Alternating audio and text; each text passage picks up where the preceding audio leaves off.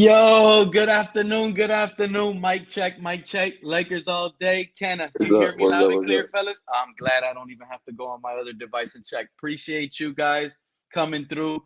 Sorry for the wait. We're here now. We're live. What a week. Shout out to TD Phins Talk for as you guys can see, the title for today, TD Phins Talk tells Tuaneers off. You see the thumbnail. Shout out to TD Phins Talk. We also have Xavien Howard.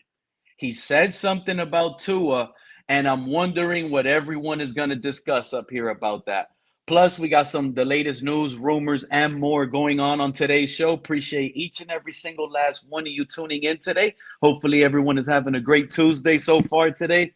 We did sign an offensive lineman. Such a strange season. You guys see what I did there? You Ayo, see what I did there? It's such a strange season. Shout out to Pete. Cole Strange. Go ahead, Ayo, Pete, Lakers bro. all day. What's I up, Cap? need you, right? Because listen, bro. I already told Iceman. I'm telling you. Tell if Big Mike comes on your show, I need to talk to him on live because we gotta talk about this too and then nonsense. Because me Oh, and who him, you calling out? Who? Big Mike, Big Mike. You remember? Big Mike. Is it Big Night, Mike, or Big Nick? Which one is it? Oh, Big Nick. Shout out to Big Okay. Yes, Nick. yeah. If they're listening, he got the Shout ears out up. to Big You Nick. you heard Lakers all day Shout out calling to out for Big you. Nick. There's I'm names not gonna be calling him dropped. out. I I'm feel not it. calling him There's out. names gonna be dropped today. Hey, yo, listen, bro. I'm not calling him out. I just want to get his take on what did he think about his quarterback playing bad against the coach. That's all I want to talk to him about. Nothing else. What up, KP? What's up, All Cap? good. I hear Hey you, man, I got some Lakers all day. breaking news. I got some Talk breaking to news us. to add to your joint, Pete. You know, water is wet, fire burns, Tua panics. All is just nature, dog. You know what I'm saying? These are truisms. Fire burns, water's wet, Tua panics. Ain't nothing. Xavier Howard ain't teaching us nothing new. He just, Thank you, you know, KP. Thank you, KP. Appreciate that.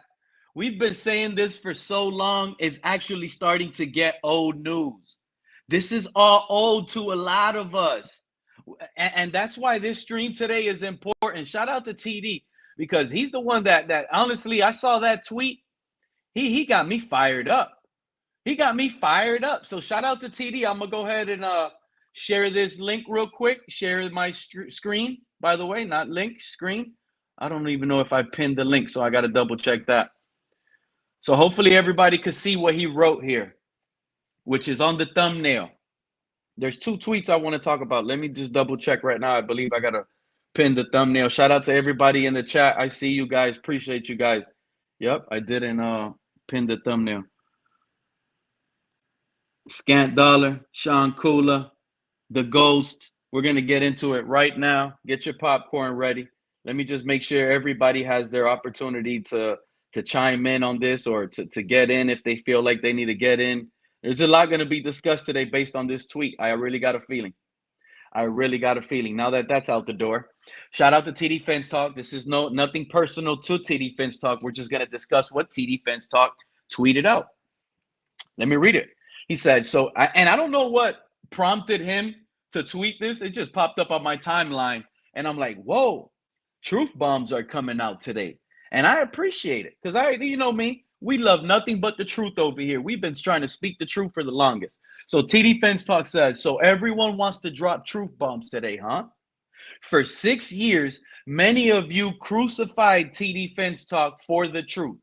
Now that you finally see it, it's now just convenient to poop on the team and Tua. Isn't that strange right there? Hey, TD should have just told him, where's my fucking apology? Yeah, there needs to be a loud. That's why this is about to pop off. I think people forget when I tell y'all this, right? The Tuaneers are playing guilt trip right now. The Tuaneers are going to end up playing victim right now. The Tuaneers are going to turn around and go from like internet bullies to now turn around and try to make others look like bullies. But no, When you look in the mirror, something looks back at you. And this is going to come back at these Tuaneers the same way they pitched it. You pitch the fastball, we're going to give you a fastball too. It all started on one side, and now it seems like everyone is jumping ship. Everyone is jumping on the other side. But yet, these Tuaneers bashed TD Phins Talk and others that were labeled, right? We were labeled and haters. People were labeled haters just because you had an opinion on the quarterback that the Dolphins selected in 2020. AKA Wolfpack. Yeah. Everyone who knows this is you. You have been a part of the problem in this fan base. Shout out the flip side. EM and Reason. He's dropping names in the chat. TD didn't even drop names in the chat. But we got flip side dropping names, and I love it. I told y'all truth bombs were going to come out. Truth bombs are being thrown at your screen right now. Flip side fishing calling EM and Reason. Hey, that is the fact, though. We haven't seen EM since the goddamn season started, haven't we? Where are those Google eyes he usually clicks? Where are those Google eyes?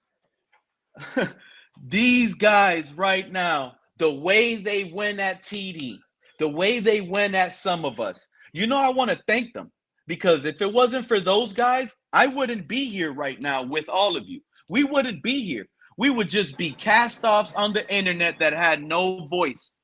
We would have just been cast-offs with no voice, canceled out. So now I want to get to this part, right? This is where TD Phins Talk really let loose. And shout out to True Fin Fan. He said, P.S. Stop listening to these clowns. TD just popped off. That man said exactly what they were saying about TD. So people can't get mad and say, oh, TD wants to tell people not to listen. No, TD is spot on. TD is spot on. Stop listening to these clowns, because the clowns he's talking about were the same clowns that were telling us that we are clowns. They were saying, don't listen to these clowns as us. Don't listen to TD Phins Talk. He's a clown. They abused him. They tried to make his name a mockery on the internet. TD stood 10 toes down. Shout out to TD again. I love this tweet. He said, let's hold them accountable. Let's hold them accountable for feeding you lies and manipulating you into trusting them. What y'all thought was hating, I forgot he even mentioned the hating part. What y'all thought was hating and nonsense and not knowing ball is hitting you right in the face with truth and reality right now. He threw up the peace sign and says, Tuaneers do better. Tuaneers do better. Yo, here's another tweet. What up, Joe? How you guys feeling about that? I don't know. I didn't really get to check that out too much. I came up here because I think we need to do a wellness check on Jermaine. And also, call him out. Hey, there's a lot of wellness checks now. This is our time now. I just told y'all, if Tua would have came out throwing punches, 4 touchdowns, 380, no interceptions, these Tuaneers will be very loud and obnoxious, telling all the Tua haters once again they don't know ball. Once again, blaming the Tua haters that they need to not be listened to. This is what would have been going on. So at this point, since TD popped off, it's time to return the favor. It's time to return the favor. Give them the actions that they showed, because maybe they won't learn until they get slapped right back in their face. So what's he saying? He's saying it's the fans' fault that we even have Tua here in the first place? Well, I mean, a good majority, we knew this was going to happen. But I mean, at this point in time, a lot of people are suffering from foot to mouth syndrome. And, all we can do is try to embrace them to come to our side at this point. Like, I'm not trying to exile people, but if they admit that they were wrong, I admit I was wrong at one point too. I'm up here. I ain't going nowhere. I screwed the can't pooch remember on what Watson. score I was TV. We wanted Watson, Lamar, and Brady. We were wrong for wanting quarterbacks at that time, right? Now it's not looking that wrong. Now, the outcome is the outcome, but at the end of the day, we're still showing face. We have to start to come together to realize we got one common problem here, and it's not the fan base. Don't let them try to slip it and flip it. Yeah. Well, in all fairness, I think, and correct me if I'm wrong, Pete, because I'm trying to figure this out. I don't have X. I'm an old head, I don't really do none of this stuff. In all fairness, there are some people who were on the Tua train, some who criticize others for not understanding what they thought at the time was right. I'm one of those. I got off the train. I got off the train last year. So yeah, you got off at the last stop. Yeah, when I said so for me that was it, right? That was when I been here on these shows and in different places where I'm like, yo, this is bad, and I think everybody here knows that I was saying during the whole off season, I'm like, guys, this is going to be my words verbatim. This is going to be bad. You guys don't understand how bad this is right now because I started seeing the writings on the wall. So and the reason why I was not to I don't like to call out anybody, but I'm gonna say his name now. And the reason why you remember a couple shows back, I was telling Jermaine, what are you looking at? So I'm pretty sure that this is meant for more towards the people that are still on the train, and they're probably still on it now. They're probably still looking at it right now like this is more a one-game thing, and they don't want to realize that this is what it is. Miami, it's over with. Right, Miami could very easily right now, if they what I've been. By the way, Tua is 12-14 in his last starts, not the games that he hasn't finished. He's 12-14, 12-13 in his last starts. Okay, so it's not like this is something like, oh, he had a bad game. He hasn't been anything special for quite some time, not just one game. And going back to what you said earlier, Pete, or last game that you last stream, you said something that was pretty accurate that I even disagreed with you when you said it. But you were right also. When I was telling you, man, I'm not putting stock in the practices, the scrimmage. This is the shit. I've seen this before. Well, guess what? That's another thing that not only I was wrong on, but so many were, because it was a clear indication of what was coming. Now we know, right? Like now we see it like, damn, it's I don't see us beating the Patriots. I don't see us beating Buffalo. I see us going 0-3. We have 10 days off after that. Even though it's not a bye, it's 10 days off. And if we're 0-3, do not.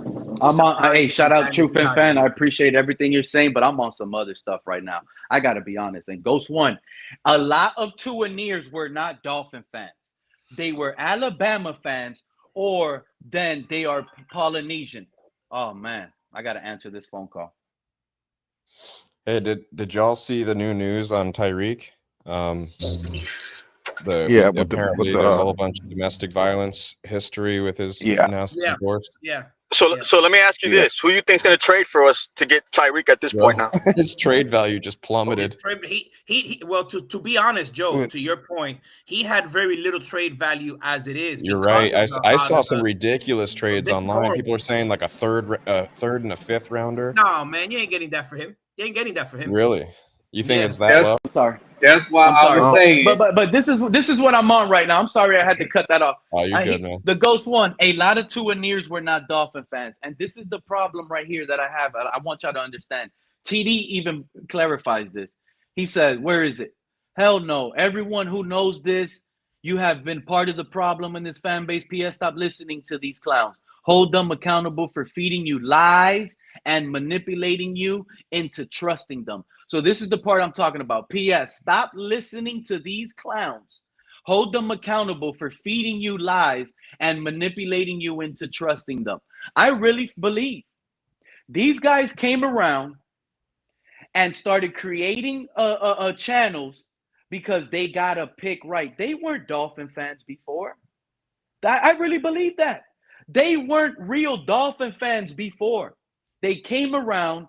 The offseason, we had all the hype, all the free agency money. We had all the draft pick. Yes, and this is what happened. They turned around. They turned their backs on TD. Bro, I'm telling you, this is what happened in real life, bro. Because I'm not an Alabama fan. This is what happened on the internet life. No, TD was the first one I ever seen. It is. There is some weight on that. TD was the first person ever that allowed me to be on a panel and talk Dolphins football on a panel. What's going on, man? They turned their backs on TD, and they tried to shame him. They tried to blame him. They spewed lies on that man's name. They made him look bad, like he ain't no real fan, and they just did him outright dirty. They really did change him and try to make him look dirty. Now, Pete, that's why I love TD, man. I'm so happy he spoke up, bro, because it's been way too many times. TD has been getting tried on the internet, and he's just too nice about it. You know, one thing he's too calm and collect. That's why I'm glad he's clapping back. Let me add that truth in fans real quick. People jump like the thing is, we all see it, yes. However, there is a small chance that Sunday Tua comes and plays a better game. And then there's going to be people that are going to be like, see, I told you everybody has a bad game. For me, no. For me, he's done. Get him out of here. But that's why, like, I'm like, damn, do you really want to do this right now or you want to wait until the end? You know what I'm saying? I don't know. Hey, Pete, I want to add something to what you just said a little while ago, Pete. Let me say that because I'm going to tell you something else. I was listening to TD when he did this. Not only was he's bad now, they actually made physically threats towards him and his family because of how he stood up for what he believed in. So it went further than that. People have crossed the line and threatened this man and his family for standing up for what he's saying. I don't mean to cut you off, KP. Go ahead. Listen, and everybody knows who the regular suspects are who resort to bullying-like tactics online to pressure people who didn't get on board the Tua train. There's several people in the community. We'll leave them nameless for this point. But the bigger point is this, though, and this goes back. I was going to respond to what True Fin Fan said because he doubted whether these guys were really Dolphin fans or not. It's deeper than that, Pete. A lot of these guys who were on the Tua train so faithfully, they're not even football fans. They really don't understand the sport of football. Some even admitted, and you probably know who I'm talking about, that they only became fans recently, like in the generation of Tua. So that is why I kind of went easy on some of them people earlier on because, you know, as new football fans, they may be fooled by the hype and, you know, the college success to believe that this guy would automatically be great in the NFL. And in those early years, that was the nature of the debate, explaining why you cannot rely on college acclaim at the quarterback position as a guarantor of success at the professional level. But, you know, it evolved and got dirtier and murkier after that. But that was the initial thing. What we're dealing with is again representative of a deeper problem in society. And it is this. You got a lot of people who sound good. They've been raised watching ESPN and listening to talk radio. So they know how to talk. They know how to make good arguments. Yep. But the substance behind what they are saying doesn't come from a pure place. And so what you have on social media now is a lot of talking heads, people who know how to say things to get people to rally behind them. They've got all of that, but they really don't know football well. The game. Yeah. Football experts aren't necessarily the best verbal communicators. I don't know if this is sinking in. There are people who know football who I got you, KP. 1 second. There's somebody backstage. Yeah, go ahead. Go ahead. Do your thing, man. His name is I Know Nothing. I Know Nothing. What's up, buddy? I just want to make sure I know. Not much. What's going on, man? Oh, it's you. Shout out to you. Go ahead, KP. It's the realest. I just wanted to make sure this wasn't something crazy. Go ahead, boss. I think you're hitting a lot of points. Go ahead, KP.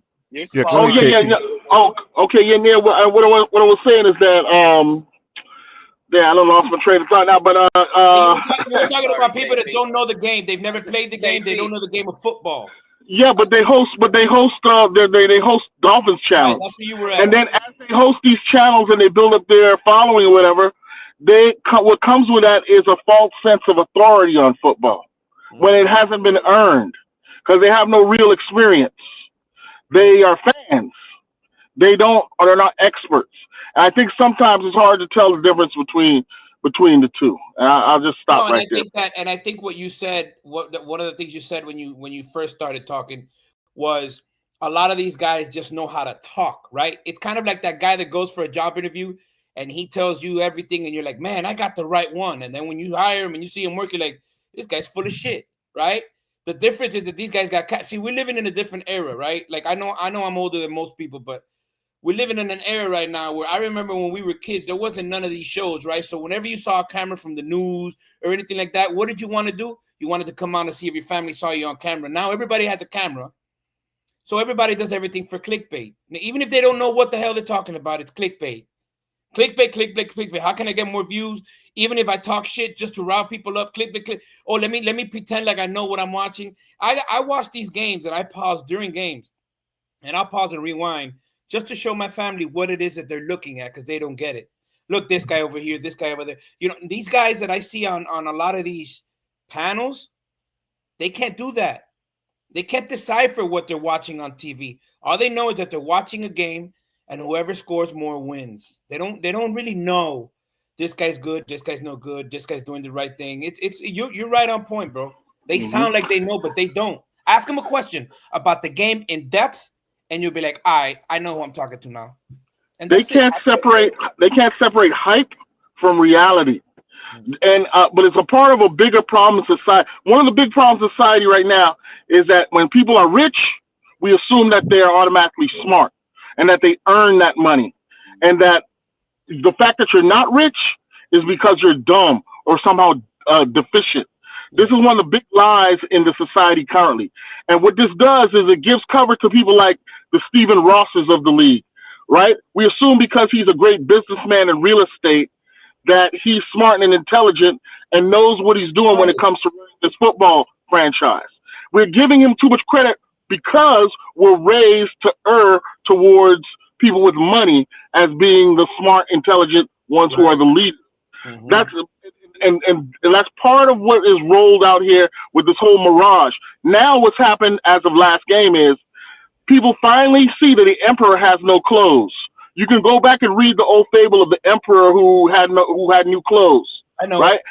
In reality, he was naked, but he was somehow convinced that he had the latest, greatest, hi-fi outfit. And when he finally went to wear it, some people, realized that shit. There's nothing new. There's no new technology. The motherfucker is naked. You know what I'm saying? Yeah. So we're in one of those moments now where a mass of people are realizing that the emperor never had any clothes.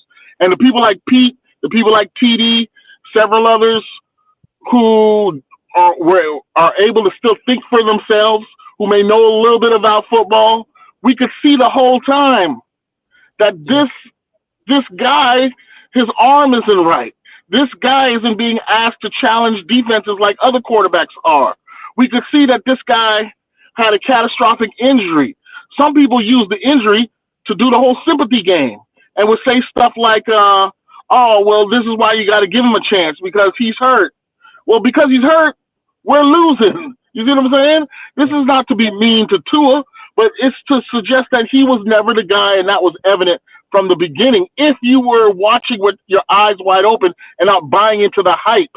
Mm-hmm. I will tell you something, KP. I was one of the ones who was watching with my eyes wide open. However, because I've been a fan for such a long time, I had this false hope, right? Like, you feel, and I don't do this much, man, because I've never been like this in life or in sports, but I actually allowed myself to fall for not the Tua hype, but maybe we could finally come through. Like, finally, first time in my life, we could be something, winning wise. And brother, I was shit on everything you could think on. And from the moment I saw the market is the market and show me the money and then you get hurt, I was like, yeah, bro, I ain't supporting your ass no more. I didn't need last Sunday. I didn't need that. I knew that. I've been saying it all off season. If you listen to me long enough, I knew it. I just feel, I don't feel bad for fans because some fans actually deserve it. So and it sucks to say it, but you know, fans who to this day are still rooting for the guy, you cannot love the Dolphins, bro. What you love more is being right and how you're perceived. Because I don't give a shit how I'm perceived. I want my answer. And that's fine. What Cap Select said earlier is 100% correct. We all gonna be wrong about something in life, right? And what you're saying is basic honesty and humility goes a long way. And that's really what it all is. We're all fans at the end of the day. I mean, unless we're getting paid by the franchise to perform some function. So that is the reality. But like you pointed out earlier, when you go to the level, Mr. Park would point out, of you then bullying people, trying to get them canceled, threatening people's family, assassinating people's character, trying to dox them in public. These things did happen to people who tried to be critical of Tua. You know, that's a whole other ball game. I never saw. And here's the thing: it was even worse on the platform on the social media called X. I heard it got even worse. It was worse than what it is here on YouTube when it was on X. I mean, it was bad over there. It was some characters. It was some characters over there. I don't know the names because I can't say who it is. But there were some characters that, I mean, they were. If you were to say something about Tua, believe me, on X, you were being threatened right away, and what have you. And that's how far it went. But I'm gonna say this. Let me say this also. Mr. Puck, you're Like saying fans, so. You're saying some of these guys put their own lives at risk over Tua. Is that what you're saying? Because only because you threaten somebody don't mean that person you threaten won't do something back to you. Exactly. You see what I'm saying? No, So some of these guys gonna have threaten me threatened and just walk people around these little over Tua, and they risk their lives. Hey, some of these guys risk their lives, bro, to sit here and cape up for Tua. That's wild, Mr. Puck. Go ahead, Mr. Puck. This is the reason why. This is the reason why I got off X, because I was. Listen, I'm gonna tell you something. I was watching some of these platforms, and I mean not platforms. I was on X watching some of this go down. I said, man, I don't want no part of this because they were taking it too far. I mean, you had actually some people that were in touch. So they said they were in touch with Tua's family to the point where if you say something bad about Tua, over Tua, Mr. Park, I'm sorry to cut you off. Yes. Really? Yes. And Pete is absolutely right. They're risking their lives by threatening other people. Yeah. When they speak against Tua. But to get back to what I'm about to say, I'm gonna land real quick. True fans, me and you went down that same road because I follow Tua mainly because I like Nick Saban. So when I saw Tua, I said, okay, well, you know what, he's dinged up, this and that. Okay, well, if the Dolphins give him, let him sit for a year, he'll be all right. Yeah. Moving forward to 2023, I said no. This is not the guy. This is not the guy. I gave him the benefit of the doubt. I did not give him the benefit of the doubt. Hold up, Ken. Let me finish. This is why I say sometimes you gotta look real well with your eyes. Go back and look at film. Go back and look at replays of certain things because you can pick up more things if you do it that way. But you know, you have to. Yeah, what I'm saying is you have to move off these players if they're not doing well. Jared Dokes was a running back out of Cincinnati that we had brought to the team, and he played on a couple NFL games at the Miami Dolphins, but he was not good. And I moved off of him because I learned that you can't get attached to these players emotionally. You can't do that. This is a business. Yeah. You can't take these players personal. This is a business. If they're not going to do well, then don't by hanging on to them. You're hurting yourself and you're hurting your team. Hey, y'all know what's funny though? How the hell are these Tuaneers flipping off of Tua just 1 week into the season though? It ain't just 1 week, Pete. It's the continuation from the end of last year all the way up to this year too. Like this is nothing but a continuation, man. If you're smart enough and you've been watching football and you know football, no disrespect to anybody, but you knew Tua wasn't it from the jump. I'm just saying, I was never on that train. Okay, but Ken, with all due Yeah, but respect, that's let me you, say Kenna. this. Like you can't No, see no, that. hold up, truth and let me say it. Ken, with all due respect, you got to keep in mind that all Dolphin fans don't have knowledge of football, like because everybody has their level of knowledge of football. So Yeah, when somebody Tuaneers says exposed that, themselves. Right, right. That's why I hold up, said. That's why I said no disrespect. That's why I said no disrespect. right, exactly, and I appreciate that because there are Oh, that's people who are Kilo. trying to get back into the game and pick up football and what have you. So people, if you have, and I'm gonna say this, and this is not directed to no particular person. If you have good knowledge of Dolphin football and what have you, be respectful to those who don't. Okay, be respectful to those who don't. Use your What's use that music? Can somebody your stop that skills music? or your whatever Listen, you have to share with well, the other. Mr. Park, let me just share one thing here. If you truly know football, then you know that being humble, humility, is part of knowing football. Because in football, things come fast and things go even faster, right? You're good one day, Mhm. and then one day you get injured and your career is over, right? So Austin most people who Palmer. really know football are going to approach Austin this Palmer. thing naturally from a humble point of view and recognize exactly what you pointed out. The problem occurred, though, and this is the focus of Pete's show today, is that you have Mhm. people who did not know football, who still to this day don't know football, Hmm. but they will Mhm. produce Right, a right, right, show and right. act like That's they different. Yeah, do. yeah. And then they'll Yeah. go further Yeah. than that Exactly. and call the people who know football or who may have a different opinion on football, because there is no one way. You can win multiple ways, right? But they will call other opinions or people who actually Insulting. know the game Insulting. dumb. Mm-hmm. And because they have a It's so as their Exactly. show, Exactly. because they KP, associate themselves with certain people, and this is where the nastiness came in the fan base. It was not both ways. It was one sided from the imposters who wanted to portray themselves as experts. Let's just be clear about that. Mm. That's why. That's why it's like always important to go look at film and judge these players Exactly. based off of the games that they play with the same talent level. Like I said earlier, I don't mean no disrespect, but I play football. You know what I'm saying? Like I love football. I played it. I studied it. And at the end of the day, when you come across somebody that has more knowledge than you got to get out of your egotistical ways and just say that this person may know more than what I see right now. And Exactly. you know, like I was just saying earlier, it's just the fact that in certain things that a player that is him will do.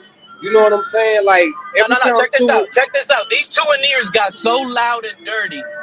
They got so loud and dirty. We're just fans, right, Kenna? Right, KP? We're just fans. So they could call us, we don't know ball. But some of these Tuaneers have gone at ex-Dolphin players.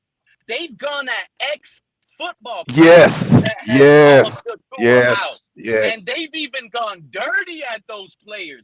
They've gone at Use their Marino. material. Yeah, you're And 100% right. so It's 100%. forget about how these that's it. Tuaneers call us out. These Revenge of the Nerds could call us all out what they want. We never made it to the football. So maybe we never made it to the NFL. So maybe they got a little salt and pepper there. Maybe they got a little seasoning Yeah. there. Oh, well, But what's they look Marino one? real He ain't loud shit and either. I'm wrong. like, Yeah, yo, yeah. yeah. They look real bad now, calling Yeah, out all that's those 100% ex-football right. I'm players glad and you calling brought them that up. trash. Be so But at proud this now, let's point, Tua say this. haters. Be Let's proud. say this. It's y'all Let's time, Tua haters. Pop off. It's y'all well, time. word up. But let's say this though, They don't. They because ain't coming out, are they? They ain't coming out, are what they? what one of I the don't see points them. that They're some in of the them are making clouds is right now. this. They're shadow watching True Fin fan. They're listening. Their Okay. ears are perked up. Right. But let's say this. Some of them are making the point that we got 16 games left, and the results are not going to be that bad, right? They're hedging their bets already, right? And that is true. We're going to see games where the results are a lot better than yesterday. But the problem I is don't know still, about that, KP. That Carolina game is scary now. well, Everything is scary hey, now. I won't be surprised if you're No, 100% Cameron no, correct. all over again. But my point is no, this, no. and it But was here's kind the of thing. responding to what Go you were ahead. saying. It was Go kind of ahead, responding to KP. what My you were bad. saying about watching the film, right? Mm-hmm. Because yeah, we can watch film and see what players executed certain plays the right way or better than others, right? But there's a deeper level now. It's not just about watching plays and analyzing what the players have done. It's what the players are being asked to do. And when it comes to playing the quarterback position, what you're being asked to do is much more telling often than your ability to execute. And that's been one of the main problems in trying to explain to people why Tua wasn't the guy. Because there was a time, 2023, when he was executing what he was asked to do at a high level. Even the issue during Flores was that Flores had the audacity to tell him what to do, and that some of his fans were saying, well, he's executing what Flores is asking him to do well enough, but Flores is limiting him. Do you remember those narratives? Once Flores gets out of the way, then the true Tua will show up, right? Yeah. Facts. So what I'm saying is this: that depth of understanding, people were making that point back then and being poo-pooed. You see what I'm saying? Yeah, And making that point now. When you ask a quarterback to throw 80% of screen passes and hitches, most guys gonna be able to do that, especially with with the amount of practice time that's been dedicated to getting the timing down and all that kind of shit. He's been given all the time and resources to execute a limited offense well, and he can execute a limited offense well. But that offense has been figured out. That offense has been Absolutely. rebutted, and so now he exposed. has to grow up. Now he has So to go. You can't stay in elementary school forever. You got to go to middle school. Then you got to go to high school, and then some people will go to college. This guy's stuck at a certain level and can't move up. That's the point. they asked. So do y'all realize that Tyreek hasn't had a 30-yard reception in over a year? A calendar year, yes. Yes, let that sink in. Let that sink Yeah. in. Tyreek Then Hill they hasn't had a 30-yard Oh, y'all reception in a can't see year. it. Wow. yeah, Wow. then they wonder why he. Y'all won't even believe what just came backstage right now, bro. I just had to kick that lady off, whoever that was, bro. Go ahead, y'all. I can't believe this. Go ahead, y'all. What happened? No, let us know though. You can't just tease us and not let us know. Bro, it looked like the lady was topless, bro. I just want to say it looks like, but the lady was topless, bro. I can't have that up, bro. What's wrong Nah, with that that's okay. person? No, that's okay. Nah, don't do Yeah, that. you're getting in Don't do trouble. that, You're getting in trouble. Pete. You did right. That's them trying to get you off the air, Pete. They're trying to Right. sabotage your program. Now, but here's my thing with Tyreek. This is my opinion of Tyreek. He's to me he's a professional, and let me say why I say that. When his career at Kansas City, if I'm not mistaken, the first 3 seasons he had over 1,000 yards. The last season before he came to the Miami Dolphins, I can be corrected, he had less than 1,000 yards. Okay, moving forward, he came to the Miami Dolphins. He became a Miami Dolphins. The first I think first 2 seasons, if I'm not mistaken, or three, he had more than 1,000 yards. Okay, Yeah. the First 2 last seasons, season he yeah. did not have 1,000 yards. Now, the reason why I'm 900. saying this is that Tyreek, being a professional, sets high levels for himself. If he does not reach High those levels, expectations. then exactly. If he does not reach thank you, Ken. If he does not reach those expectations, then he's going to question: is it me, or is it something else? And he said he knows it's not him, so he's going to question: okay, is it my quarterback? Possibly, yes. That's what it's starting to look like. Because let's think about this: when Tyreek first came to the Miami Dolphins, I'm quite sure this wasn't Tyreek idea, but it was a franchise. Listen, boost Tua up, boost him up, make him look good, pump him up. Okay, Tyreek is not only is he a professional, he's a veteran, so he knows he can pretty much figure out if a quarterback is going to be a good quarterback or elite quarterback. or however the levels go. Right now, he doesn't see Tua as being the quarterback that he's going to be successful with. So I don't he's going think, to act out. and to be He's fair going to to what act you're out like what he's doing now. right, and to be fair to what you're saying, Mr. Park, I don't think that this is from now. I think that somewhere last year, and very early in the season, maybe it was the Buffalo game, maybe it was even before that. I think that Tyreek Hill knew that his time here in Miami was going to be nothing but a waste. It's great for money, great Exactly. for money, Well, but like, You know but what? for a man who I don't wants to like these win, Tuaneers being negative now. I huh? can't stand them.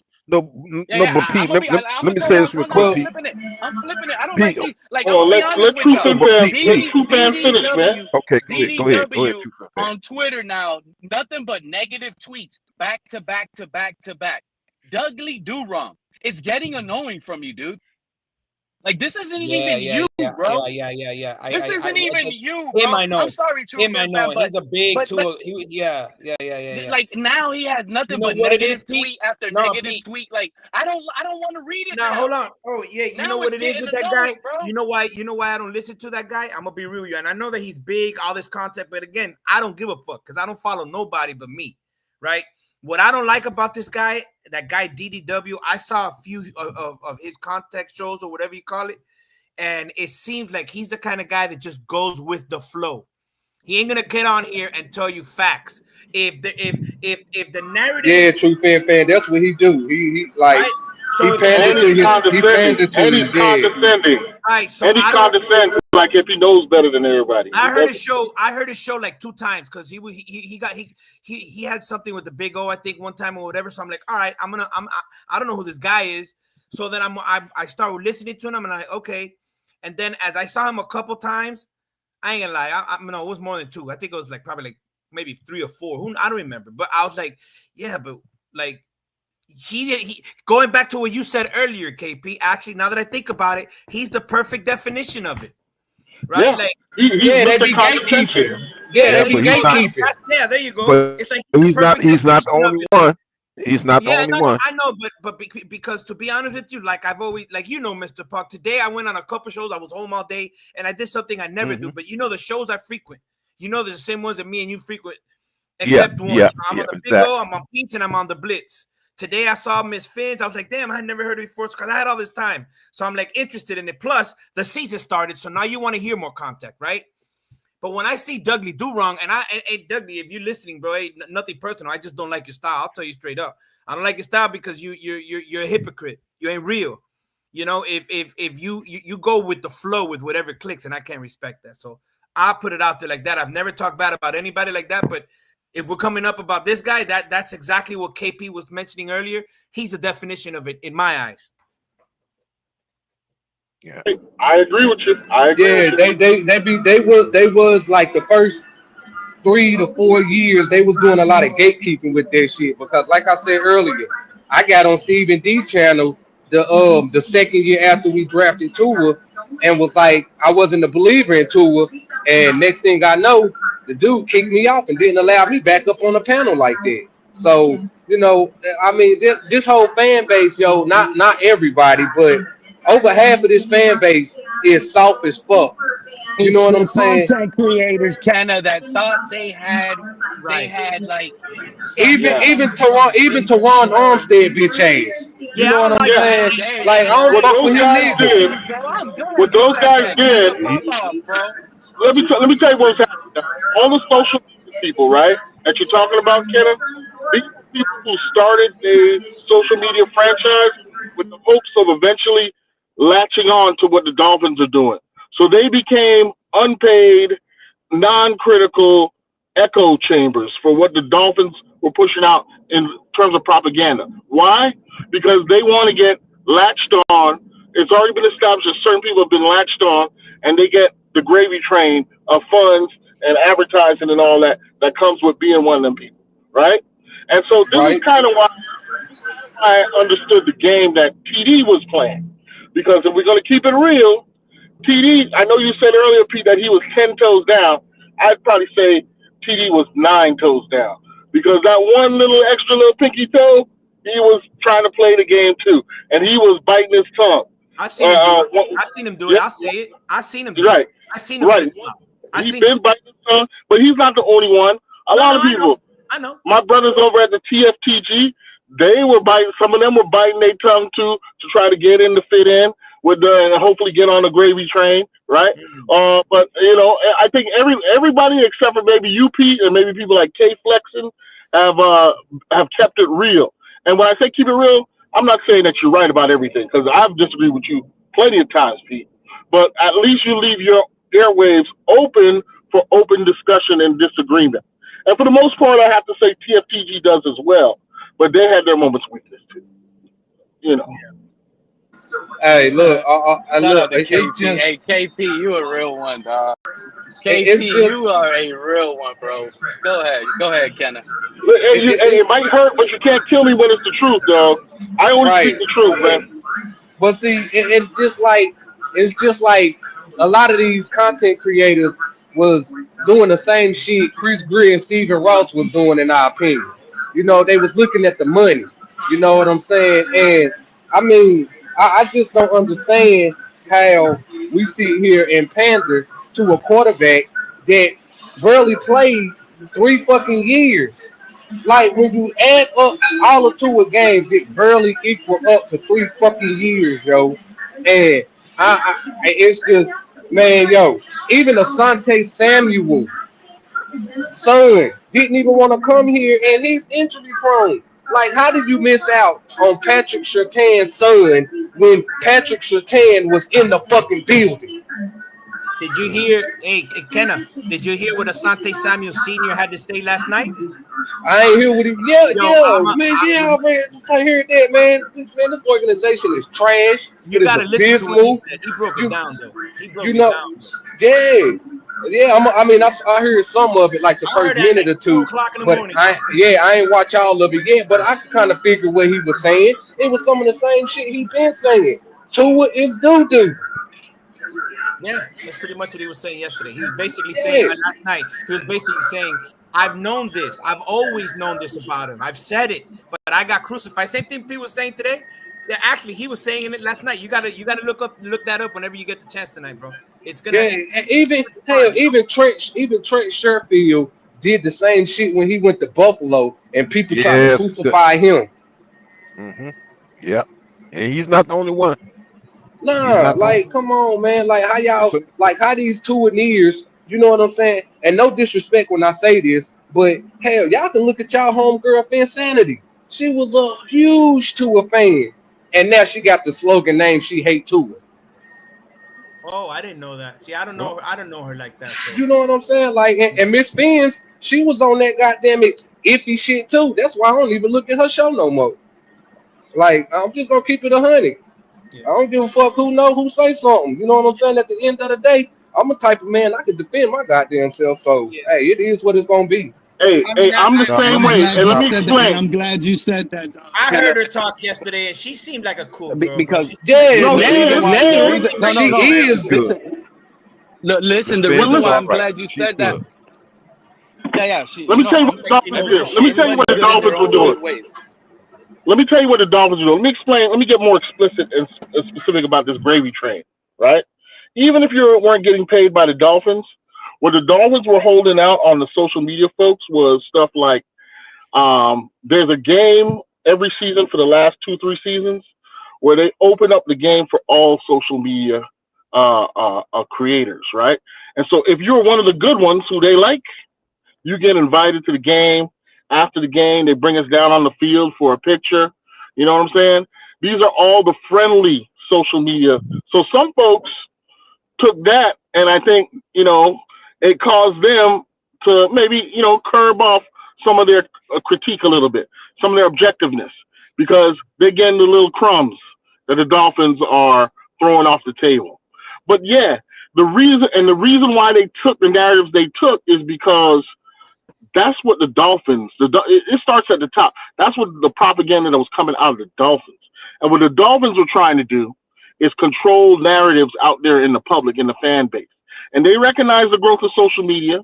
And so they created this system to sort of like, you know, we're going to moderate this. That's why a couple of these folks, I asked them, sometimes I straight up ask him. I say, how much are the Miami Dolphins paying you, bro, to defend Tua this way? I've been asking him that all for the last 2 years because it's crazy. It's crazy. Yeah, and because KP is still going on. I've been the last couple of days I've been jumping on platforms and I'm not calling out no name, and this is still going on. They're taking the narrative. They're taking the pointing the fingers away from Tua. Now they're saying it's defense. Now it's rats It's off the weak. ship. Now it's rats off the It's ship. offensive line. Yeah. But you remember all that stuff about fan of the year and all that kind of stuff? We don't call it as certain people won fan of the year the last few years. Those were the main people who then be on the social media telling everybody that everything's great and we go into the Super Bowl and that Tua is going to take us there. So anything that went against that, right, became, we got to shut them people up. And some of these people understood that implicitly, maybe even unconsciously. Maybe they weren't even conscious of how they were being wrapped in to wanting to be on the good side of the Dolphins. But you're right, Mr. Paul. It's still happening now. You still got certain people in the media. It's still happening. Look, if you go look at the tweets, there's some prominent columnists who are still out there still trying to push the narrative that Tua is a top 15 quarterback and had a bad day. So, that's it. You just said the key thing. That's the key thing being pushed right now. Tua has a bad day. He's going to be all. He's going to blow up the next game and what have you, and he's going to kill the narrative, sort of say. Hey, if the blueprint wasn't out already, it is now. X told everybody what it really is. Shout out to Miss Phins in the chat. Appreciate you. Exactly. I guess you never seen my show, sir. I've been critical of Tua since day one. I wasn't on my knees like some of these other knee jerkers. I'm labeled as a Tua hater because of it. I've been objective about Tua since day one, not like these other Tuaneers. I hope that's not directed at me, because I didn't call out this film. I said something. So why we'll answer that. The only reason why I said that is because me and this dude AB got into an argument about Tua, and she told me that I need to learn how to read the room, as if everybody in that room was a Tua fan and I'm the one that didn't fit there. That's why I said what I said. But I'm gonna say this, Kenneth. Miss Phins has not.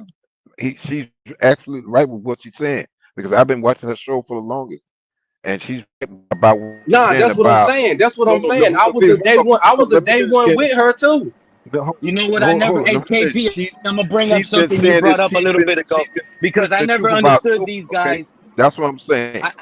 KP, one thing I never understood is these, like, in the community, people want your private number. They want to talk about Dolphins talk privately. I never got into that. I told all of them since day one, nobody ain't going to hear my Dolphin thoughts unless they're recorded and live. I was on Twitter. Listen, KP, I stopped going on Twitter. Batman would send me a link every day on Twitter. Every time I would check Twitter, I would click it, go in there, tell him, Batman, why isn't it not recorded? I don't want to be speaking where it's not recorded. Like, I wanted to be where it's being recorded. You see what I'm saying? Let me break it down to you. As recently as 2 weeks ago, I was brought up on Twitter with a fake assassination plan to try to get me, right? And in the end, I did what I always do, which is slay all them goddamn dragons in front of them.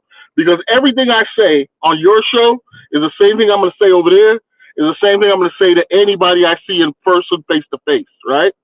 And that's the difference. And I've been invited to these little telephone number games by some of the people, but I don't play that. You know, there's a couple people who I respect, you know, I'm cool with, and I just like their intellect, or I appreciate them as a friend, right?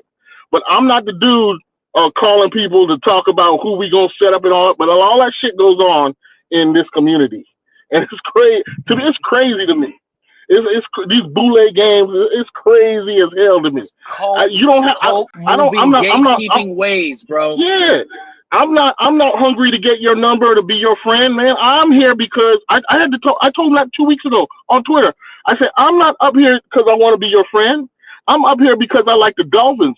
You happen to like the Dolphins too, which is why we're both here. But I'm not gonna change how I look at stuff because of you, because we have a difference of opinion. We just have a difference of opinion. Let's agree to, but no, but they try to kill your character. You know what I'm saying? And it is what it is. Yep, So, And it's still going 1000%. on. And it's still going on. Mr. Park, man, you It's guys still been going killing on, it Pete. today, I'm man. telling you, it's You still guys going on been right now. killing it today, man. This is a beautiful stream today. It was well needed. I feel like the Tua haters are now respected again. Tua haters are up, Tuaneers are down, and I love every second of it.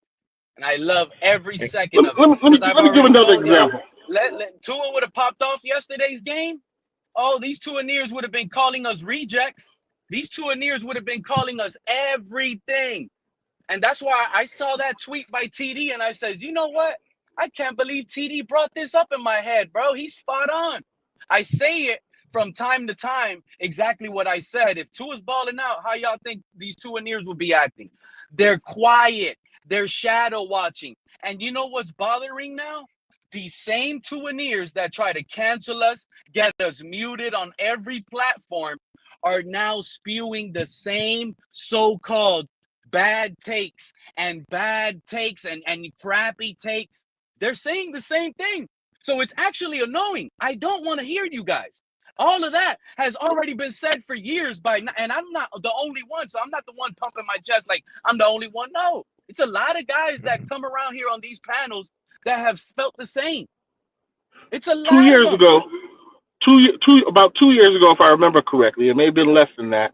I was in a shootout, drag 'em down fight or debate on Twitter with somebody who was saying that Justin Herbert and Tua Tagovailoa are equally trash, right, or are the same person, right?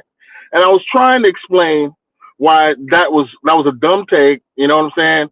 It's too simple, and why a coach would go with Justin Herbert and not a Tua. This is what I think about 2 years ago. That same person who I was debating, I heard yesterday saying that Herbert is miles better than Tua. But they was ready to kill me for saying that 2 years ago. See what I'm saying? Mm. So you're 100% right, Pete. Yeah, because I'm not the first time I spoke against Tua back in 2023. I was labeled right away as a Tua hater. I said, get out of here. Because I don't because at first I was on board with Tua, and then as a 2023 I started seeing that Tua is not the guy, and you want to label me as a hater. Okay, they do that's Let your thing. Let me criticize I could myself care as well, less. because you brought up something else, Mr. Paul. 2023, right? That was when Tua reached his ceiling, right? Or when this team reached his ceiling, right? Before it had that pitiful collapse, right? But Right. during that time, right, I was getting weakened, man. I was getting chipped down, though. So I won't say I wasn't. I'm not 10 toes down against Tua. You know how it's just said it about TD that he really nine toes down. I would say for myself, I'm probably 9.5 a pinky, 9.5 toes down, because I wasn't pure 10 either. I was weak during that time too, and I started to imagine ways in which it might work and how Tua might be able to. So I'm saying that to go back against what I understand how you could be like that. I was working on that too. So. Mm-hmm. No, I'm not ashamed to say it. I tell anybody that. And True Fans heard me say it many times on other platforms. Yes, I was a tool in there, but I'm not. I'm not now, because I'm seeing a tool that that's already hit his ceiling, and he's regressing. I'm sorry, he's regressing big time. And if you can't see it and acknowledge it, then I feel sorry for you. Go get there's help out there. You can go and get it. You can go and get it. So I know I miss Field because the same thing happened to me. And it was well, I'm not gonna call the person name out who called me a Tua hater. And I explained to him. I said, listen, when it comes down to any player, not just Tua, any player that becomes a Miami Dolphins, Okay, if you play well, hey, I'm a compliment you. But if you don't play well, then I'm gonna critique you because I'm gonna call out what I see. That's just how I am. 100%, Mr. Paul. And that was one of the more painful things, this idea that being critical equals hate. I've debated that topic with these folks a number of times. Being critical doesn't mean that you're a hater. That means you want what's best for the Dolphins, right? Just because you don't want a guy as the Exactly. quarterback of your team doesn't mean you hate the guy. If you really hate somebody, you are doing the kind of things that a lot of y'all were doing, which is going after family members, calling people out their name. Those are the actions of actual hating somebody. And you will never find, well, I don't know, maybe I was drunken, but for the most part, I was never hating on Tua the individual. I still don't hate on Tua the man, the individual. I might have a Same. critique about how he's being used in society and all that, but not him, the person, right? I'm not going to hate on him. I'm just going to hate on the fact that he's No my one quarterback. has ever hated on Tua as a person, Right, though, KP. That's right, none of the Tua. No, nobody has ever hated on Tua like that as a person. right. Bro, I just can't believe It's they're still always defending him, been bro. about You his got to play. defend him for 6 Shout out to years? CB and Bryson pulling up. Bryson, you That's about right. funny, right, Bryson? About That's they're crazy willing work, to go dude. 10. Reality, they're willing to go 10. That's crazy. But respect CB83 for coming up. He's Hey, the can y'all defensive hear? lawyer Can for y'all hear Tua me? Tagovailoa. What's Can up? y'all What's up, can y'all Johnny hear me? Cochran? This is What's Johnny going on? Cochran Hey, coming what's up. going on, man? Pete, We what's can going hear you, on with CB. you, man? If the glove don't Uh-oh. fit, you must have quit, right? What's Hey, up, hey, CB? It's CB. We're popping. It's our hey, time. y'all, Tua haters are hey, up, baby. Tua the haters wolf, are up, baby. What's up? bro, the Wolfpack got their chest out today, huh? Yeah, we do. Oh, good deal. Yeah, we do. Hey, the Wolfpack got their chest out today. Hey, look, I'm with Shirt y'all, off. man. Look, Shirt, hey, CB. shirt off, pounding your chest today, huh? I feel you. I mean, bro, Tua played bad. I can't sugarcoat it. He played bad football. If it continues to happen, he won't be a Miami Dolphin. Let's keep it real with ourselves, bro. Like he played poorly. I think other areas of the team played poorly too. I do. But Tua played bad. He has to play better. Has he played a game like that before? I've seen him play bad games.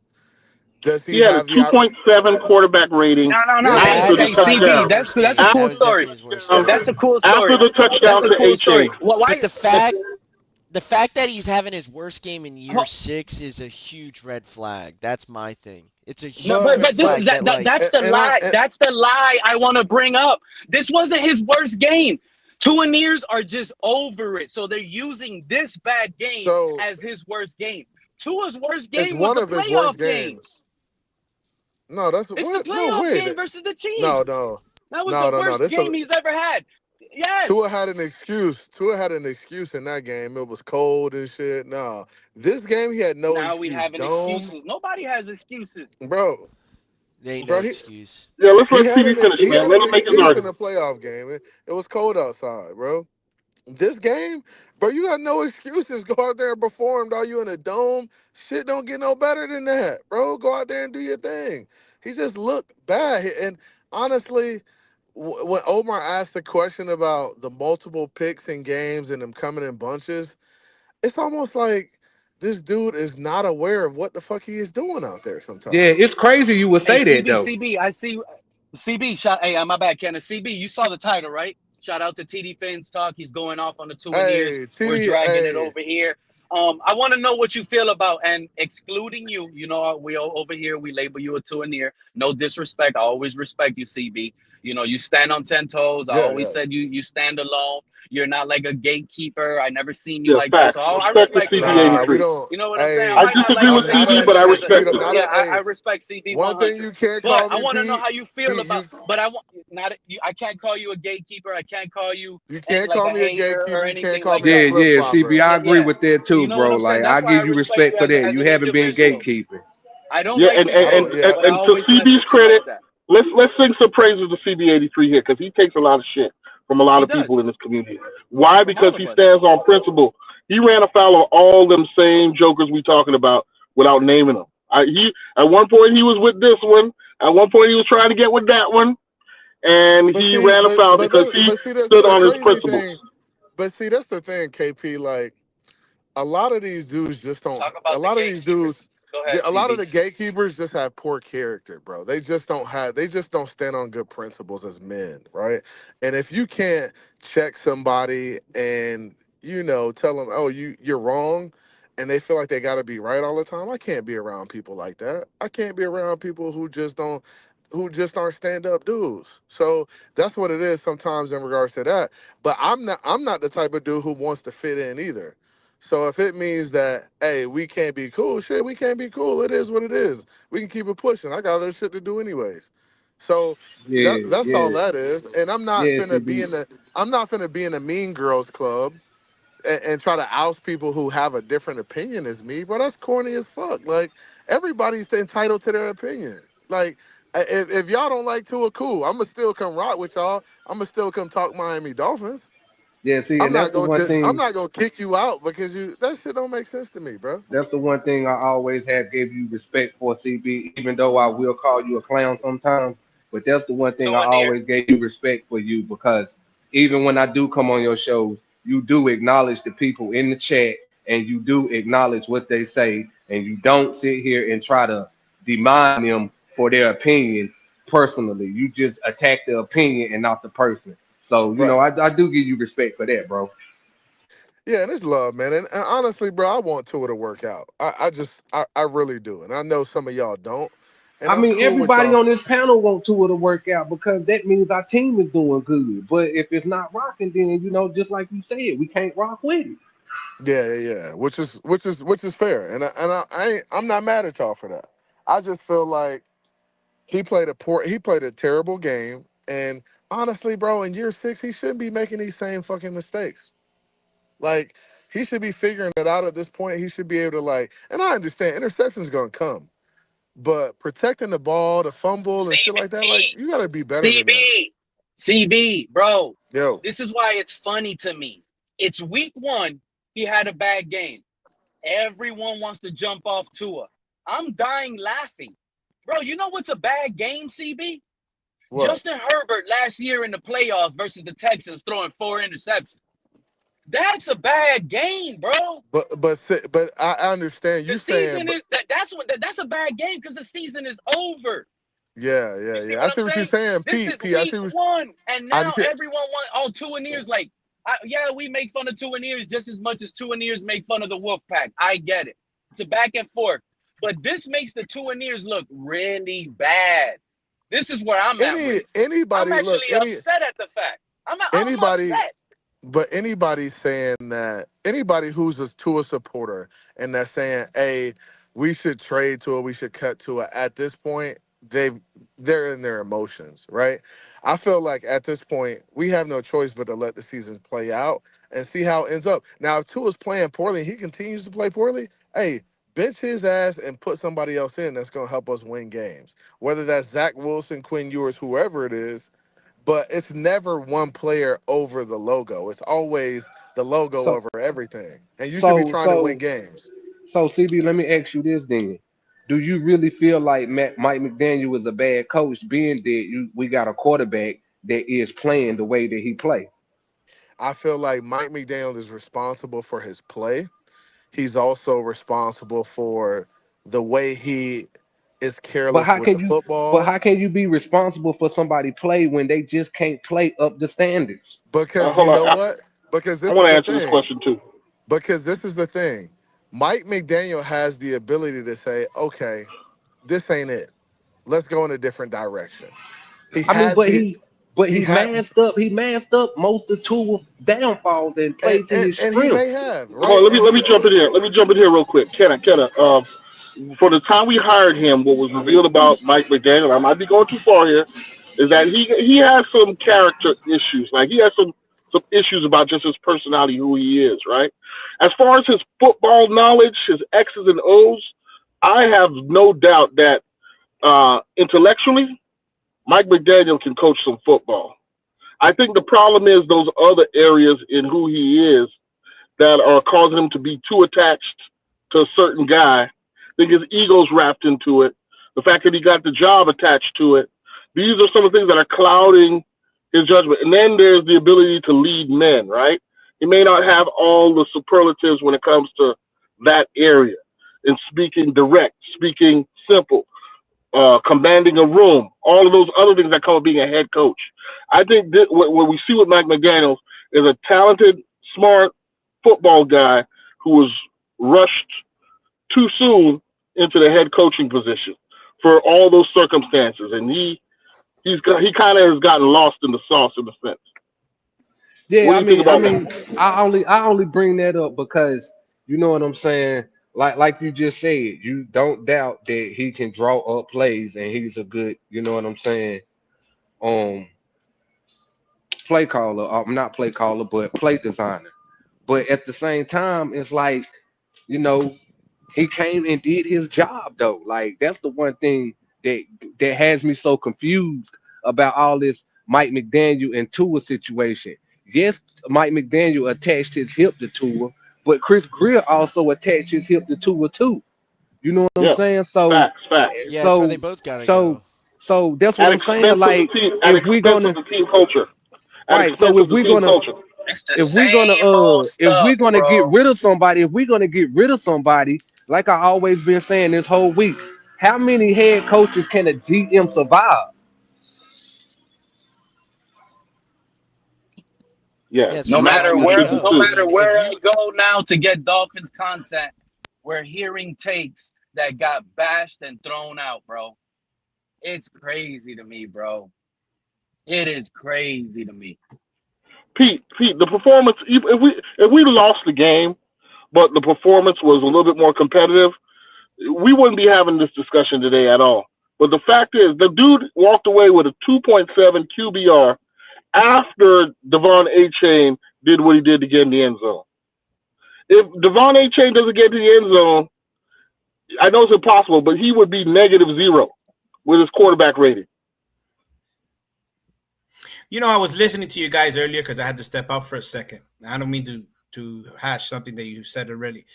That the offense is figured out and the McDaniels is figured out, and I don't disagree with that. I've actually said that for a while, but to pretend like this is something new because X said it, guys, we saw the writings on the wall in 2022 when we went up to San Francisco and then we went to the Chargers. We saw the ineptitude there. This is something It's that has been old. going on. This is something Thank that you, is not true from Fin now. fan. Thank you, true Fin fan. It's old. Yeah, Everything we're hearing now is old. This We've is been not new. yeah. saying it. Brandon Now Staley spurted him out in that Chargers game. it's basically Absolutely. what True Fin fan said, bro. I can't believe how spot on you were. When you said what you said about DDW, that he just goes with the flow, it's not only DDW, it's him and everyone else now that have flipped and wants to start saying everything we've been saying. Because now it's popular. For some odd reason, like TD pointed out, now it's popular to Right. poop on the Dolphins. Right. So And now you it's can't respect popular that. and Yeah. everyone is doing it. Some of these other content creators want to do it. But are you guys really want to listen to these content creators that sold you Tua? Let's dig. Let's get the shovel a bit and let's start digging manually here, right? Think about it. Y'all gonna listen to those guys that were telling y'all Tua was the guy? So now these guys are gonna tell y'all Drew Aller is the guy. These guys are gonna tell y'all whatever next quarterback they jump on, these guys might put bad luck on the next quarterback. But these guys are gonna be the guys that create content and tell you that the next quarterback the Dolphins are gonna draft should be this guy. This is the reason why they should draft this guy. This is the Hey, reason why you Pete, shouldn't listen to those content creators because I Pete, we was from right Miami. when we drafted this guy. So listen to me because I told you we were going to draft this guy. Don't listen to those guys. You see my point? Are we going to do this all over again with those guys? You know what? And not only that, I'm looking at the chat and D-Rod just said something that's actually spot on. We haven't talked about that enough. It was, who was the defensive coordinator for the San Francisco 49ers in 2022 when they shut us down big time? Who was that guy? Anybody remember his name? I forget, man. Anyways, the defensive coordinator. I don't even Was it think it was Robert the Saleh? defensive. I don't even think it was the defensive coordinator that year. I Nah, he's think probably that State Raiders. I think Kyle Shanahan already knew what was going on Okay. with the Yeah. system. Okay. Right. So whoever it was, let's say, we know for a fact that it's those two, right? At least for me. But I've forgotten about one team that also showed us the blueprint, and they had nothing, and that was the Tennessee Titans. Back-to-back years, they beat Mike us. Like Vrabel. Mike Vrabel. So this is why I say, okay, I'm. You know how people always say, oh, you're a Tua hater to other people, right? Maybe I'm the guy that is a McDaniel hater. Maybe I'm taking it too far. Maybe I just dislike his personality so much, because let's be real. Most of the time, and even though this is unfair, it might sound cruel, leaders don't respect the followers, right? Like we have a problem. We like to hang around with lions, bro. We don't like hyenas, right? So I have a problem with Mike McDaniel's personality from the jump. That's why I always bring up his sobriety, true fan friend. That's why I always bring that up. You know what I'm saying? Because a lot of people don't understand what it takes on a day-to-day basis for an alcoholic to stay sober. They got to continue with the same routine day in and day out. You know what I'm saying? And yes, Mike McDaniel is long-winded and boring as fuck, but it's like I always say, maybe we'll love Mike if he get back on the bottle. But that don't go well for his family. One deviation and he's back on the bottom. I'll tell you this much. So when I look at these things, right? That's where like how people tell you I was a Tua guy, I wasn't a whatever reasons we have for being fans. That's our own and it's who we are, right? Those are the things that made me say, hold on a second. So I hear like yesterday I was on the Blitz pickup and I mentioned this and Lewis disagreed with me. I get it, and he had some points. The players, true. I agreed with him there, and he made some points that I agreed on. However, if we're just gonna put everything on the players, right? Then we should never ever mention coaching again. We should never look at the fact that the Los Angeles Lakers couldn't win shit until Phil got there. We should never look at the fact that Michael Jordan couldn't win until Phil got there, and they got Scotty in there, right? If we're gonna ignore the coaching and the upper management and just blame everything on players, I can't do that. I'm blaming everybody as a whole. That's why I always say it's your general manager and your head coach who set the culture. Because if them two that is ahead of everything cannot lead in a proper way, everything else is just going to be a destruction. Like, look what Mike McDaniel trying to do. Now, this one thing I do not agree with him on, having a player-led locker room. You can't have no player-led locker room just for the simple fact of you got too many motherfuckers that want to be a captain instead of playing their position. But yeah, you know what I'm saying? Like, so that's where a whole lot of confusion is coming in. Especially and I know this is gonna sound hold on. You said something about, but especially when I know this, people are not gonna want to hear this. But yes, there is a difference when you're playing in Miami to when you're playing in Missouri. Yes, there is a difference when you're playing in Miami than when you're playing in St. Louis. It's different. It's big facts. So if you don't got leaders to say no, you're here to play football. We pay you enough money for your off time. But when you're here, we need professionals, or you got to get the fuck out. Mike ain't gonna do that.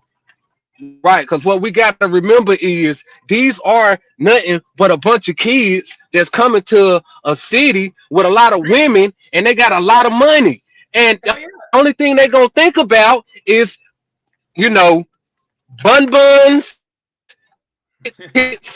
and that's all they gonna think about. And if you got money that's gonna buy your way and get everything you want, then at the end of the day, these young men is not focused on their money. They focus on the activities outside of their jobs. That's why when they come to work, they don't understand what to do. Yeah. Right. Mike McDaniel, I'm going to tell you guys right now, you see the second part of the title. Xavien Howard said what? Mike McDaniel better bring out Zach Wilson to throw to the outside of numbers. Howard didn't say It's getting old. It's getting old but we've been saying it for a long time. You're saying, okay, clog the middle, and you take Tua out the game. He doesn't throw outside. You just play on his first Xavien read. Howard forced them. I even said it on my show, bro. They signed Xavien Howard. Xavien Howard's in that building going up to the coach, telling everyone exactly what we do. I told everyone, this is the reason why we're going to lose, and we're going to lose bad. But people act like they don't understand. If you a true fan, if I call you, right, and you're like the competition, and I call you and I'm like, yo, true fan, I heard you get paid $1 million over there, bro, a year. Come over here for 5 years. Come over here, and I'm gonna give you $5 million at what you do. You think when I get you to work over here at my company, you think I'm not gonna have all type of questions about what they did over there, how they did it? Of course. That's what business people do. Some of the best business owners in this world are keen at being espionages.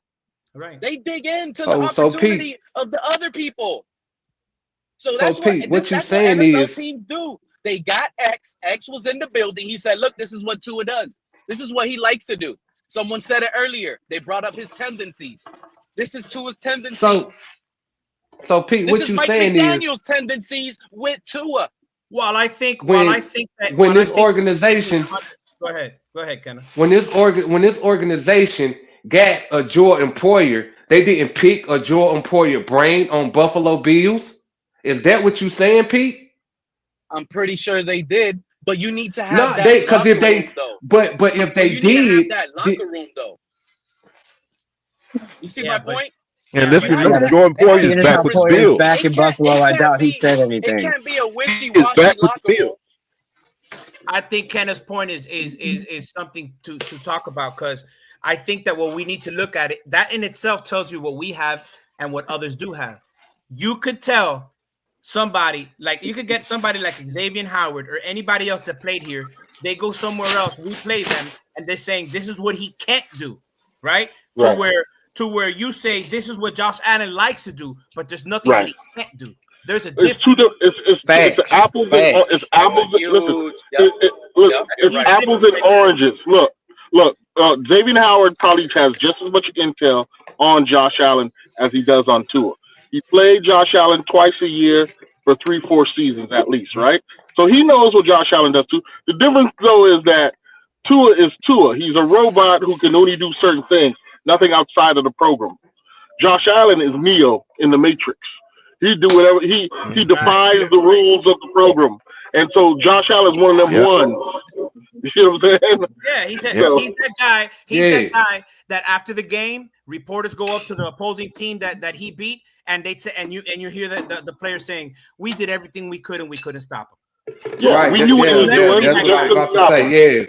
Yeah, that's what I'm about to say. He's like that. You know, I'm gonna use this term. I'm gonna use this basketball term right now. He's a pick your poison kind of guy. Yeah, right. You come up to tackle him, and he throws it over you. Or you want to lose by 1,000 cuts, you're still gonna lose. You stay back and he runs it on you. You see what I'm saying? Whatever you do, he does the other thing. And as he's grown in his game and to understand himself, he knows what to do. Guys like him and Lamar, it's just a matter of whether they can accomplish the last hurdle. And then what should piss us off the most is that if you look again, I brought this up on Pete's show last time, but if you look at Tua's peers, Love and Herbert, they appear to be poised to enter that club. I'm not saying they're up there yet, but how they started the season makes it appear that both of those guys have grown and have learned and have reached a level of mastery. You know when you say you do your 10,000 hours and then you become a master? Both those guys look like they're approaching that and are ready to contend. Our guy? Yeah, not our guy. Yeah, Jordan Love, he looking like he's trying to take over there. And I'll tell you this much, I wasn't a Hurts because guy. Aaron Rodgers gone. I thought he was more of a quarterback, but watching him last year, what he was able to do, and watching him, what was it, Sunday? What game was it? Thursday night was the opener, right? Watching him on Thursday, I was like, nah. I mean, maybe I'm being too quick to it, right? But I think you got to start at least talking about him, saying, hey, you should talk about this man being up there because he's 15 touchdowns throwing, 15 touchdowns rushing. He could do it 100. If you got NFL ticket, go back and watch the Green Bay game against Detroit on Sunday. You're gonna see the same type of mastery exhibited. And what I mean by that is when a defense shapes up to shut down what you want to do, you got to go and find the answer. And both those guys are finding they already know where to go look and find the answer. They're getting better. To counteract with it. So you know what I'm saying? Yeah, and they're getting better. As to where we got a guy that looks worse than he did year one. So okay, and that's sad right there. To look worse than what you did year one. That's why I said Tua need to go back to year one and look at his film and everything and start from there with re-identifying himself. Because let's talk about year one Tua. That boy crazy boy. Let's talk about year one Tua. Year one Tua came into the league, right? Confident in his ability, recovering from the injury, albeit, right? And he played like that. He played like if without any concern. He expected to do well. Remember his quote from back in them days? Oh, this is easy. The NFL is easy, right? But then what happened is progressively he got humbled. He realized it's easy against Arizona Cardinals, not as easy against the Buffalo Bills. And it's easy when they don't got. And it's easy when they don't got film on you. Now they got film. Right. Exactly. Yeah. So it's time to grow up. It's time to develop, and that's where he's reading the stumbling block. But see, it's like I'll be honest with you, I do not see it. I think this. I honestly don't see it, and I think that this is the beginning of the end. Yet last year was the beginning of the end, but I don't. Can he have a game? Listen, guys, we all know football. Can he have a game where he comes out and throws 3 touchdowns, 300 yards? Yeah, he can. That doesn't mean he fixed anything.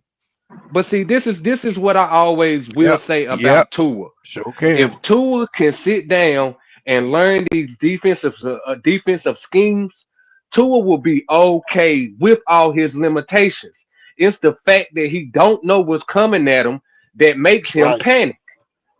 Yeah, he it doesn't appear that he's learning. But can that be McDaniel's fault?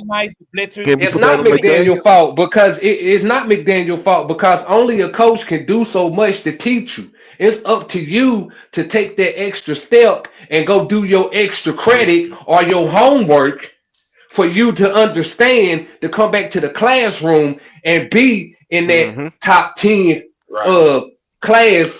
To you know what I'm saying? Like for example, I guarantee you after Derrick Henry lost that fumble that night, next day he was doing nothing but working on making sure he doesn't fumble that ball again. Yeah, that's true. I mean, but listen, a coach can tell you what to do. A coach can tell you where to be. Yeah. But you have to understand what your role is and how to execute that play. You know what I'm saying? That's what it is. But see, it's just like I tell my son. And you see that play that the coach called isn't going to work from the jump. You got to be able to go through your progressions and say, "No, hold on, this is okay." But you can't. He's not doing that. I watched the game over again, right? Like I watched it again, and I'm looking at the blitzes that they brought, the different packages, and I'm like, I never tell me if I'm wrong. Tell me if I'm wrong, because I don't think I am. I did not see Tua one time point out the blitzer saying, A4, A45, A51. You recognize him, pick him up. I just saw him going. I saw a guy who is he never changes the play, saying, "I'm going to this spot, and I don't care about nothing else." He never changes the play. The O-line when he gets eat up by the blitz. Yeah, but it's a lot crazy. Like I tell my son when he up there on that mound pitching. Who do you identify as a pitcher? Who are you as a pitcher? When you up there on that mound, what is your identity? And Tua need them same questions asked to his damn self. When he back there behind that center, who do he identify as a quarterback? And I don't think Tua know who he is for real. I don't think so. I really don't either. I think you're looking at somebody who's shattered, somebody who's starting to really question himself again. And I don't even think it's that. I think he's just changed as a person. I think the money 100%, sir. I think it's the money, man. Seriously, like if you look at the press conference Bryson. And how he was like entitled when Omar Kelly asked him. I mean, it's a fact that his turnovers come in bunches. And look, you've seen the physical change. He has terrible games. You've seen the physical evidence of that, right? I've seen Tua take accountability in the past. He didn't take accountability.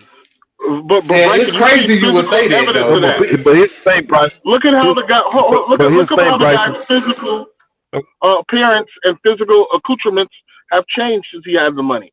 Dude got his teeth whitened. Dude got his hair. Dude got the Prada shades. Yeah. He got the little sack. I mean, this dude is doing what Kenna was describing a little while ago. He's that young boy on South Beach with the money who's out on the yacht and then getting everything else. But how much is he concentrating on being better? Not right. much. But here's the thing: before he got his money, hold on. Let me say this: before he got his money, think about this. Every summer. But if you think about this, go back and go back to like I said, his first season and then the second season. With off season came along, Tua was trying to build himself. But when he got paid, he did not. Let me put it this way: one off season he worked out with John Beck. Another season he put on weight. Another off season he put on weight. Another off season he took martial arts so he could fall better. But when it came down to the season after he got paid during the off season, we saw him on the yacht because he got paid. So that tells me right there that with a beer exactly. in his hand. I got my money. Who I'm gonna posts do a what I picture want. with a beer in their hands on a yacht? People who win, those are the only ones I'll let slide. Shout out to Batman Pops. He said shout out to Brian Flores for being right on the money about Tua. And that's another thing. Absolutely. That's another thing. These last 2 days, I've been waking up, going on Twitter real quick, right? Now everyone wants to sit here and say Brian Flores was right. Slow down. Because when we were telling y'all Brian Flores was right since day one, y'all wanted to cancel us. Y'all, they didn't like that. They didn't see. Some people can't see it, and then some people don't even understand that just defending the team will make you look bad in the long run. They will make you look bad. And look at Brian Flores' defense performance last night, keeping them in the game and being scrappy and being resilient. They might not have had all the players in place and be the best at every position, but those guys sure enough were scrappy. They were scrappy and playing hard the whole game. KP, he allowed 17 points in the first half, only allowed 7 points in the second half. You know what that tells me? He was able to identify what they were doing good in the first half and shut them down in the second half. That's a real defensive coordinator right there. And that's what the Dolphins used to do, even when he had nobody on the team practically. Let's not forget Flores. Let's not get the last Super Bowl that Flores played in. What did he do in that last Super Bowl he played in with New England? I mean, with the Patriots. I hear you, but honestly, it's what they're doing now for some weird reason. I think I understand TD, bro. It's starting to bother me. I don't know if y'all feel like me though. That's the thing. Yeah. It really is starting to bother me that these Tuaneers are out here getting away. They're getting away with murder, bro. They're getting away with murder. Yeah. What we said they killed us for. We were dead. Now they're going to say the same thing we were saying for I years. will say, though, a lot of them have turned around. I will say, like, I think it's bothering me, bro. I don't there's even still like there's still some of them out there, but a lot. I've seen a ton of people after that Indy game like, damn, maybe you guys were right. And it's only one game, Bryson. It's week 1, bro.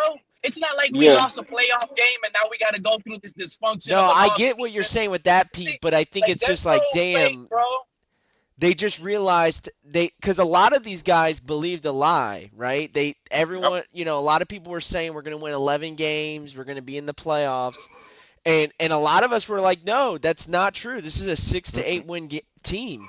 I said it a whole bunch. I got laughed at. I was told like you're not a real. You're saying it all off season, Bryson. We saw it all off season. I said 4-13. And then it comes out, the Indy game, which is worse than I thought it was going to be. I thought it was actually going to be competitive.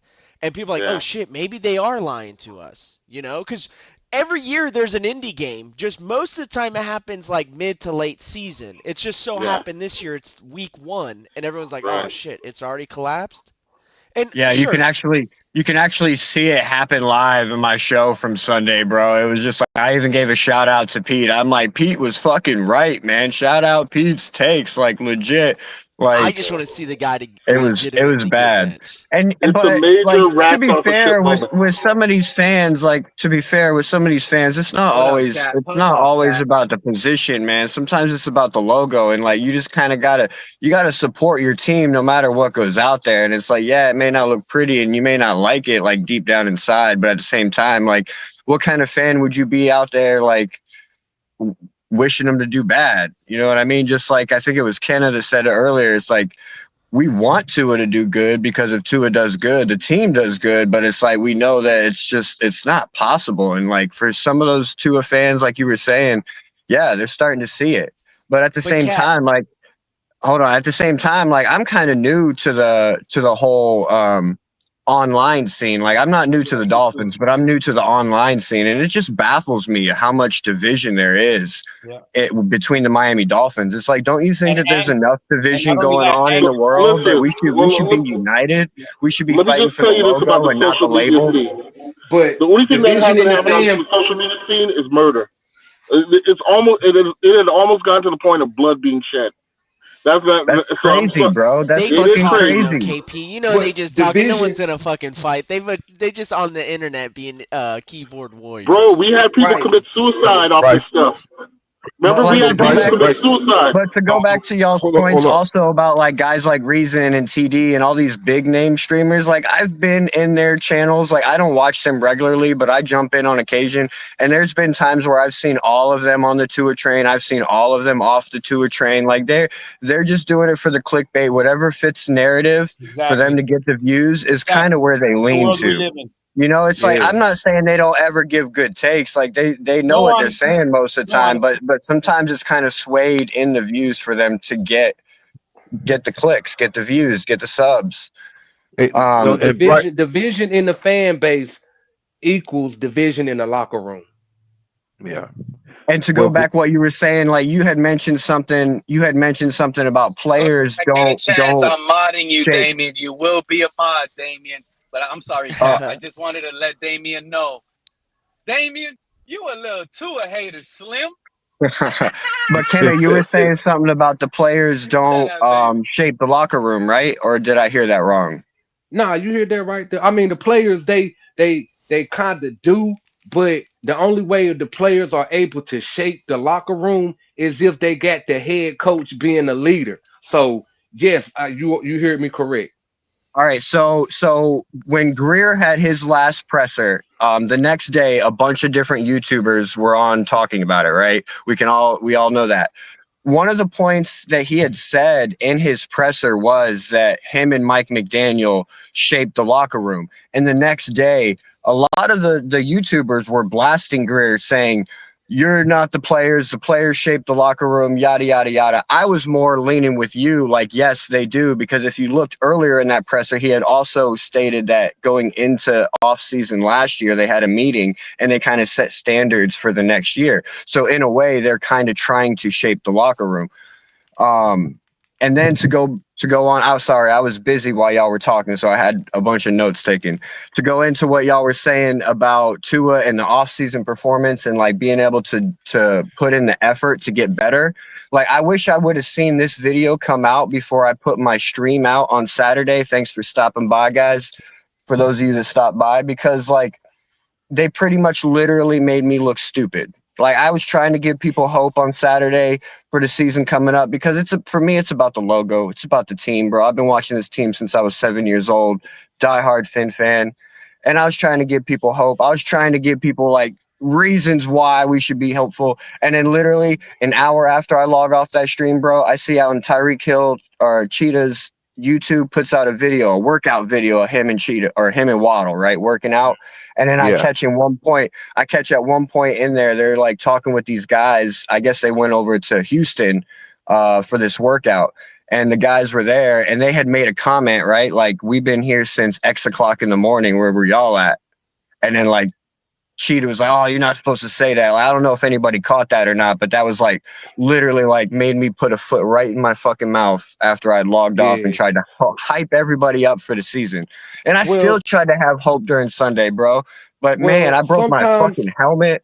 Oh, they pissed me off. Sometimes it's just best to be negative until you are proven wrong.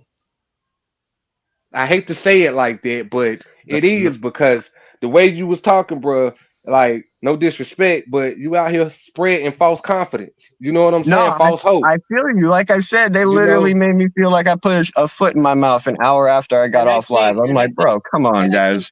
To add on to what you just said, I think that's the biggest issue that I have with myself, where I've always been the show me, don't tell me. Why? Because speaking particularly about the Miami Dolphins, when you're 47 years old and you haven't won shit in my lifetime, and I've always been that way, I allowed myself to fall for that false narrative that Kat was just talking about, where I said, nah, you know what? This is it, man. We're going to finally be good. We're going to do something. And that's what I have a problem with myself more than anything. I don't give a damn what anybody says about me. You know that. Everybody here knows me. I don't. But with me personally, I'm like, yo, I wasn't being myself just because I was trying to say this can't continue. We're fine. I mean, there's no way that you have 13 draft picks year one, 12 the second, $150 million under the cap. There's no way that we're going to be this incompetent. And guess what? We were. We are. See, a lot of people, you know, just because we constructed a roster that was on paper talented does not mean we had any window of opportunity to do anything. The only way you have a window of opportunity is if you've been somewhere the year before and you got that roster to get you back there. If y'all understand what I'm saying. So basically what I'm saying is you build on last year's roster. Yep. Exactly. So if we was let's take the playoff game with Skylar Thompson. If we would have won that playoff game with Skylar Thompson, we could have been looking at it like, okay, we got something to build on, being that our team won a playoff game with a backup quarterback. You know what I'm saying? We were so in raw that we made it to the playoffs, and Skylar Thompson played good in the playoff game.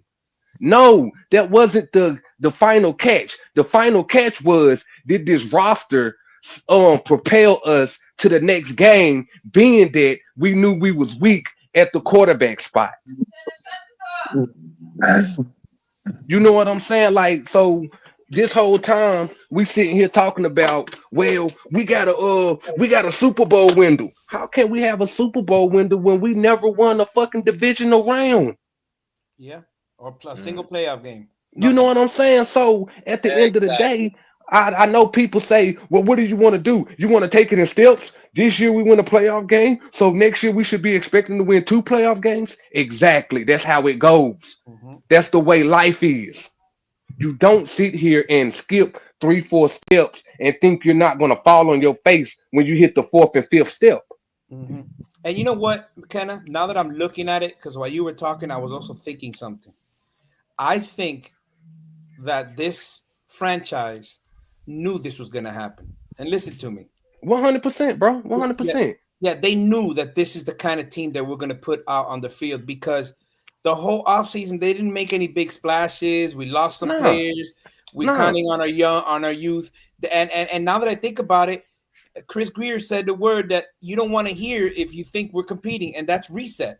Exactly. There's no need for you to reset if you think you got a winning formula. Exactly. Yeah. Now you're seeing it. Now you're seeing it. What team, like when you go into off season, you looking at ways to get your team over the hump. What player has we signed to get us over the hump? Every player we signed this offseason was subpar players. I think also maybe Ross is like, dude, I'm not spending any more money. Well, that's part of it, right? Well, of course, that's part of it. But with Ross saying that, that even proves the point even more, though. Yeah, but you see, when Greer mentioned the reset, he also mentioned about salary cap. So that's really his point.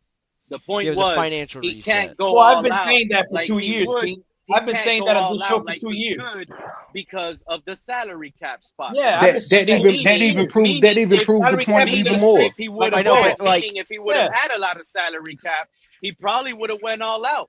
He just couldn't. He didn't have the cap. That's what I was telling people all off season. I've been saying They that want for to 2 talk years. about this. They want to talk about this player. Like we do this every off season, and every off season we got to call some of the fan base out. Our own family we got to call out for being dumb. What we were doing, So let what we me were saying. How we so gonna let me sign this ask. guy? We ain't got no cap. How we're gonna bring these guys y'all talking about Tuaneers if we don't have no money? That's why I All said they this So season since was we're talking bad. about salary, I saw all it they before. kept I saying, saw it before last year.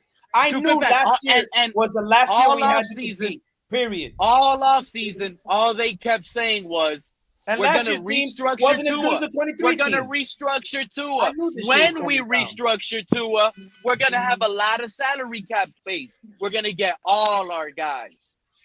well, hey Pete, let me but they since we're don't want talking to about because they want to get since off of we're him. That's why they never did. since we're talking about salaries and everything, let me ask you guys a question. We have like 3 options we can do, right? We can come off of him and eat dead salary cap. What is it? $71 $72 million, $73 million. Yeah, 71. Yeah. We could find another quarterback and just bench him, right? Let him ride out on the bench. Maybe we find maybe Quinn Ewers or Zach Wilson works out better. So I got a question though. Or we ride with it, trade away all our pieces, and try and gather draft picks. I'm with that part right there. For the next couple years. Trade away Tyreek, trade away Jalen Phillips, Chubb, anything. Gather draft picks. There you go. And then that way maybe you find a quarterback along the way. Absolutely. Take the hit. Me. Yep, What that's I've been me. saying on this show But and where on we any get other show the that we 71 listen, number from? I've been saying it for steady. And I'm Pete, pretty you're my sure if witness. we, Bryson, I'm pretty Pete, sure if we were to Bob, drop him, everybody here's just my witness. cut him, I've been it's saying a it for 2 $72 years. million I cap say hit. you blow everything I'm up, seeing take the 99, cap man. hits now, and you build 99? you. Period. Yeah, listen. I've heard people bring up this 71 number, and is it like a post G1 or something? Because if you look I at think the that would be contract, dead. I think that would be dead because I think the 99 would probably it probably has to do with guarantees and stuff like that. That's probably total contract. but dead cap that's what you would lose is 99.2 million. We would be 99.2 But you million know what? at dead But cap. you know what? Somebody in the chat Either room way, it's a lot of money.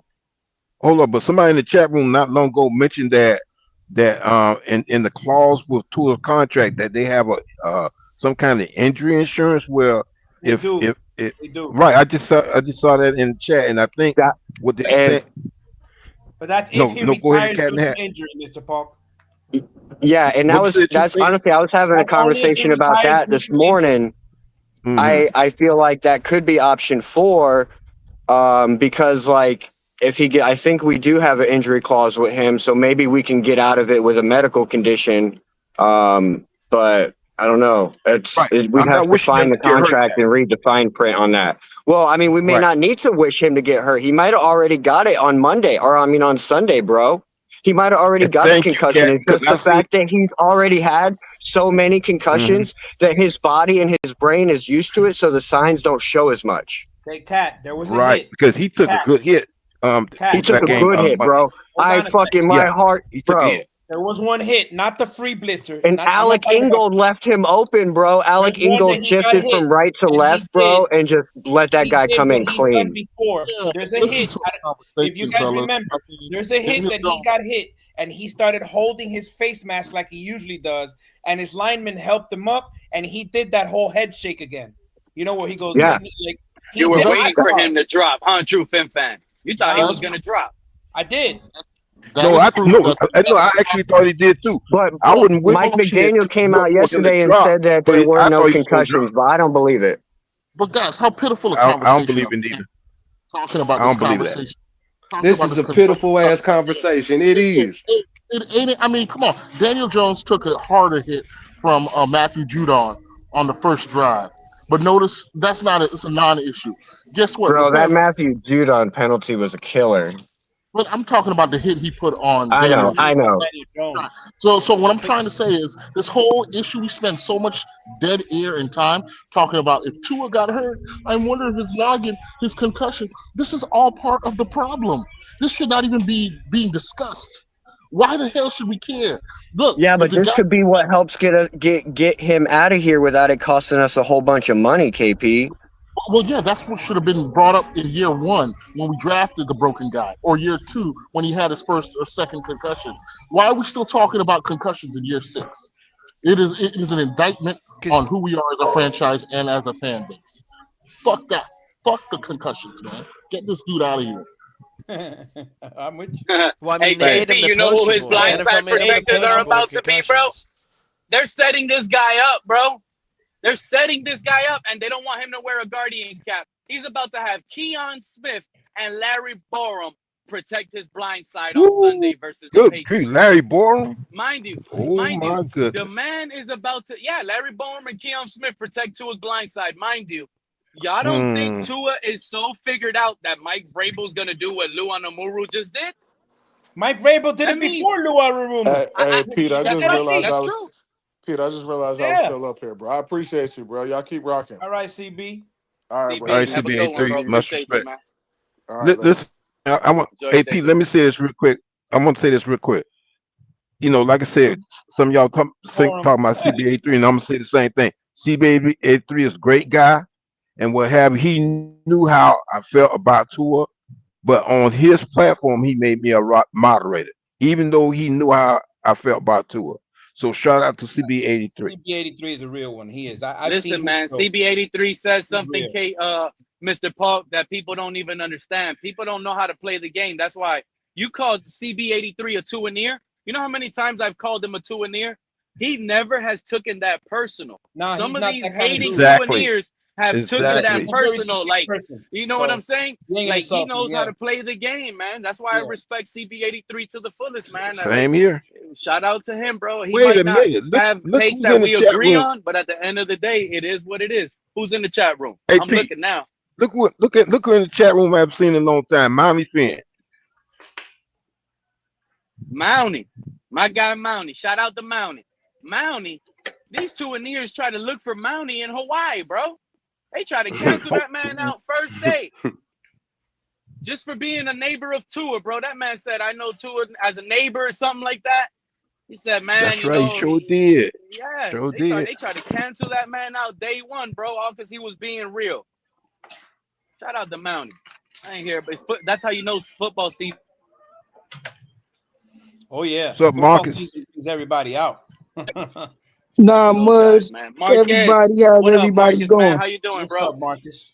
I'm doing What up? pretty What up? good, man. I got some pretty bad news on the Miami Dolphins trade aspirations of Tyreek Hill. It just done took a major hit, and I don't think he's going anywhere. Well, What, see, with that's just allegations? like I said earlier. Yeah, that's just like I said earlier in the year, though. How long is we gonna take to trade these players and lose value on our assets? Yeah, no, I'm man. telling you right now, Tyreek Hill has a lot of value for teams like the No, Pittsburgh Steelers and the no. Kansas City Chiefs. Don't Yeah, but hold understand. on. What is Especially it? the What Chiefs. Marcus told something? What do you know, Marcus? Because you sound like you just heard something. Not his domestic violence dispute just got even worse. They didn't even let it Yeah. out yet. Yeah. It got even worse.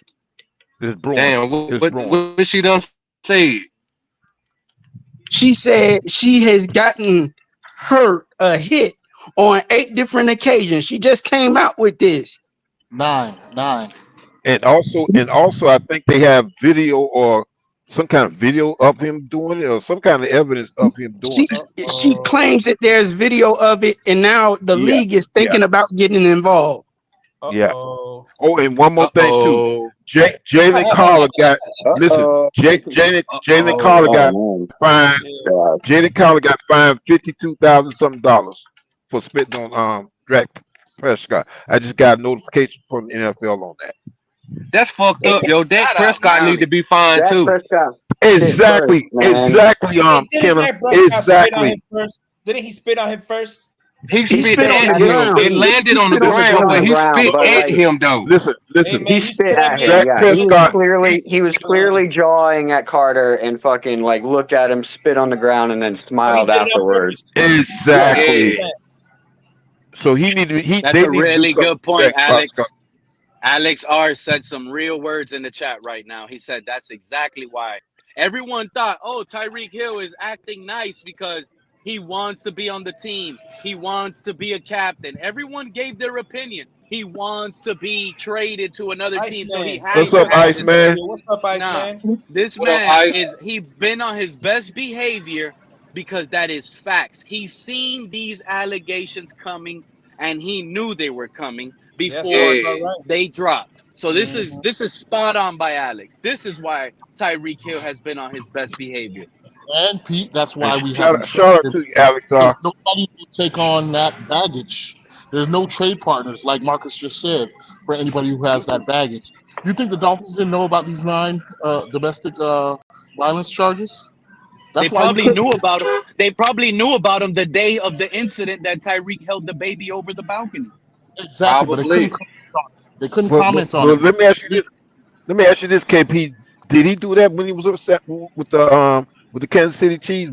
Did he have the He had a, domestic violence? he had, he had a domestic Yeah, violence he on his had one. kid in Kansas He, City. So he he had it didn't prior have to it Yeah. in him Kansas commanding City because remember he wasn't with the girl at the time. No, No, not but I'm this saying, incident. did he have any?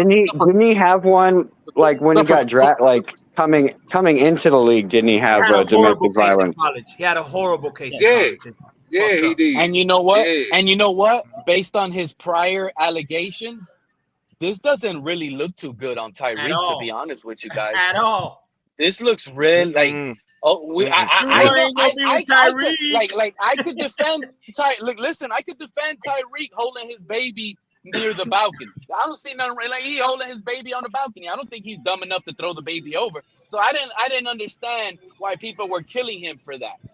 But now I can't Well, defend him over the these Michael allegations Jackson thing, Pete. because The if this Michael was Jackson like an thing, Pete. instant, yeah, but hear this out. Hear me out, Mr. Paul. If this was a Instagram model, one of those chicks, OnlyFans model, then I can see this probably being some sort of ploy where it's like an attack for his money.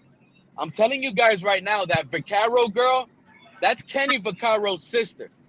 That lady has high standards, bro. She carries herself like a big woman. She ain't nothing to play with. I don't think that lady will Shit, lie about these obviously allegations. she's a dumb one gonna fall for Tyreek. Obviously Hey, I she's got a a dumb one question. gonna fall for Tyreek. Hey, I got a Yeah, but technical. Hey, but I got a technical when question. you're a Maybe bad some. chick like Kenny Vaccaro that haven't Can been somebody thrown answer me around this? the block, Kenna, you believe that you can turn a hood guy into a home guy.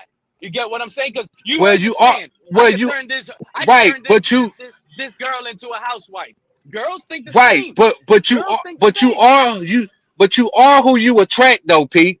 That's the grown up version of that kid shit you just said. You are Hey, who you attract. hey, can I ask you all a question? And maybe somebody Tyreek can was answer never this for married me. before. Hey, hold He on, Pete. actually took a step in the right direction, Hold looking on. like a real man Is and a there any father way? by getting Is there? married, bro. Can there be? Can I ask anybody? Maybe somebody in here knows or in the chat. Is there anything that because of the domestic violence, if he's convicted or anything like that, can the Dolphins get out of the contract, or is that something that we don't know if it's in Ooh, there? I Hell don't know if they nah. put that We in the might be stuck. We contract. still might be stuck in the contract, but we can serve a suspension just like Ray Rice got a 6 game suspension right now. Mm-hmm. Mm-hmm. What So they Yeah, what can the step and in Dolphins and suspend him. what the Dolphins could do Yeah. is No, they no, could take it to the league could step in and suspend him. Yeah, but what I'm asking is there any way that the Dolphins could benefit? I know it sounds like a shitty thing to ask, but is there they any way that the they can Dolphins actually could? they can actually go to We commission and appeal to have it not count against the cap, though they would still be liable for it. But they have to they have to get the league's permission. Okay. true Fin this is fan. the real It's something real for scenario. sure to The look way at. they've been I'm Go sorry, ahead, Kat, Pete. but the way they've been moving, and if you look at it through just one of the recent one, Quinshawn Junkins, he's probably gonna play this season, right? But when this thing drops, like when it really drops, and they get let's say he's really guilty. Now they're gonna step in. For example, let's say he's found guilty week 12. The breach Week of contract 12, is what I was the asking. NFL, That's like yeah, Ghost. once he's Yeah. found guilty, week 12, now the NFL is going to want to step in. Now the NFL is going to make their decision. Let's say it's week 15.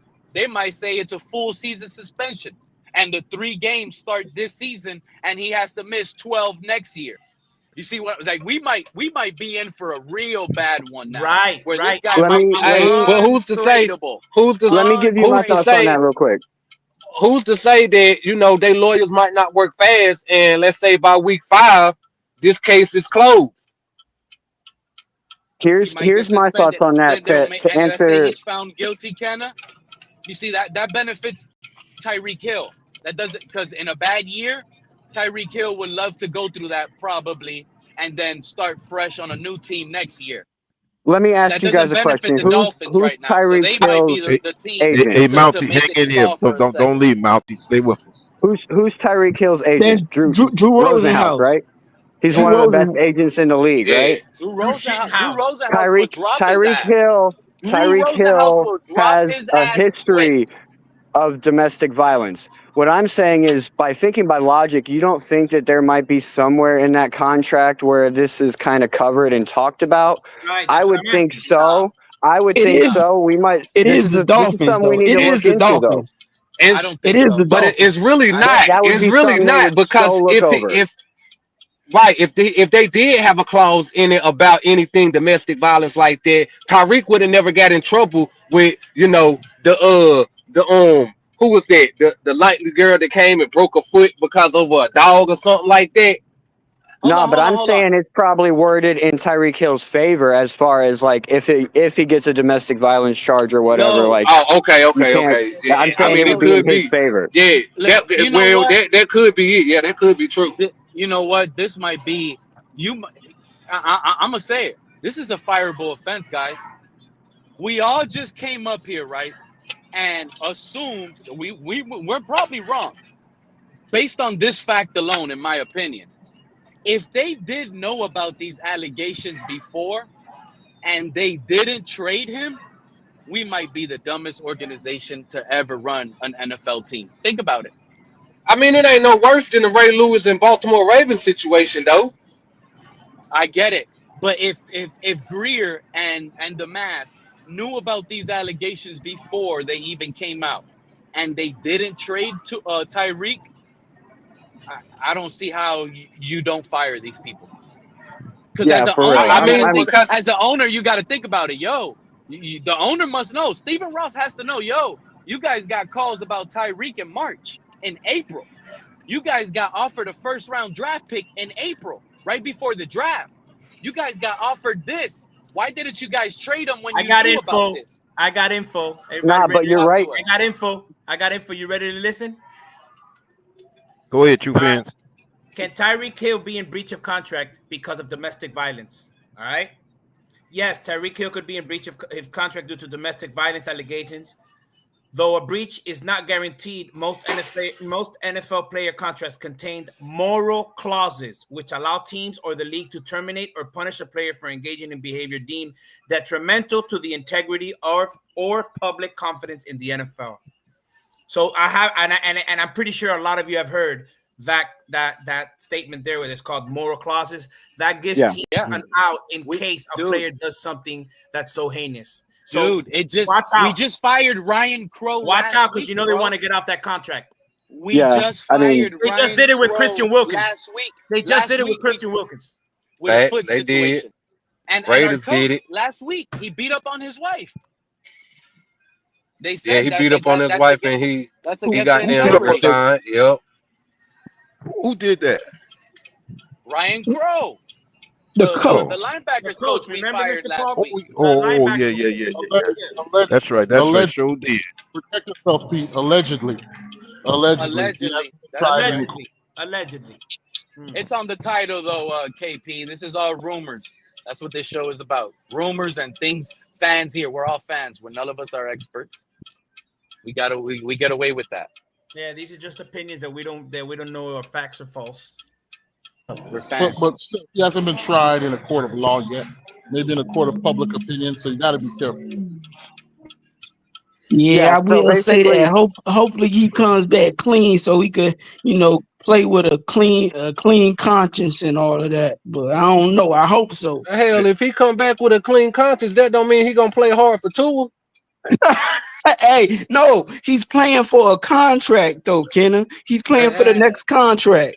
Man, look, if anything, Tyreek know that his numbers speak for themselves. Not recently. Hey, I mean hey, that goes. I mean, you can say that, but that goes along with a limited quarterback that the whole Well, league know about. yeah. And that's why I say that his value is there. But now with this new info coming out, like you're right, there's not a lot of teams that are going to want to take the gamble with that. So like Pete was onto something with like this might be a fireable offense for Greer and Mike McDaniel, knowing if they knew about this stuff and not getting off of him before Well, his hell, value plummet. Ross knew about it And too. putting a But price, Ross and knew that's about what I'm it too, saying. because listen to what he Exactly. said to Deshaun Watson. If you can get all Yeah, but we 22 can't do nothing about cases Ross. closed, no, right. But what I'm saying is, how can it be a fireable offense if Ross already knew about it? Well, picture Yeah, this, but you right? know what? But you know what? Picture this. And Remember shout what out. I was Hold on, saying Cap. earlier? Go ahead. Go Go ahead. ahead. Go ahead. No, go All ahead. Go right, ahead, because so mine is short. all right, so remember what I was saying earlier? Oh, now I just forgot. Pete, go ahead. I hey, apologize. I'm Pete, sorry. I hey do Pete, apologize. can the moderator it's somebody down there in the chat that need Yeah, to be I already tried moderated. to take him off. I tried to take him off, but it won't let me for Yeah, some me too. reason. I can't do it from up here. It's sorry to interrupt podcast. Yes, If neutral there are screaming, any moderators down there, please get rid of them. but it says on Please my get phone. It rid. says Pete's take. That's me. That's me. But Oh, yeah, Oh, but get rid okay, of I Pete. got it. I got it now. I Get rid got of it. All right. Pete, So man. remember what I was saying earlier, Kenna. Remember what I was saying earlier about like if we go out here and we lose this week against the New England Patriots, we need to have a fire sale, fire off all our big players to gather capital for the years to come. Right. Well, if the Mike McDaniel and Greer and Ross knew about this stuff, you know that his value is going to drop. And now instead of getting like a possible second round pick for this guy, at most we might be able to get is like a fifth or a seventh round pick. So like Wow. just Yeah. where it's putting the But team at is not in a good position. It's continuing to just hinder our growth for the future. In fact, I mean, that goes along with everything I was saying though. Like, how long is we gonna wait to trade these assets that we get before they lose value? value. I Yeah. say if we lose week 2, I'm sorry. After Sunday's performance, I know I was high on him going into this season, and I was giving it. I was saying that by week 4 we would know, but after that performance on Sunday, all phases of the ball were fucking sorry. I'm gonna tell Even you. on special teams, Yeah. bro. Yeah. I'm gonna say. Yeah. I'm I gonna say say this. if we don't win Sunday, there's no way we're going into Buffalo and winning. I'm There's gonna no say way this, we're Cat. gonna win Monday night against the Jets. We might as well sell everybody in that time frame. That's what I was gonna tell you, Kat. If there's a time to start the clock on getting rid of everybody in the event that we go in 3, which I think there's a 95% chance we do. In the event that we go in 3, remember we're gonna play Sunday and then we turn around and play Thursday against the Buffalo Bills. So we got a Right. short week. After that, we got 10 days off. That's the time for me to be looking at okay, if we're 0-3, is McDaniel gone? Are they trading? Are they starting the talks with trading Hill? Even though right now it doesn't look good, that's the time. If you're 0-3, to say Yeah, okay, but let's start it now. Let's start it now because we No, knew, like I've been saying I this is why I've been saying this is the first year of the next rebuild. These are the first I steps. feel you, bro. But I'm worried about injuries. We go into week 3 on a short week. We already seen Waddle, Hill. How many people went out on Sunday with injuries? You know Yep. we're gonna suffer some more Swarmed injuries in up. week 2. And on a short week going into Buffalo on a Thursday night, you know we're gonna suffer some more injuries Great there. point. We need to Hey, get off Pete. people before we Hey, go hey, into week 3, That's a in great my point. opinion. hey, Pete. Yeah, no, that's a Pete, we great point. gotta let Monty talk. Monty talk because he haven't said nothing yet.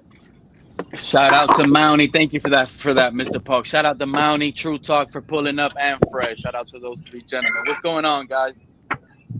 Hey, what's going on, gents? How y'all doing? Hey, man, I'm just listening. I just been listening. I was in the chat a little bit, but I'm just listening. I'm hearing some good content up here. Just keep it going. That's what's up, All Mountie. right. Long Good to time hear no from you, hear, man. man. Glad the season is back, dude. That's how you know the season is back. Hey, Mountie, right before you go, What's up, Fred? You have any good stuff about Sunday's game? Anything positive? Just one little quick anything? I listen. I just hope that we get the win. But if listen, if we do lose, and then especially Tua, if he plays poorly like he did before, Greer needs to be the first person to go. For real, I'm sorry, because as a team executive that's in charge of the roster, and for him to buy that crap about Tua is the future. I don't care what McDaniel. First of all, McDaniel doesn't even. I said this three seasons ago. McDaniel, first of all, yeah, he comes from a prominent coaching tree, but he doesn't have the resume to come in here and be the head of a head guy. Bingo. No, he just does not have the resume. I'm sorry. Absolutely. I'm a guy of substance. I want to see some meat and potatoes on your resume. I mean, you got a young quarterback who's undeveloped. You got a lot of young guys in here, and if you're gonna be buddy with these guys and not be a mentor or a leader, no, you're not ready. Mm-hmm. You know, it's kind of funny. Someone came up here the other day with a nice little fun fact, and with the when Greer got fired from the Patriots. Was it the Patriots? Anyways, Greer got fired. I think it was the Patriots, and then look what happened after that. They played better. A young 3K. If we're gonna talk about like positives for that shithole of a game, which is pathetic. To be honest with you, I hear what you're saying about Rasul Douglas, but pretty much the only positive I could come out with, and I'm disgusted by saying it, but it's actually the Devon A. Chain 7.9 yards a carry. Yeah, there was really nothing to be positive about that game. It was so bad that I was celebrating first downs. That can tell you how bad that game was. Like celebrating first downs like they were touchdowns. Yeah, it was bad, man. Horrible. Sitting at that stadium in the Colts stadium, and as many first downs as the Colts get, it's another Colts first down. That shit was getting on my motherfucking nerves so goddamn bad, y'all. Bro, you were at the game, bro. I'm so sorry. I'm so sorry, bro. Don't worry, I'll be there. I'll be there this Sunday. I was sitting there, and I was so fucking embarrassed, yo. Like, man, this organization made me feel like shit up in that game, yo. I'll be at the game this Sunday, and you know what I'm wearing? I'll have a Dolphin hat on. I'll have some Dolphin gear on, but I'm not wearing a fucking jersey. I'm gonna be wearing a ref shirt. Hey, I had my Tyreek jersey on with my my shoes with my Dolphin colors and everything. You know what I'm saying? I had the shorts to match. I had the hat to go with. Like I was G'd up as far as goddamn Dolphin content. But man, just going there and they getting shitted on like that, I ain't even gonna lie. I was ready to burn that damn jersey. Hey, to make matters worse, the Indianapolis Colts would go for it on fourth down, like we weren't nothing, like we were a Pee-wee team. Exactly. Bro, it's so embarrassing. It's so embarrassing how it's so embarrassing how we made Pete so right and Daniel. Jamaican Zion, I had put you on mute because we got a nasty echo coming from you, dude. Who, me? Yeah. No, Jamaican Zion. We got an echo coming from his.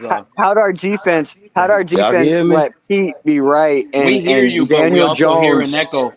That's why I put you on mute. We got a bad echo. Pete, actually, the only echo I hear is from you. Back up. Pete, I only hear an echo from you, my brother. To be honest with you, I'm the only one talking. Look, there's no echo now. Oh, now there's no echo. He just dropped. Oh, I see. I get it. He's gonna come back up. Come back up, JFZ. It happens. Hey, let me kick you. Can I get in? Fred, I'm glad you're up here, big dog. What's up, man? Go ahead, Cook. This is where I want you to, Fred. This is where I want you to get in. You saw the title. TD Phins Talk tells Tuaneers off. Hey, you know what? No, I ain't see the title, man. As soon as I see Phins Talk, when I go we up right now. It's Tua hater season, bro. We up right now, Fred. We up. Bro, we should have been up. We should have been up, bro. Well, Fred, I'm gonna tell you this. I was watching. I mean, to be fair, I don't choose either side. That Pete's talking about. He cranked it up. He cranked it. He cranked up on the Tuaneers big time. Big time. Well, look, man. This is what I got for Tuaneers, bro. I got the FAFO for the Tuaneers, bro. Oh Lord. You know what I'm saying, bro? True talk. FAFO, bro. What's That's up? what What's it's up? doing, bro.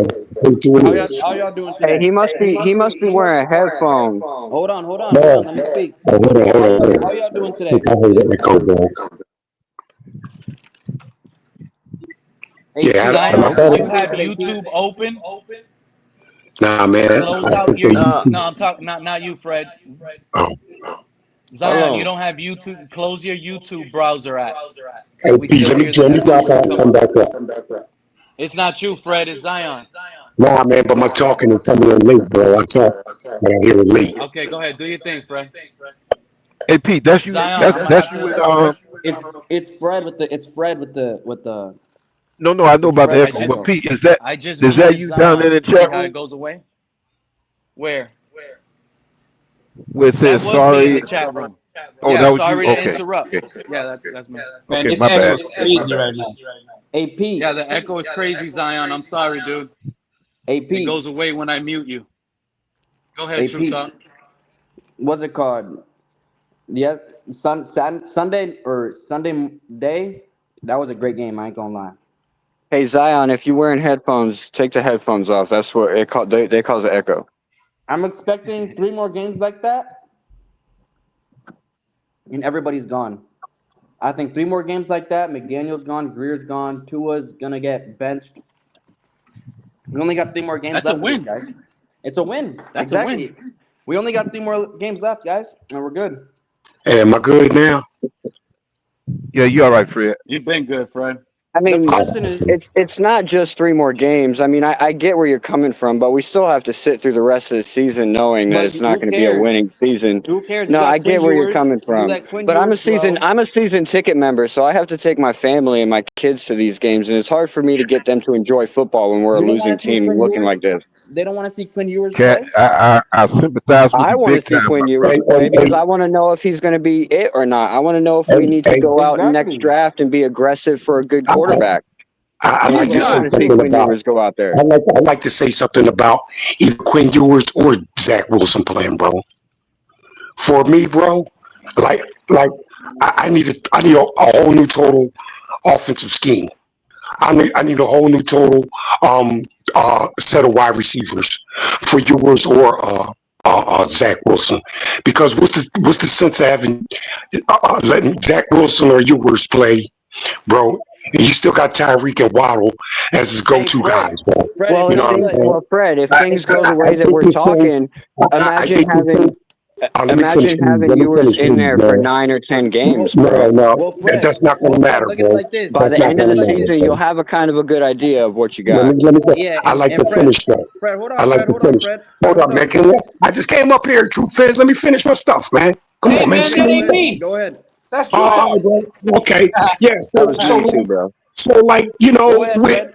I can't expect Ewers or Zach Wilson to look good in this offense with these same two wide receivers. I need to see these two quarterbacks in a whole new offensive system. You feel what I'm saying, bro? I don't even like our system at all, bro. At all. I like to see a whole new offense with different wide receivers, bro. I really would. Well, I think we're all in that same boat with you, Fred. Getting rid of Mike McDaniel would bring in a Yeah, new that's what, system. that's what, I can't say that. I can't say that, yo. Mike McDaniel did his job, yo. Must I keep repeating this? Mike McDaniel came here and made Tua in MVP conversations 2 years in a row. Why is y'all trying to deem this man like his Well, we're play not taking design that is away from shit? you. We're this not this taking that away offense from him, Kenneth. The this fact is, offense this that was this Well, 2 when you offense years talk got ago, about bro. You have to be able when to you talk adjust. about no Defenses are but figuring you out. but Why how can't can you you adjust? how can you adjust when your player is limited?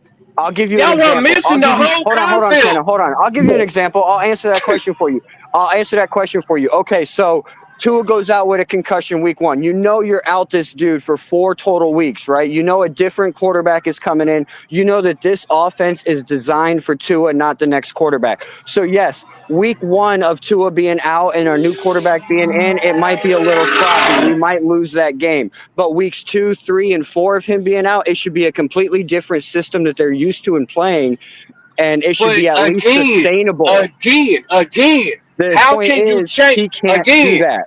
How can you change the system up when you get all these players around a limited quarterback. Now this offensive line is only told to hold the block for 2 or 3 Right, seconds. Right, hold on, You are Kenna. not You know how to pushing your hold on, Kenna, offensive hold on. line. no, but I see, got that you. was the You reason know how why to ride a Skylar bike, Thompson. right? No, this I like to go no, ahead Kenna, and you that's know the how reason to why ride a bike, right? That's the reason why I like to Skylar go ahead and Thompson submit. and I Tyler like did to go not ahead work Hold and on, out let me submit. finish this. Let me because finish. what Ken is saying, Ken is right. Ken is absolutely right. That's why Skylar Thompson didn't work out. Mike White didn't work out. Tyler Huntley Right. didn't work out. All right, but That's the I'm reason about to give you why. something else to look Y'all at. Hold put, on, let me give but you listen something to else what to I'm look at saying real though. quick. Ken is absolutely right.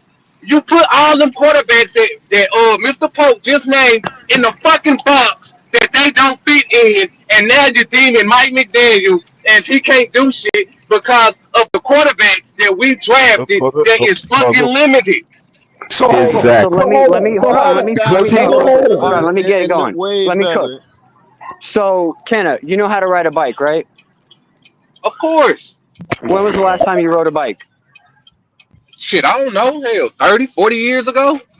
But you can go and get on that bike, right? And you can ride it. You have confidence that you can go get on that bike and you can ride it, right? Okay. All right. So now Again, I get hearing what that. you're All right. saying. So some of the last player interviews, I'll use recent ones, but we could talk about a lot of these other guys that come in here on 1-year deals. What is one of the things that they say in their first couple interviews, right? They have to relearn a whole new offense.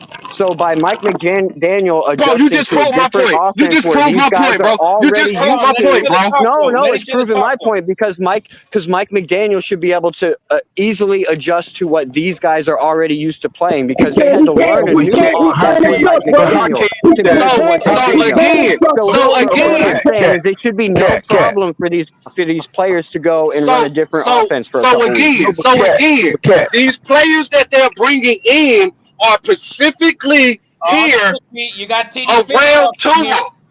You You know got what I'm saying? TD Phins talking here now. These players are specifically here for Tua. How is you gonna sit here and tell these players to do something else other than what they are here for Tua? This is a quick passing scheme for Tua. How are you gonna sit here and tell this receiver go deep when your offensive line knows that I'm not supposed to hold this block for no more than 2 or 3 Nah, seconds? that's bullshit. Cause I'm gonna say, man, let's don't do it. Let's don't do it like we just totally depend Shout on out get TD. the ball out in 2 seconds. This Okay, all offensive right, line bro. does. This When he passed offensive it to line. when he passed Hold it on, to his bro. first read all the Hold on, time, bro. that is 1, 2, 3 seconds, bro. This offensive line does give him time to pass. It really does. From what I hear, he was the second. He was the second rated pass rush or something like that. He had the lowest pass rush. And they say he did have time. You know what I'm saying, bro? So let's don't be up here saying like we got to get the ball out in 2 seconds. Nah, Man, man. that's what the offense is That's not what's predicated going on. on, bro. That's what the offense is predicated on. It is predicated on the quick scheme pass. Listen, y'all. Tyreek hasn't had a 30-yard reception in over a year. A Hey, shout out to 30-yard TD. Now reception that in over hey, a hey, year hey, for the fastest we're man in the league. let's Right, get and back to all this last text. But year now we that we had got TD, offense hold on. Now that we designed got for. TD in the chat, I want to make sure he hears what we're talking about up here because I got his name on my title. So shout out to Who? TD Phins Talk. Hey, Shout TD's out, over there in TD. the chat. He wants Yeah, to know TD's in what the he chat. calls, and I want to remind him. Like I want to give him a big salute. I want to give him a big shout out, Yeah, shut up. Salute, appreciation, TD. everything. Salute. But Salute, honestly, TD. I really, hey TD, TD, I just want to say thank you, bro, for having the courage to put that tweet out that I used as my thumbnail today because it needed to be said.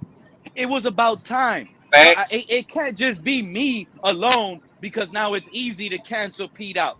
I'm so happy TD did that, bro. Like it's true what you said, TD. They Hey, said, let's not listen to this clown TD anymore.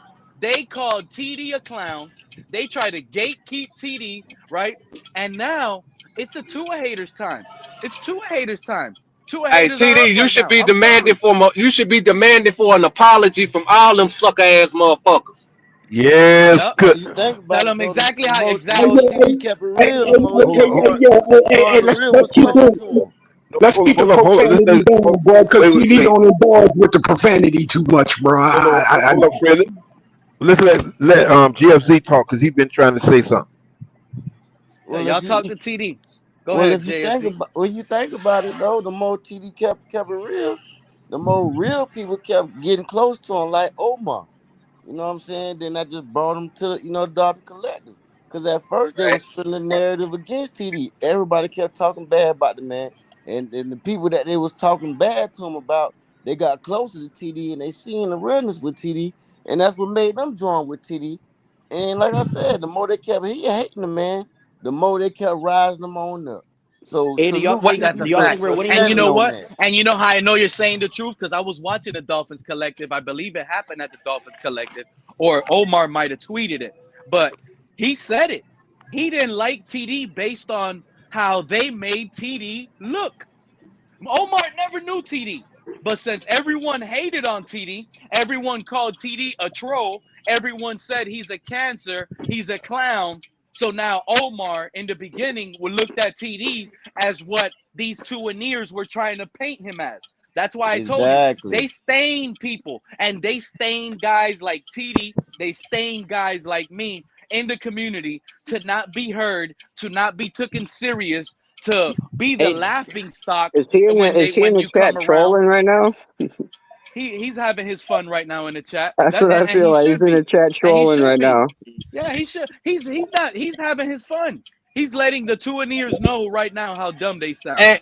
And another thing with that too, you know what I'm saying? Everybody sitting here talking about the email that Chris Greer got, this, that, and the third about his kids. Like, fuck all that shit. All these motherfuckers was sitting here doing the same shit to TD, disrespecting him, making death threats to Yup. him, and wasn't nobody sitting here Exactly. standing up for TV on that. Yup. So, like I said Yup. before, it's fucked up that they Kenna. did say that Kenna. about Chris Kenna. Greer, but at the Kenna. same time, Kenna. he deserved Yep. it. Exactly. And Kenna, let me tell you something. I said it earlier.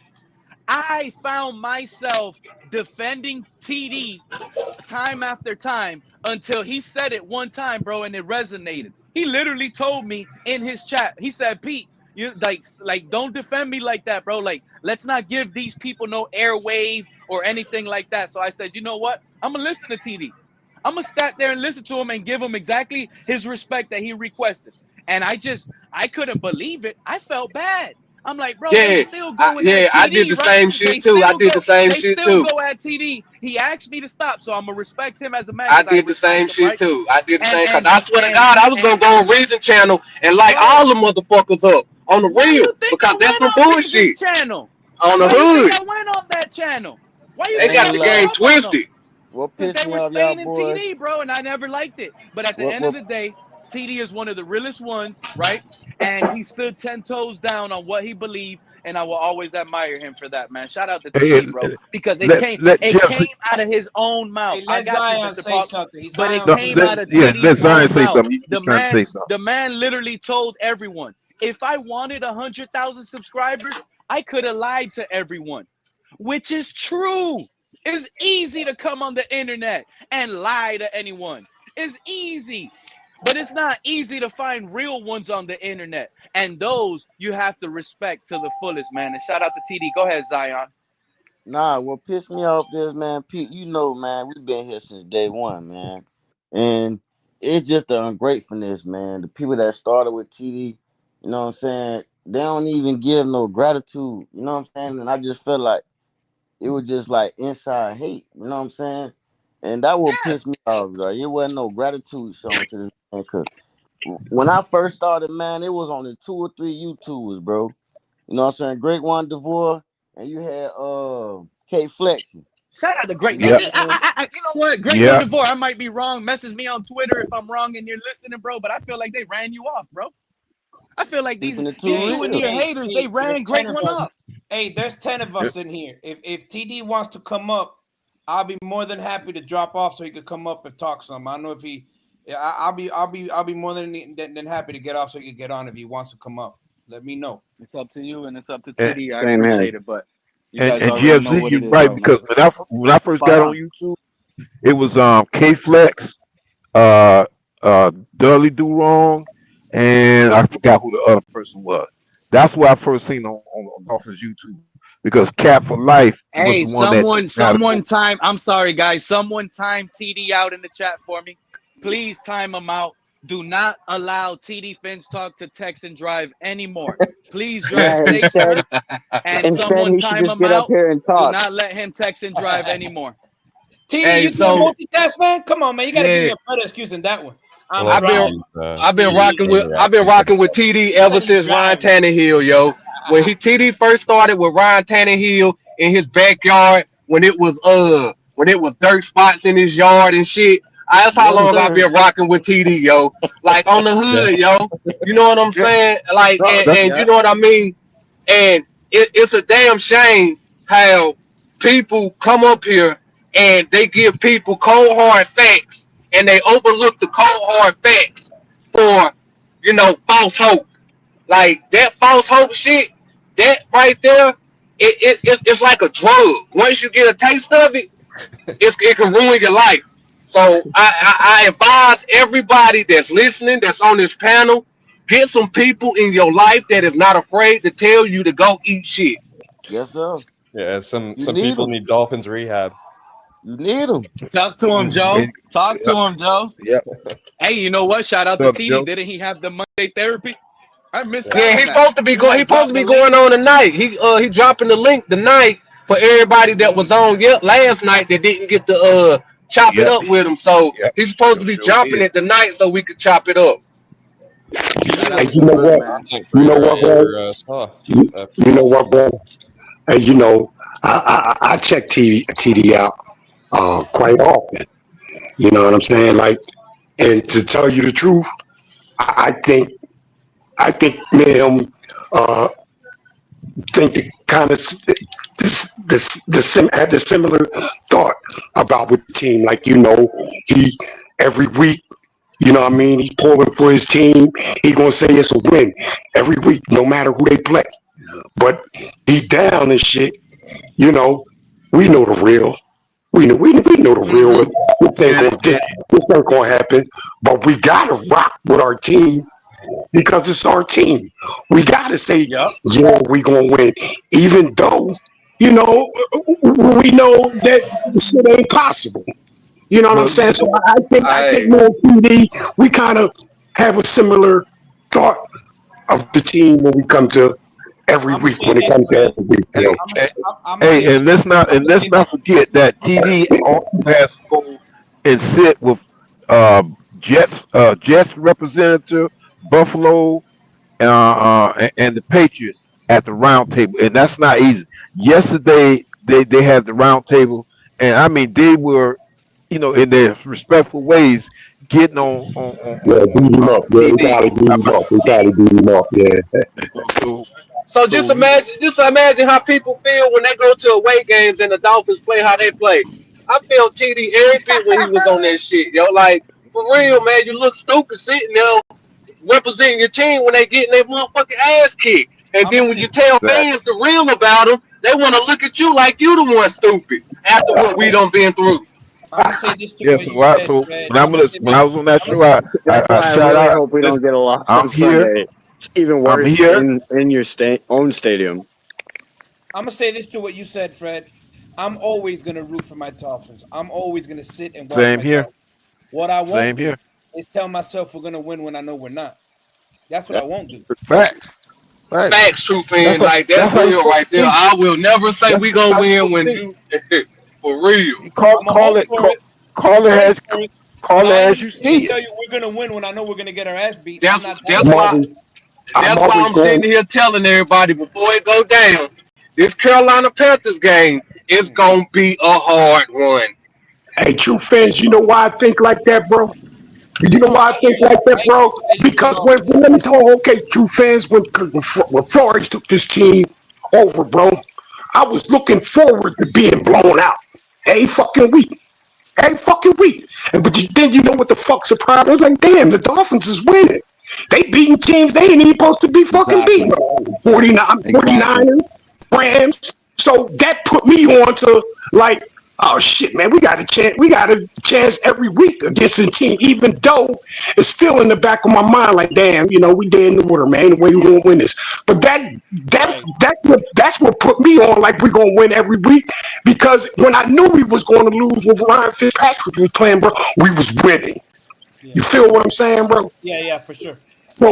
You know how happy I was to be wrong, Fred. You know how happy I was to be wrong when we go back. You go back to TD streams the days we hired Brian Flores. You're gonna see me in the chat.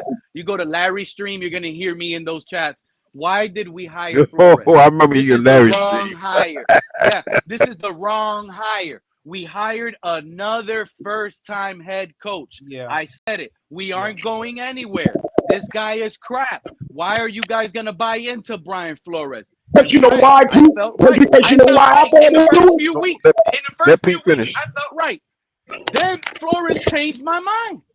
Yeah, everything started coming to fruition. His discipline, the way he coached, his approach to details, everything. I said, you know what? This guy has high standards. I love this coach, and until this day, I still miss him. You know what? Y'all want to talk about who's going to be our next head coach? I'm all right for bringing Flores back. It ain't going to happen. But that ain't going to happen. But see, that's what I was saying. That's what I was saying, Pete. These Ross need to drop whatever it is that they got going on with Flo. Move Mike McDaniel to offensive coordinator. Bring Flo in as a head coach, and move Weaver to a linebackers coach. Yeah, they're your dominant coaching staff. It sounds good, but I don't think Mike McDaniel will be willing to take a demotion like that and stay. Yeah, and fuck that. You already done signed the contract. You on the team. So if you don't take the demotion, you're fired. So he's gonna go running back to San Francisco. He'd rather hang out with his buddy in San Francisco. Hey, so be it then. So be it. Everybody get what they want. Mike McDaniel fired. I want Mike McDaniel as far away from this franchise as possible, Kenneth. So you're talking about the coach situation. Like, imagine this, right? UNC has a very underachieving season this year. Man, fuck Bill Belichick. Don't bring him nowhere. Hell nah. He done made my hometown team. He made my hometown team look like, man, hell nah. How would you guys feel as Dolphin fans? You mean you would bring Bill Belichick here to give him a chance to break Don Shula's all-time winning record? I'm asking you guys how bad do you want to win? No. Fuck him.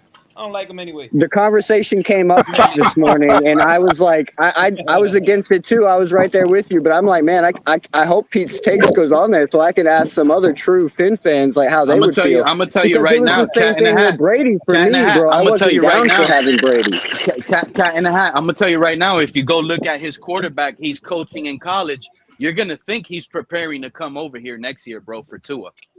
For Tua. He's sweating word motherfucker. I don't Bro, want that guy he's playing with a Tua clone at North Carolina. He's playing with a Tua clone, a small, short, left-handed quarterback, bro.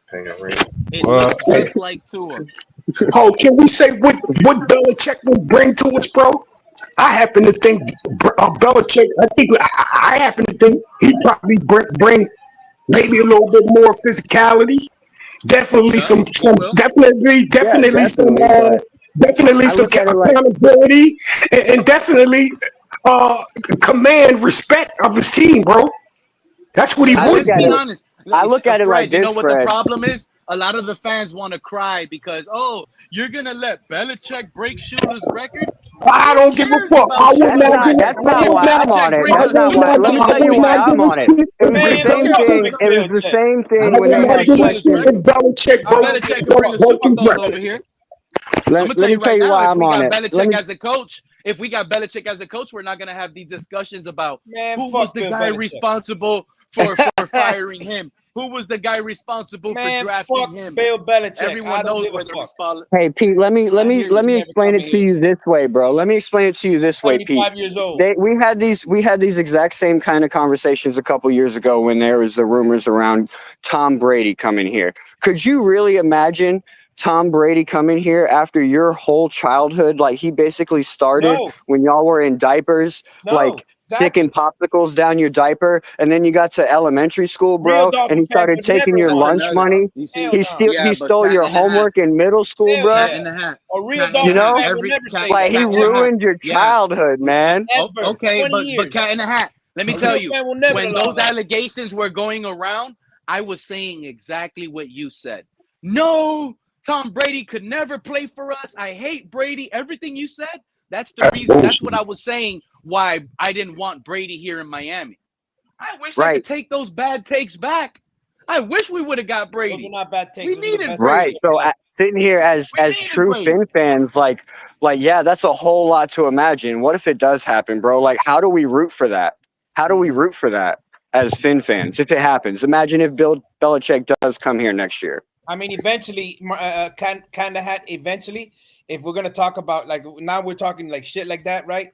If he was to come here and win, obviously, I'd be like, fuck it, we finally won. But right now, at this moment, this present moment, nah, I don't want to hear nothing about no 75-year-old man whose sweater stinks and about no whose sweater stinks. No quarterback who's about to be 62 years old. I don't want to hear none of that shit.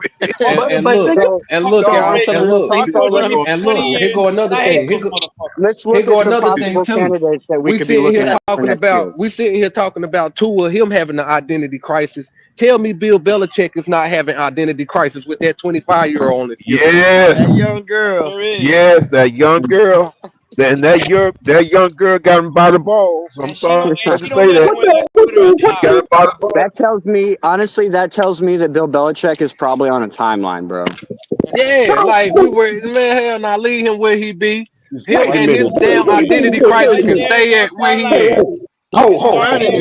And the thing about it, Bill Belichick know that girl is all about his money.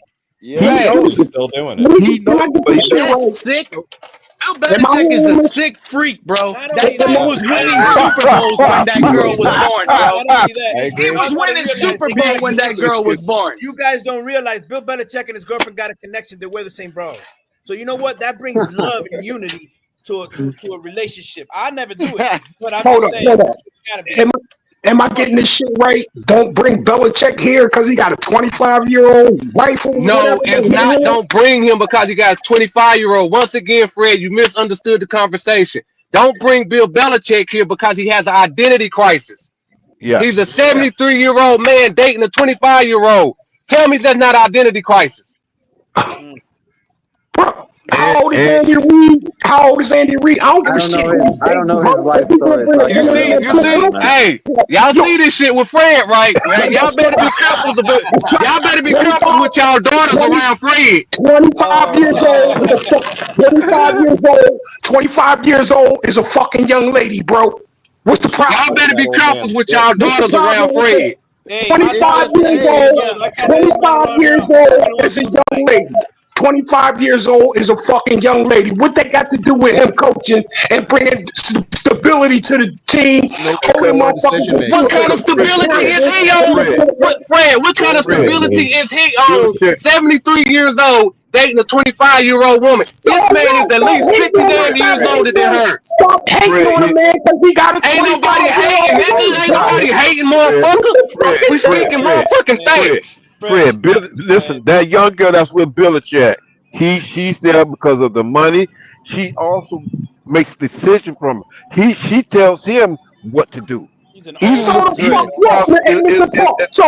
If he an old man, and he turns the keys over, so fucking what? Fred just lost all credibility. Fred just lost all credibility. Fred just lost all credibility. No, you just lost all credibility, bro. I hear y'all hating on the man because you got a 25-year-old. Man, nah, yo. You sound like hey, Fred, you sound like you wish you could get a 25-year-old. Fred, it's his mindset, Fred. It's his mindset. You can't tell Fred that he don't understand that, Mr. Bro. He don't understand that. I understand perfectly, bro. So no, you got don't. a 25-year-old. No, you don't. No, you don't. No, you don't. No, you don't. No, you don't. So what?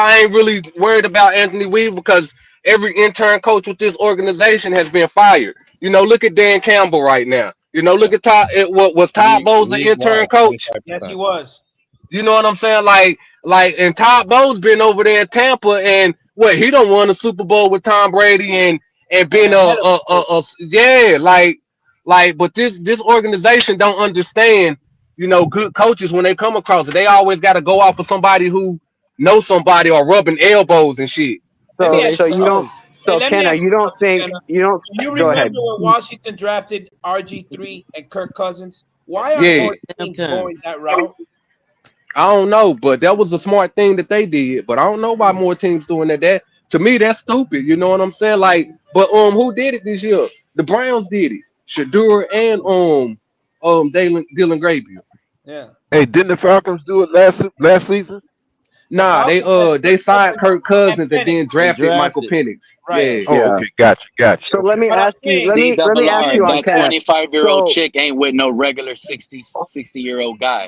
There's a reason why she hold on. chose a 60-year-old Bill Belichick. Go Trying to ahead. get Go some ahead, mad Ken. money. So true fit fan, sorry, but let me hit on it real quick. That good old man chick. So you're saying that let's say we go 0-4, Chris Greer decides to make moves early to attempt to try and save his job because I'm sure he knows he's on the hot seat as well. He goes Oh ahead, yeah. fires Mike McDaniel, puts in Anthony Weaver as head coach, just moves him up. But it could be Bobby Slowick, but we're gonna go with Anthony Weaver on this. He moves up Anthony Weaver for the head coach interim position, and Anthony Weaver goes and finishes the season 10-3 record.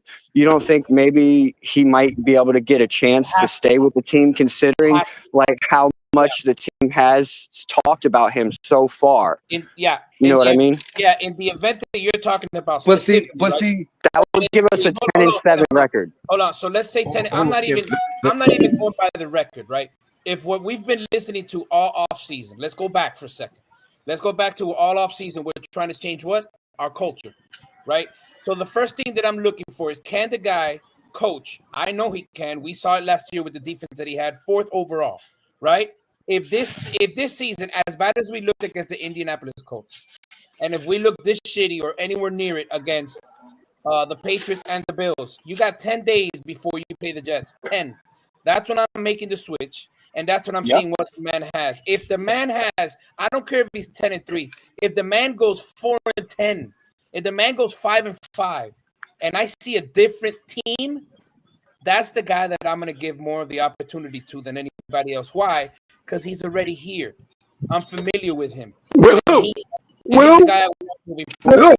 I hear you on that, and definitely. If you see a difference in attitude, a difference in performance, a difference in production, like if you see an immediate difference, oh yeah, you know that's got to be the guy you run with the next year, even if the record isn't great. Right, but because you got to think, you're going to be selling off some hot Weaver people didn't get cooked. Let's not act like Weaver didn't get cooked. Weaver didn't just let Danny Dimes become Indiana Jones. You were right, bro. You were right. You said that Daniel Jones was going to look like a top 5 quarterback, bro, and he was number 2 in fantasy league this week. May I say that? May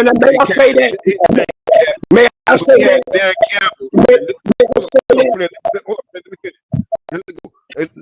Then when we had Dan Campbell and we made him interim coach, I'm telling you something. This is my opinion.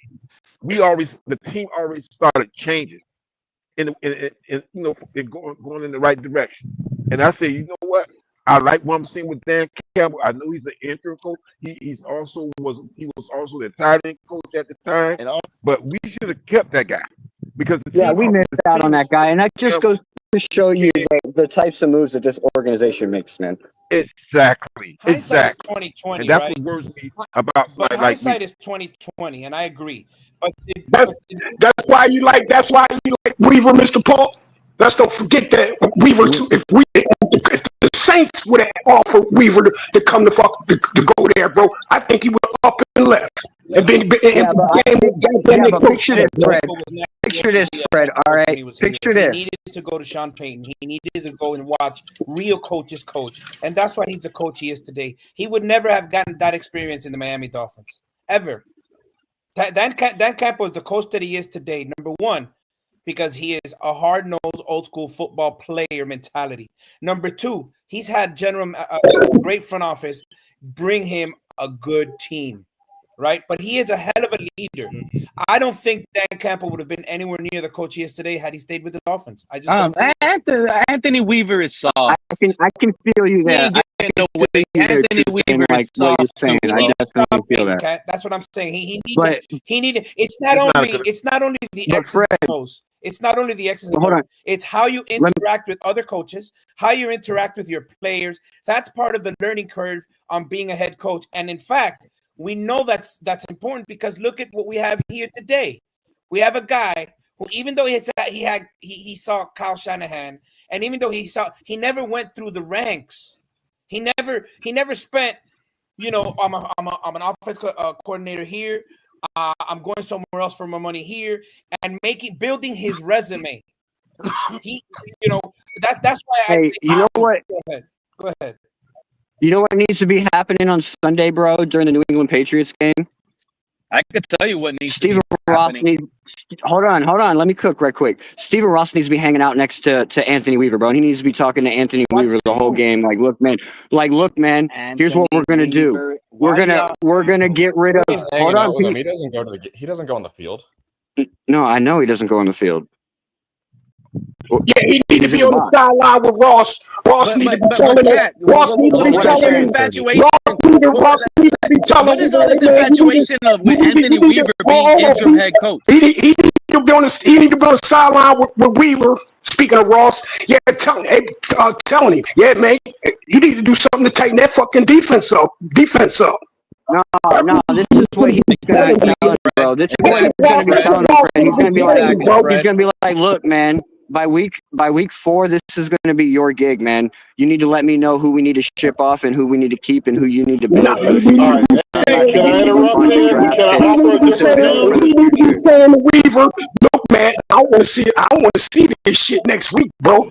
You getting fucking told. Fred.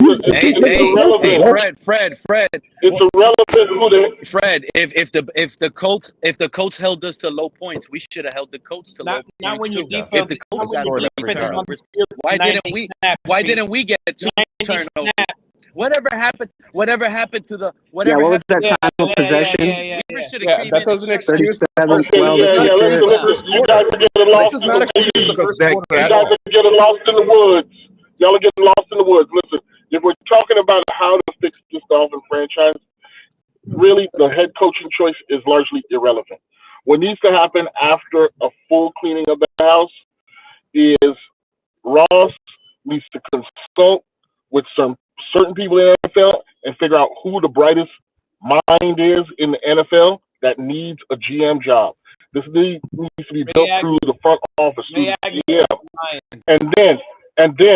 And then once you settle on that guy, my guy's Chad Alexander, fine. If you disagree, you got Ray Agnew, whatever, that's fine.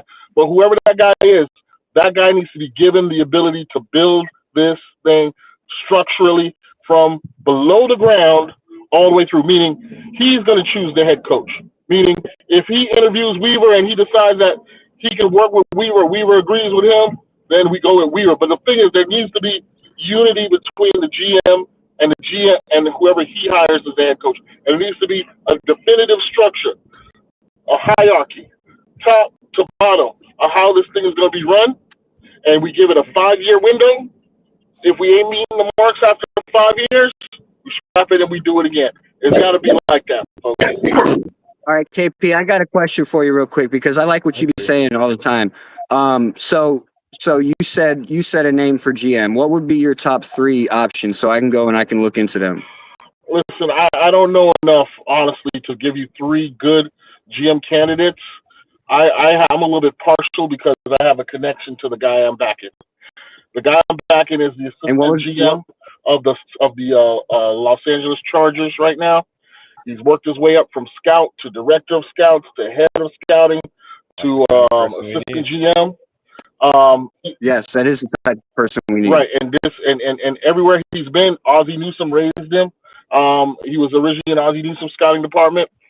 He's been a winner wherever he's gone. He's currently the assistant GM of the Chargers. Please look him up. His name is Chad Alexander. He is my guy. But listen, I'll definitely look into him. But listen, but what makes you think that he's going to be available? Well, I'm biased. I'm fully biased here. Well, Again, he's an well, assistant GM. All right, heard. He just interviewed for the LA Raiders job. He almost became the LA Raiders GM, and he lost out to the guy that just hired his office. So he's in So the he mix. is up in the air. All right, Yeah, got you. I'll look into him. Thanks for that. Anybody ready Yeah, for us? but again, I'm biased. I don't know who's going to be the best. There could be better candidates than him.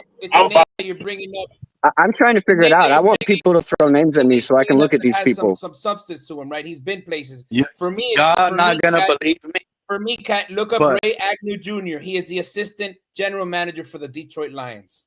Y'all not gonna believe me, and y'all not gonna like what you're about to hear. But I'm willing to continue I'm sitting down. this whole let me McDaniel and Greer stuff. I'm willing for it. If I like what I see from Zach Wilson or Quinn Ewers this year, and it looks really good, I don't want to hear anything about drafting a quarterback in the offseason. I don't want to hear anything about a new coach this offseason. I don't want to hear any Greer hate. If we have rookie of the year, Quinn Ewers, who's about to probably play 10-plus games if Zach Wilson ain't in, I believe in Zach Wilson. Wait, with this team as presently constructed, Pete? With this team presently constructed, yes. Oh, you crazy, Bro, buddy. 4 weeks ago, We don't got to worry about it. there was so many 12 people up games, and here he's not that going to had get us that. penciled in. The same roster was Ewers the playing same defense, roster too? that had everyone penciled in as going 3-1. Weren't we just weren't we just gonna go 3-1? Weren't we just gonna go 3-1 That though? was sneaky, No. Joe.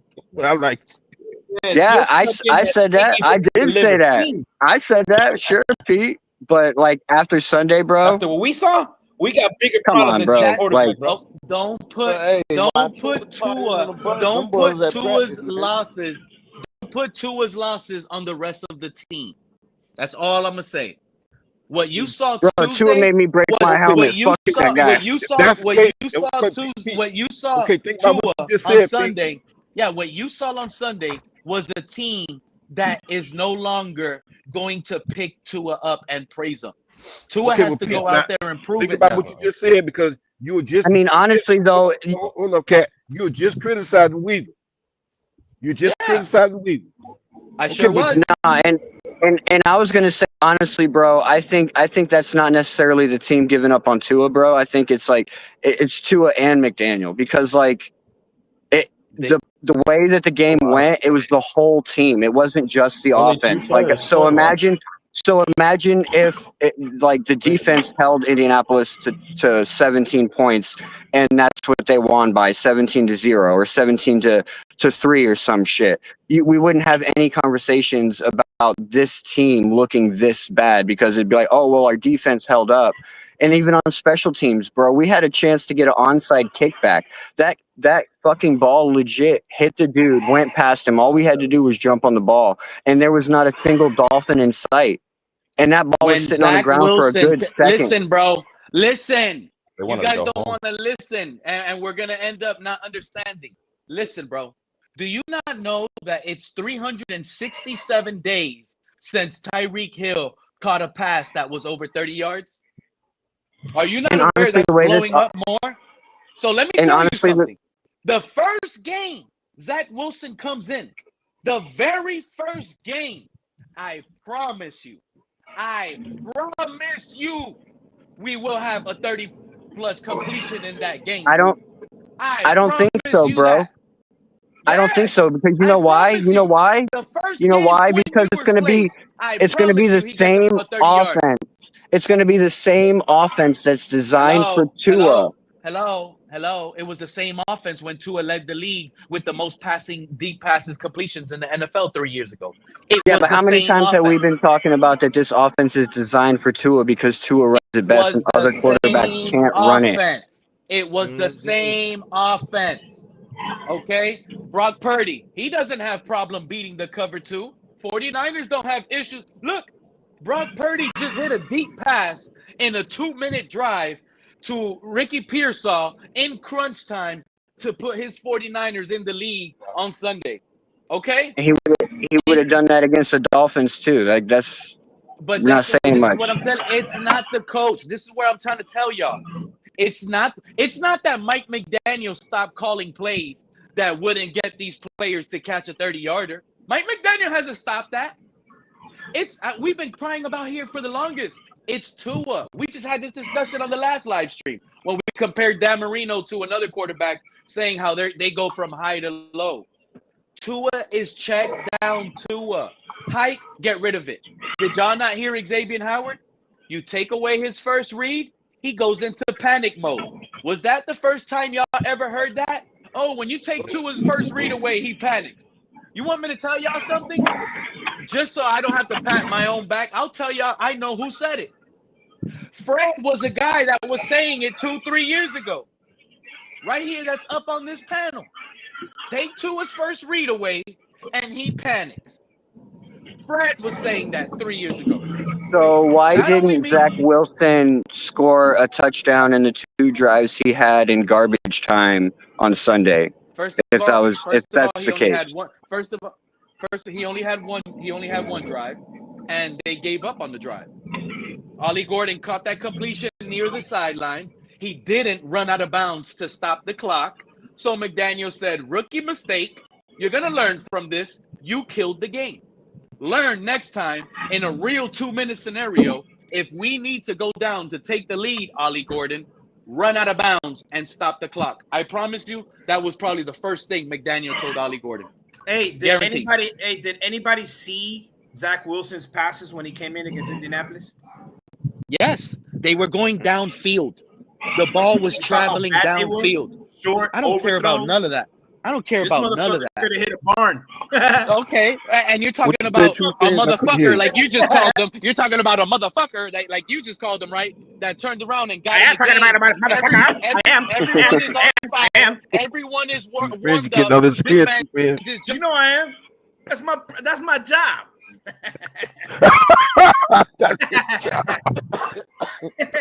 Once I get him popping like that, I know I got him. Hey, you remember? The point is like this offense isn't designed for Zach Wilson, and he even said that himself in his first presser when he said, "This is a completely new system. I had to unlearn everything I knew and relearn this system."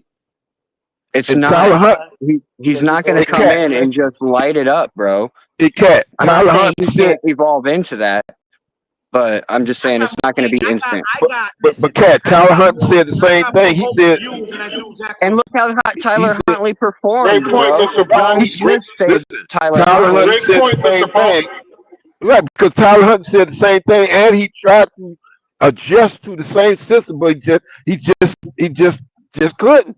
Because he's not Nick Westbrook-Akine said the same thing in his presser. Like a lot of these one-year guys that we're signing, and this is one of the things that I've been talking about, is why we can't succeed. Yes, Tua is 100%, like 90% of the problem. But the effect that Mike McDaniel, no matter what, even when he's given moments where he knows he's going to be playing a couple weeks with a different quarterback, you don't see any type of difference. It's all because the same shit. Because honestly, bro, that's not enough time to put in a new system. The quick pass system that he has with Tua is built upon millions and millions and millions of reps of Tua throwing to spots. So when you ask a guy off the street to do that, they're just not going to have enough timing with the receivers in 1 or 2 weeks. And 1 or 2 weeks. And we saw that with Tyler Hunt. But that's the problem. But what if you get off of timing? Thank you, KP. They don't understand football. Thank you, KP. I hear what you're saying, but Skylar Thompson wasn't here off the streets. He was here for 3 seasons. Kenna, you know how it is, Kenna. I try not to be disrespectful, but these people, some of these people, I'm not trying to be disrespectful. I really am not. But some of y'all get your football knowledge from fantasy football and PlayStation and video games and stuff like that. AKP, it definitely ain't me, my brother. I'm telling you that right now. I'm you. not the PlayStation guy. I'm 47 years old. I've been around this game. I played this game. Listen to KP, bro. Listen to KP. Keep cooking, KP. Keep cooking. If the shoe don't fit, don't worry about it. I'm about to hop in and give the rebuttal, bro. Because it goes back to riding a bicycle. And all these people have said when they come here, they have to relearn a new offense. Can you let somebody else talk, man? How long does it take to implement a system? All right, we heard you. What y'all, what folks aren't sensitive to or aren't paying enough attention to is the amount of time. You may not have seen it, but the amount of time McDaniels had to work with Tua in that first offseason to build it into him to perform this remedial offense. That offense is almost a handicap system built specifically for Tua. Exactly. So to replace that, have you ever taken a system out of a computer and put it in a whole new system? That just gonna take. You can't do that in 2 seconds. It takes a whole lot of reprogramming, and sometimes you got to root out the whole thing. And all that. Yeah. Better yet, And that's why I said yes. The first week being without him might be rusty, but going forward from there, bro, then going back to a system that they used to it's run. not that easy. Grow up running. It's not easy. Listen, Tyler Huntley tried. Listen, when Tua went down, and they brought Tyler Huntley in. Okay, the like I said, he couldn't adjust to the system with the first time he came in. The second and third time he had third game he had to come in. He tried to. I mean, he really tried to do the system that Tua was doing, but it's just not for him. He's not that type of quarterback. And here's the thing. Also, I didn't get to finish my point, but here's the point. Putting in a system for one quarterback, okay, it might take a month, it might take 2 months, but then you got to consider you got at least 20, 25 other players who've also been drilling in this offense. You cannot just replace an offense in 2 to 3 weeks and expect it to perform at a high level. Consider What I'm this. saying, hold on. See, that's what I don't think you guys are completely understanding what I'm saying. Hold on. Consider when McDaniel first got here. We put in a system in 1 year that wasn't the whole system. Remember, that was only phase one of the program. And that was one whole year to get that in. And Tyreek Hill and others still said they didn't get it. And then there was a year 2 install. These things take millions and millions of reps in the install. And then you build upon those concepts. Then you add wrinkles.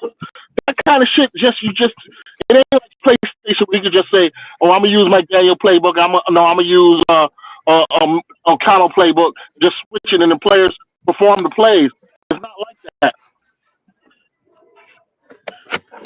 And that's why I said the first week isn't going to look pretty. But if you know that you're going to have a different quarterback and you need to run a different system for multiple weeks, why aren't you at least even trying to adjust? No, we don't try to. We try to get these players to adjust to this system. How is the first week? How is the first week not going to look good when our other prior week ones look great? But right? the word that's being misused here.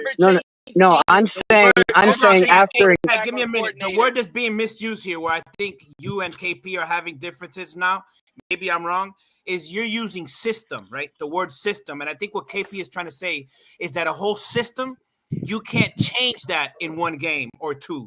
Now, what I think you're trying to say, Kat, is not the system, but call some different plays, some simpler plays, simplify the playbook. I don't know if that's what you guys are trying to get at. That I think something that these guys are already used to. Yes, exactly, kind of like that. But something that these guys are used to because they had to learn a new offense. But at the end of the day, it's all about player personnel with the scheme. If you don't have the players that to fit the scheme that you're trying to run with this different quarterback, you are absolutely just telling everybody that you don't know what the fuck you're doing, bro. Okay, I agree with that.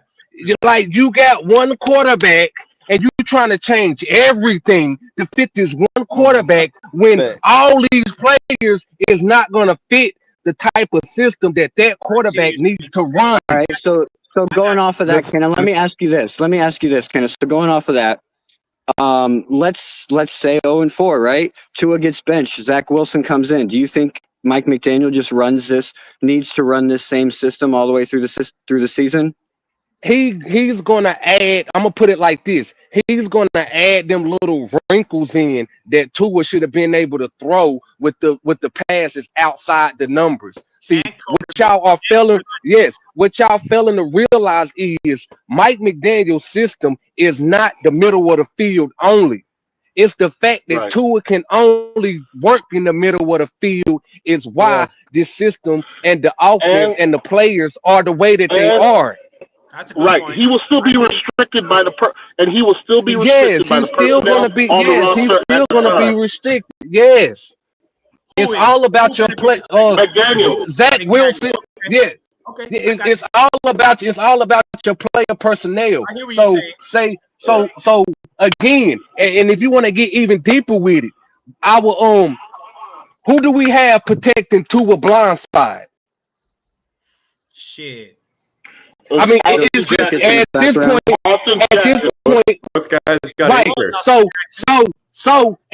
And Tua is left hand. So who is we gonna have protecting Zach Wilson blindside, and he's right handed. You see how flip flop it has to be with a left handed and a right handed quarterback when you got to change the whole system around. You think it would be better, right? It would be better, but it's not going to be easy. From a left-handed, a right-handed quarterback compared to a left-handed quarterback, because it's a difference with that too. Well, the right hand. And a lot has been said about a lot has been said about our offensive line already, right? And the outside zone scheme that they currently run, and what their responsibilities are in this pass offense with Tua. And it's already been said that these guys, Ken has already spoke about a couple of times, they're trained to block 2 to 3 seconds, and that's all they need. Or in the outside zone scheme, sometimes they block for 1 second, and then they got to pull, or then they got to get the guy on the second level. All these different intricate things that are based on Tua leading this offense with Tua skills. That timing of all that stuff gets changed when you bring in a Tyler Huntley, when you bring in a Tua. Completely. But these are the little nuances that you guys. Oh, sorry. Again, I don't want to be distracted with nobody. I get what you're saying. We get what you're saying. I get what you're saying. Well, these are some of the little things that the general public is not going to be sensitive to. Why is Tyler Huntley so off on that slant to Waddle that Tua looks like he can hit with his eyes closed? It's because Tua's thrown that to Waddle 1 million times in the last 3 years, and it's based on all sorts of different little things that we are not we're not. They're not telling us. You know what I'm saying? And also what's happening, and we don't even recognize how technical this is. This is on a play-to-play basis. When you see a quarterback come to the line of scrimmage, sometimes he's telling individual players how to block, what angles to take. All this kind of stuff is going on. Play-to-play, drive to drive. At halftime, they're making adjustments. The verbiage is changing.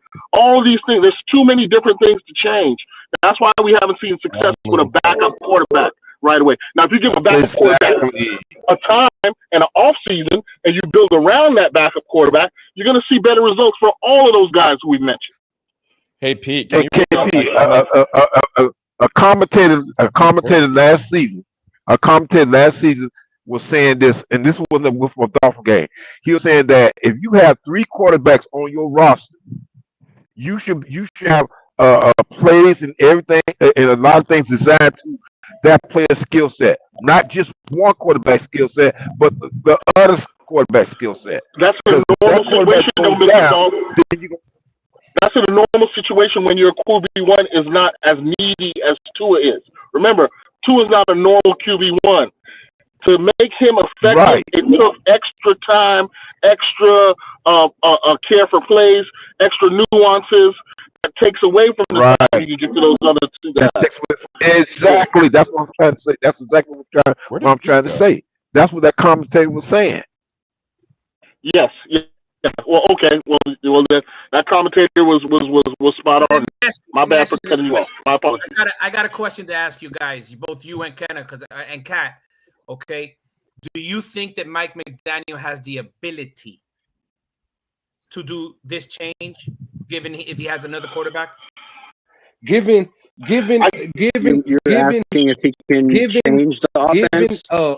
Given the right personnel, I think Mike McDaniel can make the changes. Okay. But with the personnel that we get right now, it is hard. Well, I never thought about it like one-dimensional. Go ahead. We're too one-dimensional as a team. We're one-shaped team. We're not multi-dimensional. We can't shift to different play as much as other teams. Now, listen, on McDaniel, I believe he has the aptitude to do it, true Phins fan. But I think there are other problems with Daniel that are going to limit his ability to do something like that, even in perfect conditions. Okay. In other words, I don't think he is he might have the greatest concept in his mind. I think he has trouble simplifying it sometimes coaches got to simplify things for certain players to get what they need to do, even though it's a complicated task, right? I think he was forced a little bit into that role. He was. And he struggled in being a head coach. And those things and I'm not trying to knock his personality or anything like that, but there's a certain way a head coach will let his position coaches and then come in and put the icing on that cake that I think McDaniel hasn't mastered yet. He's not a master for head coach. And that's anybody who's a first-time head coach, especially at the top level. You see what I'm saying? And not to mention, too, the type of personalities and shit that he's dealing with. That's every team in the league got personalities, though. It ain't the fact that Mike McDaniel can't adjust. No, it's the fact that Mike McDaniel can't adjust because of the personnel. You know what I'm saying? Because of limitations. Like we would just limitations. It has to do with all that, and the fact that we're not versatile.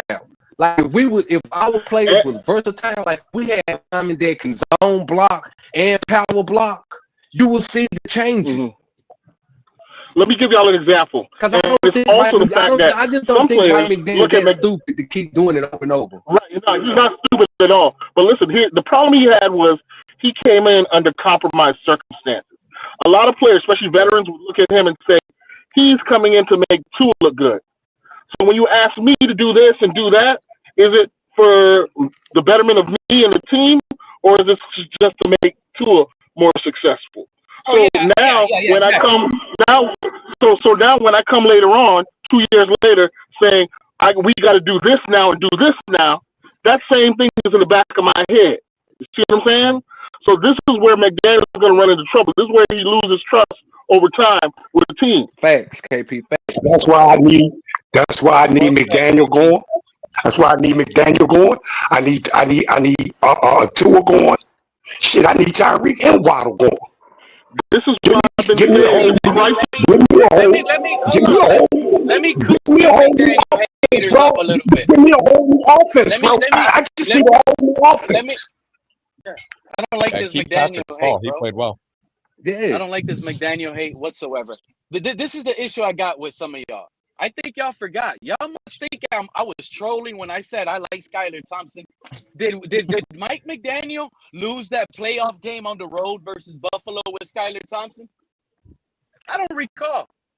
I thought it was Jalen Waddle.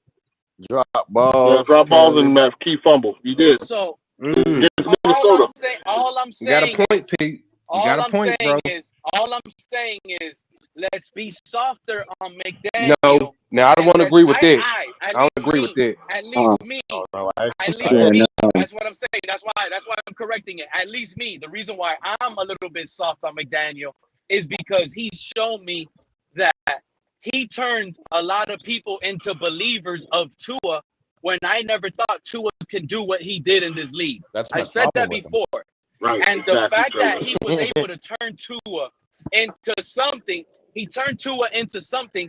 Kevin Federline too. Give him Kevin Federline too. I'm sorry. I'm willing to give him another quarterback. Quinn Ewers or Zach Wilson. That's what. Listen to me. I'm willing to give him Quinn Ewers. Okay, Pete. He deserves some credit. Go with you on that one, Pete. He deserves some credit for what you're saying. That is true, right? But the problem is, I think he's eroded so much trust throughout the rest of the team. That's what's going to hold him back. Apparently, the locker room is in a mess. This is football. Right, so there's no rescuing him at this point. He's damaged goods. You're going to have to root him out. You're going to have to root him. Even if he did some good things, he got to go. He did good making Tua let's look at look good. And I know then what you're saying. I Mike know what you guys are Vrabel, alluding to as and then well. Mike Vrabel But came my out point is, and put the playbook out. look at Wants Zach to believe in Wilson's the And now past. Mike Vrabel going to Look at come out Zach on Wilson's Sunday. past. If he comes out and starts killing it with Zach Wilson, a lot of people are gonna eat crow. If this guy starts putting up points, offense is clicking like it was once. Now, quarterback. Yeah, Now but we he, see I more wonder of his what playbook. I want to know. That's another thing. I, That's So another let me thing. With ask a you, new so let me quarterback, ask you, you're Like confident? we hope it happens. Why would anybody eat crow? We're Dolphins fans. I want to know what. Hold on, let me ask you this, Pete. A serious I want y'all to know. writing the man off. Y'all I writing the want man to know. off already. I want to know what. I want to know what Mike McDaniel did. I want to know what. Exactly. Y'all I writing want him to off know. already. I Y'all want to moving know. on. I Now, I want want to to know hear what your Mike opinion on this, McDaniel Pete. Let did, me bro. ask you this question. I want to know what Mike McDaniel did to enhance Tua, bro. What he do? What do you mean? He What he didn't did? What enhance he do? him. He just masked him. That's all it is. He enhanced him. They He just just Why? masked masked him. him Come some. on, man. Keep it 100, bro. Keep it 100. He brought Tyreek in here. Tua was already throwing short passes, bro. Already Right. All throwing right, so short let me ask you. passes Right. to his spot. You He just can't. won't You do this, can't bro. get So mad. actually, he You hurt. can't get mad because Actually, he he jumped on hurt the Tua. trade. Actually, he hurt Tua, bro, by not having him work on the shit that he can't do. So actually, he just really stunted his Good point, growth, bro. Fred. He didn't That's a do good point, nothing Fred. for Tua, bro. That's He a good didn't do point, Fred. nothing to enhance him. Tua was doing the same shit before as he just Oh, broke Tyreek Hill. you want Tua to be throwing 20-yard outs, huh, Fred? But Fred, You want Fred, the one I to think say Tua. that I think you're going to enhance see the Cheetah out of here unenhanceable. pretty quickly, bro. You You want can't to see enhance your the quarterback throw a unenhanceable, though. pick six. That's what Flores. Remember what Come on Flores was now. saying was, I can't enhance the unenhanceable. That's the Yeah, problem, though. I Daniel think came Tua. in tied to Tua, and that's been that's what I just finished saying. That's why he's damaged goods because he Told him, bought just in. do what you do. Just do what you do. I'ma just do what you do. I'ma get us a motherfucking Tyreek in here. Just keep doing what you're doing. That's All right, basically all the fuck he did, bro. And, That's it. and that's let me what ask we've you been a doing question on that, though. with Jalen Ramsey and This is a Hill serious and all them. question. We've been doing the Tyreek Hill. So you're assuming Zach Wilson comes in and you said he goes and takes us to the playoffs, right? Who said that? Or I'm we asking missed Pete. out on the playoffs, or we missed. Yeah, we make the playoffs with Zach Wilson. Yeah, I said it. Okay, so let me ask you a question. Is he doing it with the current system, the current offense, or does he adjust it for Zach Wilson through that For system? Pete is plug and play. Take out Tua, put in Zach. We go to the playoffs. Only plug So and you're play. saying Exactly. Only plug and play is Quinn Ewers. Hear me out though. This is football. The first shot he throws to Jalen Waddle, 30 yards downfield. Jalen Waddle's gonna completely forget. He's gonna forget about Tua. The moment they start catching passes that are different, the moment they're able to run routes that are different, they're gonna be a team that's back. It's easy to get this locker room back together. I know you guys want to sit. Well, here's my take on your take, bro. Here's my take on your take, Pete. If they do that, and Zach Wilson starts, If McDaniel is still the offensive coordinator, how are the routes going to be ran different? Exactly, because the players are still the players that the offensive players are still. The system is what the system is, bro. Just because you make different throws to other wide receivers doesn't mean the system has changed, bro. Why you gotta be the loudest and the roundest one right now? Because I'm trying to get what you're saying, bro. I will explain Change the it to you. routes. Okay, change the routes. Let me explain it to you, Fred, so you could get some understanding here. Fred don't With know. Tua, Fred don't know we're how to running be with calm and Tua. talk. We're running 5-yard outs, Fred. Oh, dumb shit. With other quarterbacks, we could probably run 15 to 20-yard outs. If that you don't understand, then I can't help you, dude. That's not a route change. That's the same routes. They still running the same routes. Now, if you're asking another quarterback just to make the other throws, that's what you're doing, bro. The routes are still the same. But we just got a quarterback that ain't making those other throws. And what did I say? If you go back, the depth of the routes change. That's what's important, bro. It's the depth of the route.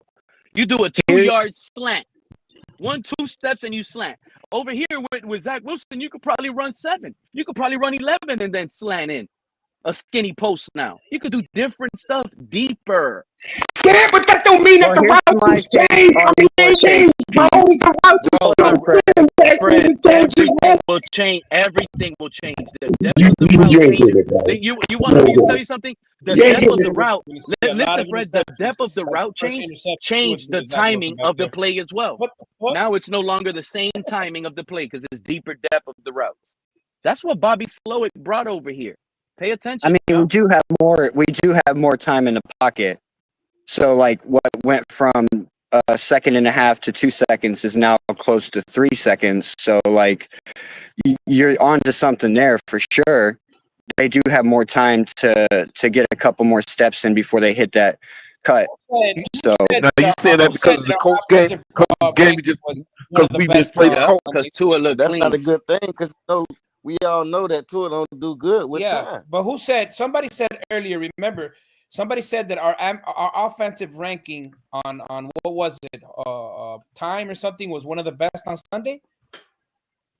yeah, he had the most time. They didn't pressure him a lot, and I think that was probably their game plan because they were focusing more on taking out his first read. Fred, were we talking about that? Something like that, bro. We spoke about that post game on Sunday, Fred, when we were talking Tua about had Tua the had most a lot time. of time in the pocket. So our offensive line gave without PFF numbers and nothing. We speak about what that's we another thing. That's another thing that is twisted too. Tua was the most. He was the most unpressured Sunday.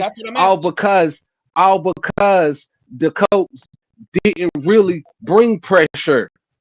Oh, good point. Like, y'all gotta understand this shit. Like, in order to clog up the middle, you can't bring a lot of pressure.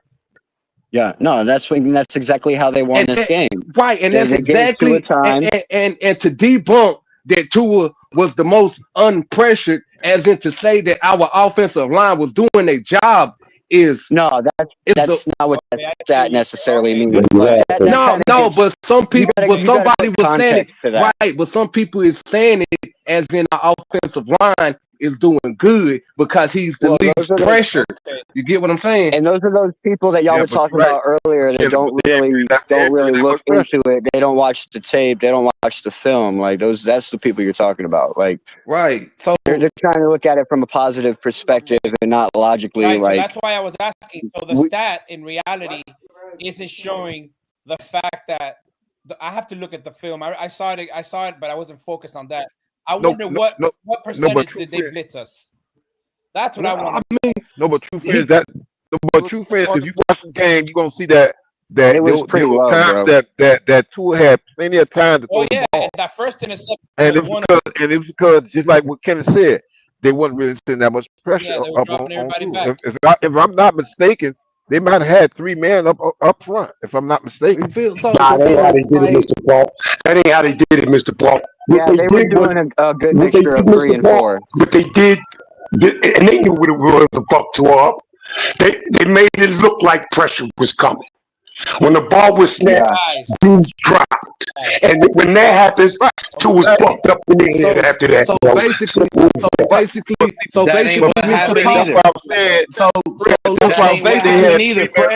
what happened either, Fred. Nah, because they was.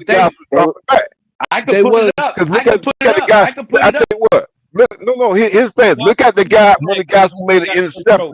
He was a defensive lineman. Okay, exactly. Check what I'm saying. Put it up. Check what I'm saying. Do y'all want me to go Y'all want me to go behind enemy lines and put it up on the screen and risk? No, bro. No. But look, check this though. Check this though. He's on fire.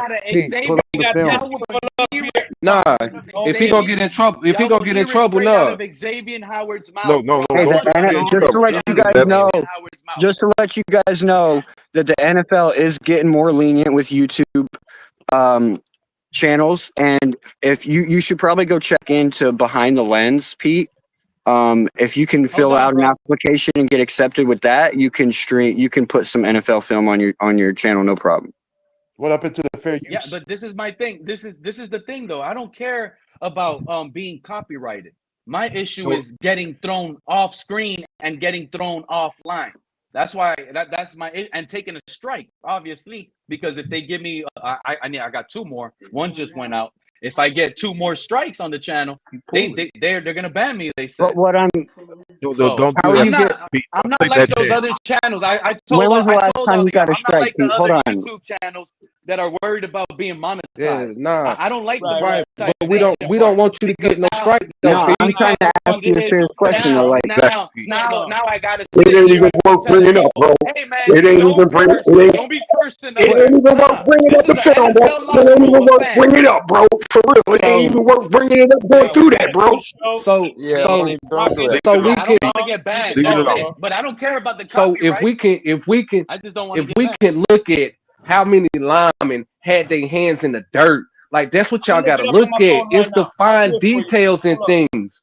When you Well, got y'all saying me not to do it, and I'm linebackers still on trying the to do it. outside and their hands is not in the dirt, you either got to expect them to rush or drop back. It's one of the or drop two. back. Yeah. You know what I'm saying? When they hands are in the Neither. dirt, you know they coming. Like that's what I be saying. They only probably had 3 linemen hands in the dirt, and everybody That's else was Bro, standing up. Fred, That right. That's is what Fred, I'm you want me to saying, tell you why Killer. I was? You want me right. to That's tell That's what you? what I'm I'm saying. This agreeing. is what That's I what was I'm getting. agreeing with you, Yeah, Mr. Pope. Like I'm Yeah. trying to let it be known. This is what happened. This is what they did to Tua. All they did was disguise coverage and clog the middle. It came out of Xavien Howard's mouth in his interview, and it came out of Lou Anamaro's mouth when he had his post game interview. Both of them Remember, said he the coached same here thing. though. All Remember, they he coached did here. was disguise coverage. Y'all saw how Lou Anamaru and the coach stacked up that line of scrimmage. There was 7, 8 guys sometimes up there. But And when Pete, Tua snapped the ball, 4 guys drop back into coverage. Only 3 sometimes rush, like Mr. Pope but said. Pete, And but then Pete, sometimes it was 5 that came. You know but what I'm Pete, saying? they Go did ahead. that. They did that. What 2, maybe 3 years ago in San Francisco? That's how They had Buffalo they always had plays Tua, right, though. right. But see, this is the difference when you have players that are athletes and players that are subpar. The 49ers only had 3 linebackers clog the fucking middle. The Ravens did the same when You they know what I'm destroyed saying? us. So understand what I'm saying. If your players don't win they one-on-one battles,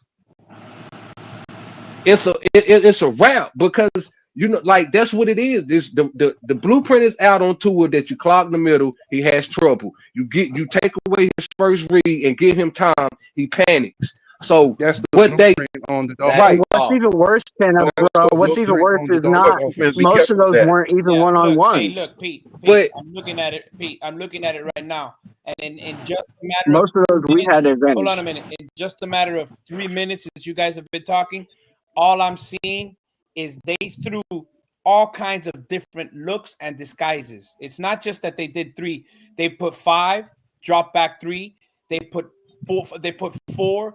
Came with 4. They gave when so true fear you fan look at it, Pete, when you look at it, they treated Tua like he was a fucking 6-year vet. They threw different looks at him and all kinds. expected him to goddamn it pick and see the hole. They treated Tua like he was a vet and he played like he was a fucking rookie. Yeah. Hey Pete, I got something to say. Now, before I do that, hello panel and chat. And I Hi, want to Liz. just What up? ask, What up? What up? I want to ask a favor. Can you guys not interrupt me? I have something really important to Hey, say. Liz. Go ahead, Liz. Okay, so this is how I see it. For years, I mean, during the Flores and stuff like Crazy. that, and ever since we got Tua, we've been getting rid of the players because Tua can't do his job. Okay, that's not working. So we need to get rid of Tua. Coaches too, Liz. Don't And forget that. yeah, and coaches too. And the second thing, what about bringing in Mike Shanahan? Hell nah, that's keeping the same system that we got right now. But there is a difference. He What was a difference? winner. he ain't He did. was winning. He was winning Hey, games. Pete. Only Hey, Pete. difference You hear me? between Kyle Shanahan is that he is willing to get off of a quarterback. Yeah. He is not Hey, willing Pete. to You're change gonna any. be pissed He is off just as stubborn as when you Mike see this McDaniel. film with the amount of players that were open that Tua didn't even look their way. They're highlighting. Facts. Exactly. You're gonna be mad when you see it. When all of y'all see, if you guys get the chance to look at the all 22, you're gonna see they're gonna highlight it in red squares. How many players were open every single snap that I'm watching so far? 5 minutes and 33 seconds left in. I still got 21. So true Fin fan, it's exactly True like Fin I fan, said can this you year. How many shootouts can Tua win? None.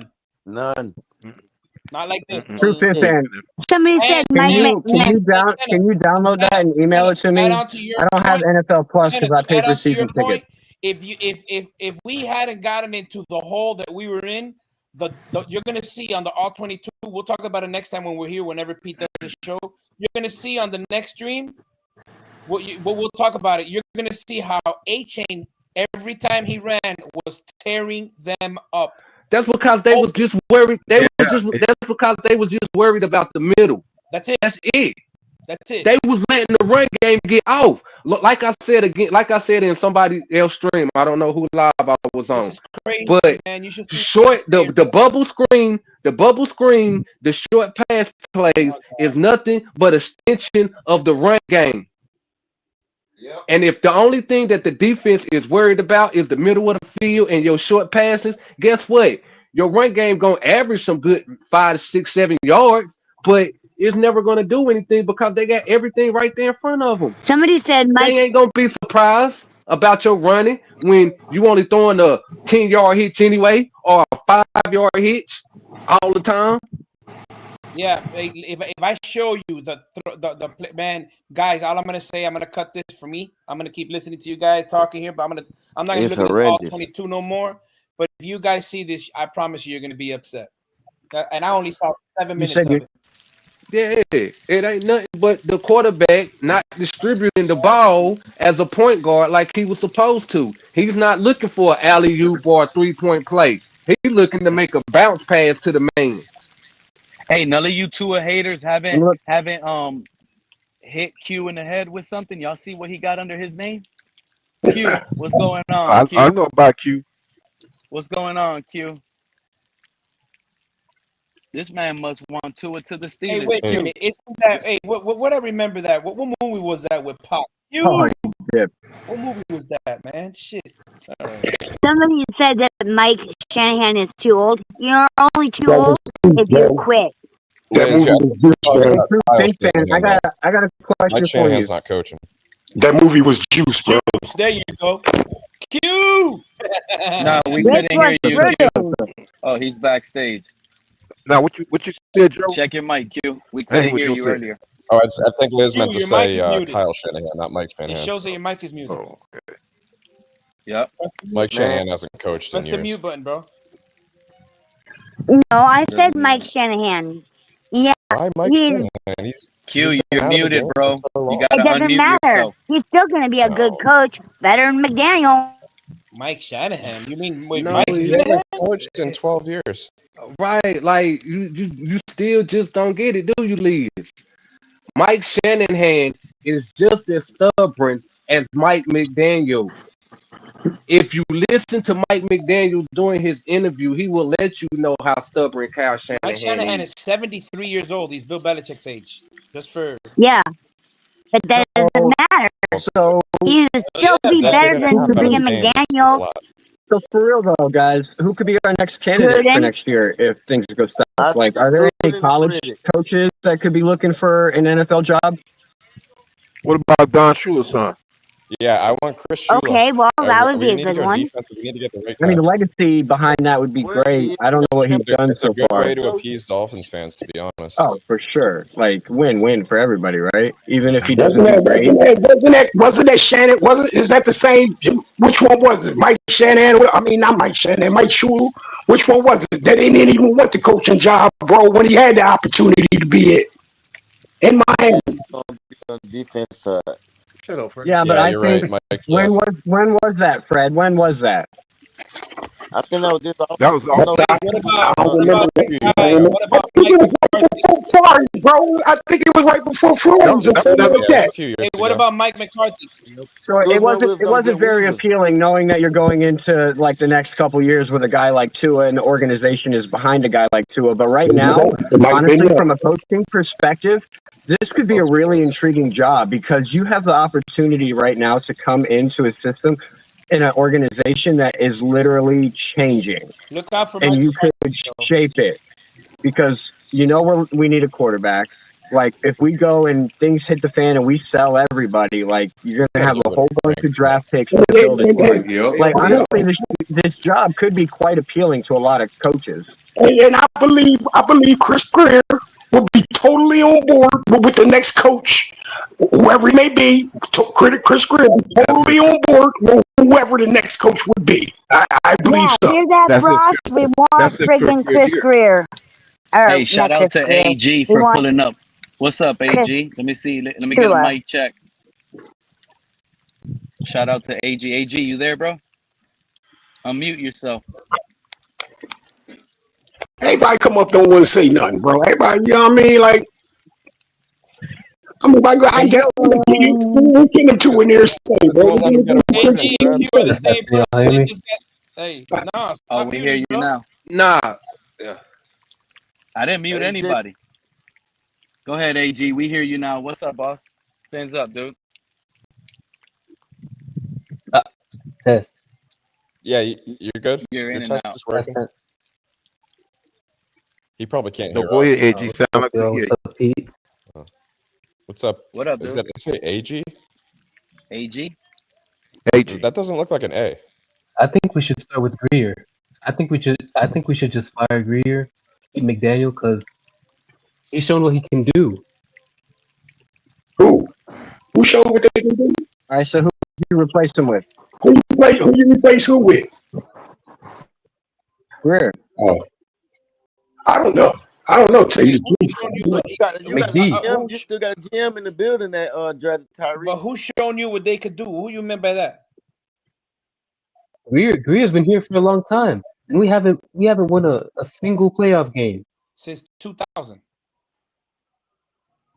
McDaniel, in 2023, we've seen what he can do with an offensive line. We've seen what he can do with a good receiver room, wide receiver room. Yeah, no playoff wins either. But Greer, on the other hand, he hasn't won anything.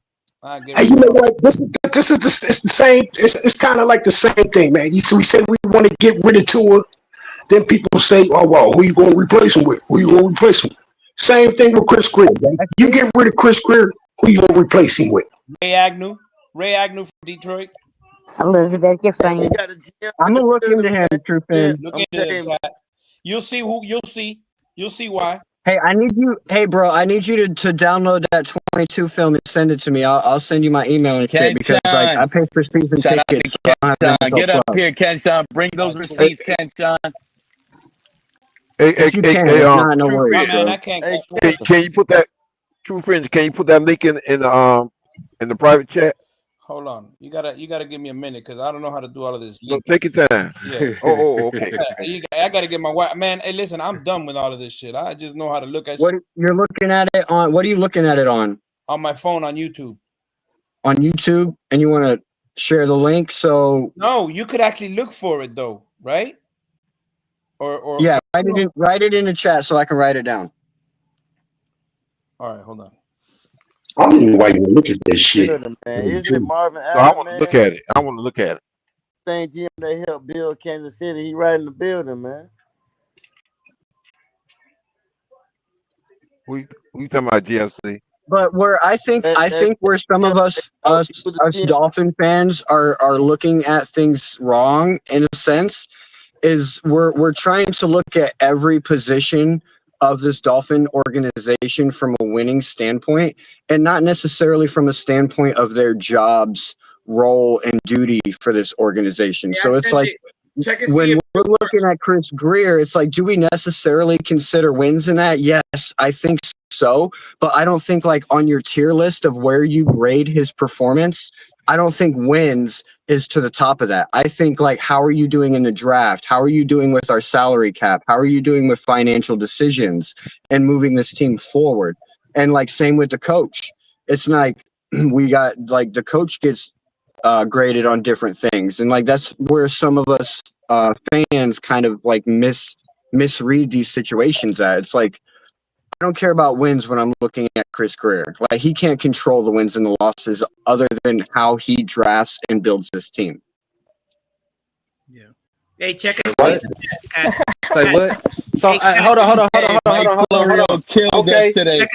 Mike Florio killed us today. So let me ask you this question then: How many head coaches is a GM supposed to survive then? I agree with that. I say no more than No, I'm not arguing that he should be gone or not. I'm just letting some of those fans know on how you should be judging a lot of these positions compared to just winning and losing. Well, okay, we can throw that in there too. How many head coaches is a minimum before you're fired? one for me. Yeah, I mean, honestly, he should have been gone. Like, if he hadn't shown any improvement by year 5 or 6, like, he should have been gone. Hey, Cat, Mr. Paul, check in the chat and see if that I sent the link. I don't know if it's right. Check to see if it works. I'm not seeing anything, bro. I sent it in the chat. I see it.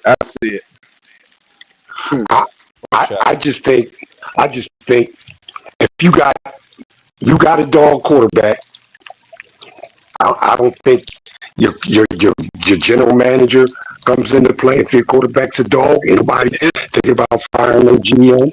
You got a dog quarterback. Your coach ain't coming into play. Ain't nobody talking about firing your coach. And that's just where I am with it, bro. Just one position right here. I'm not going to say it's going to fix the whole team, but this one position you get right. You can take care of. They will handle maybe 2 or 3 other issues that we have with this team now. Fred, I think what you're trying to say is at the end of the day, we're at a point with this organization where it's time to start from top to bottom. You see it, Mr. Park? Everything new. Yeah, I see it. Yeah, because you got a quarterback that's playing like everything should be new. You got a quarterback now. You got to figure, man. You got a quarterback where you got people talking about fighting the whole organization, everybody in there. You got a quarterback talking about cutting and letting people go. You get older guys up there, these big contracts. Yeah, you do that. But a lot of shit is happening, bro, because of this quarterback. You understand what I'm saying? Thank you. That's why I keep telling y'all. A lot of wait until this because of this quarterback. A lot of quarterback. people are gonna change in his locker room once this quarterback is gone. We can have the same people in the building, but as long as Tua's out of here, our coaches probably aren't looked at as soft. Our team ain't gonna be looked at as soft anymore. That's what people need to. We're looked at as soft because of Tua, bro. Exactly, bro. Yep. Exactly.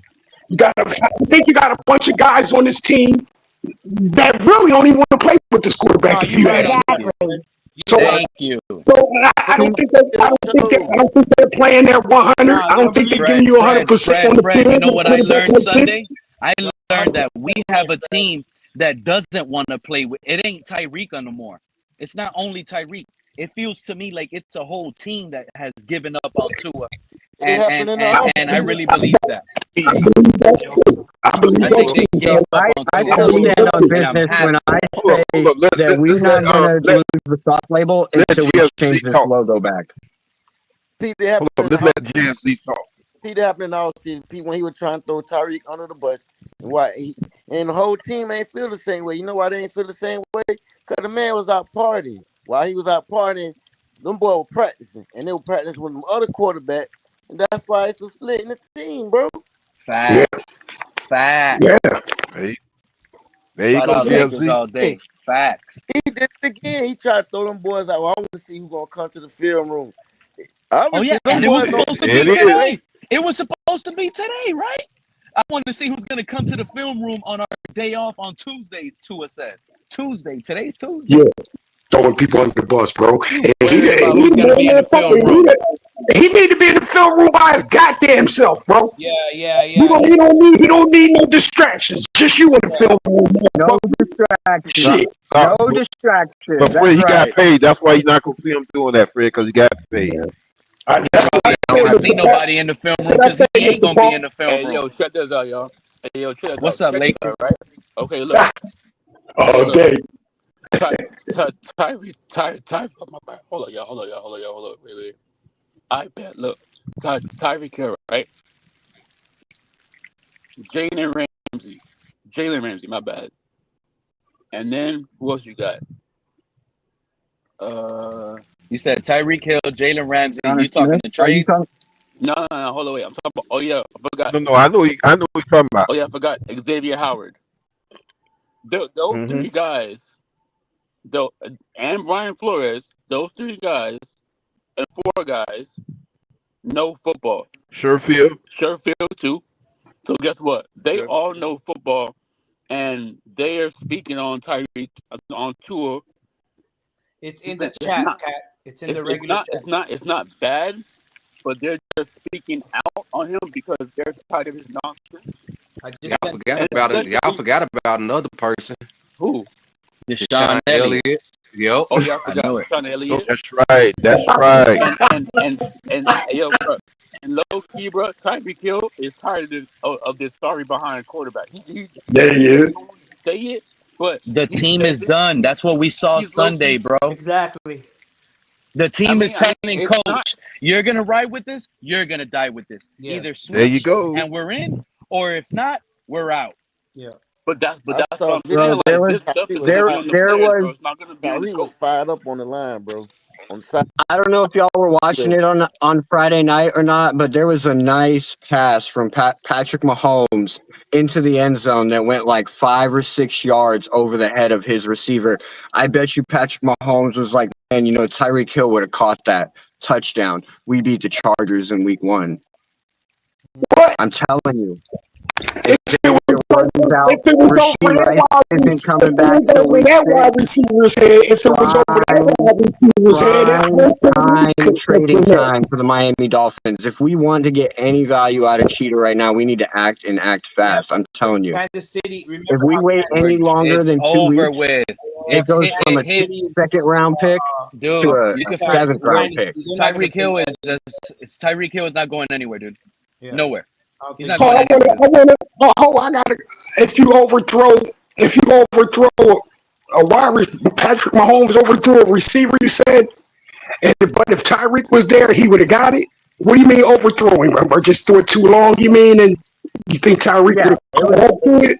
It was like the guy was just too slow. If Xavier Worthy would have been on the field, it was meant for Xavier Worthy, but it wasn't Xavier Worthy catching that ball, so he wasn't in the spot. He was like 5 yards behind the receiver was. It was a beautiful ball right in the end zone. Would have been a touchdown for sure. It's just the receiver wasn't there in time. You know what? If you look at the two quarterbacks that Flores did want it, whether it was Herbert or Love, they both balling, man. Yep. They're both true franchise quarterback. I mean, you could say that, but they haven't really won anything with what they got, and you put them in a Dolphins organization that we've had for the last couple of years, and you're not looking at anything different, really. But what it is they both are taking command of their offense. Yep. And that's the difference. Yeah, that's the difference. I hate that. I hate when they say, "What have they won, bro?" Like when you say Herbert and I hate when you say, "I hate when you say what have they won." Bro. Come on, man. And get that Justin Herbert slide at the end of the game when they basically sealed the deal against the Kansas City Chiefs. Like when he put the little guns up, it's like he went into that slide knowing like this is game over, Patrick. Like that was epic, bro. It was a nice. Justin Herbert gained a lot of respect for me on Friday night. See what you are explaining, bro, is something we never saw here in Miami with Tua. You is explaining real confidence. But you is explaining right. You is explaining real confidence. You is not explaining fake confidence. The confidence and what Herbert did. He achieved overcoming someone that is stopping him. That's what you is explaining right now.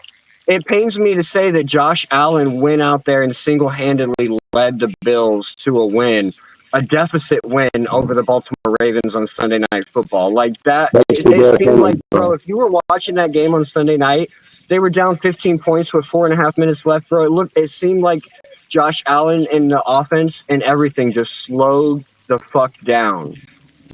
And there was no panic, just complete confidence, just like smiling, like, I got this. I know I'm going to win this. And it came from the whole team, bro.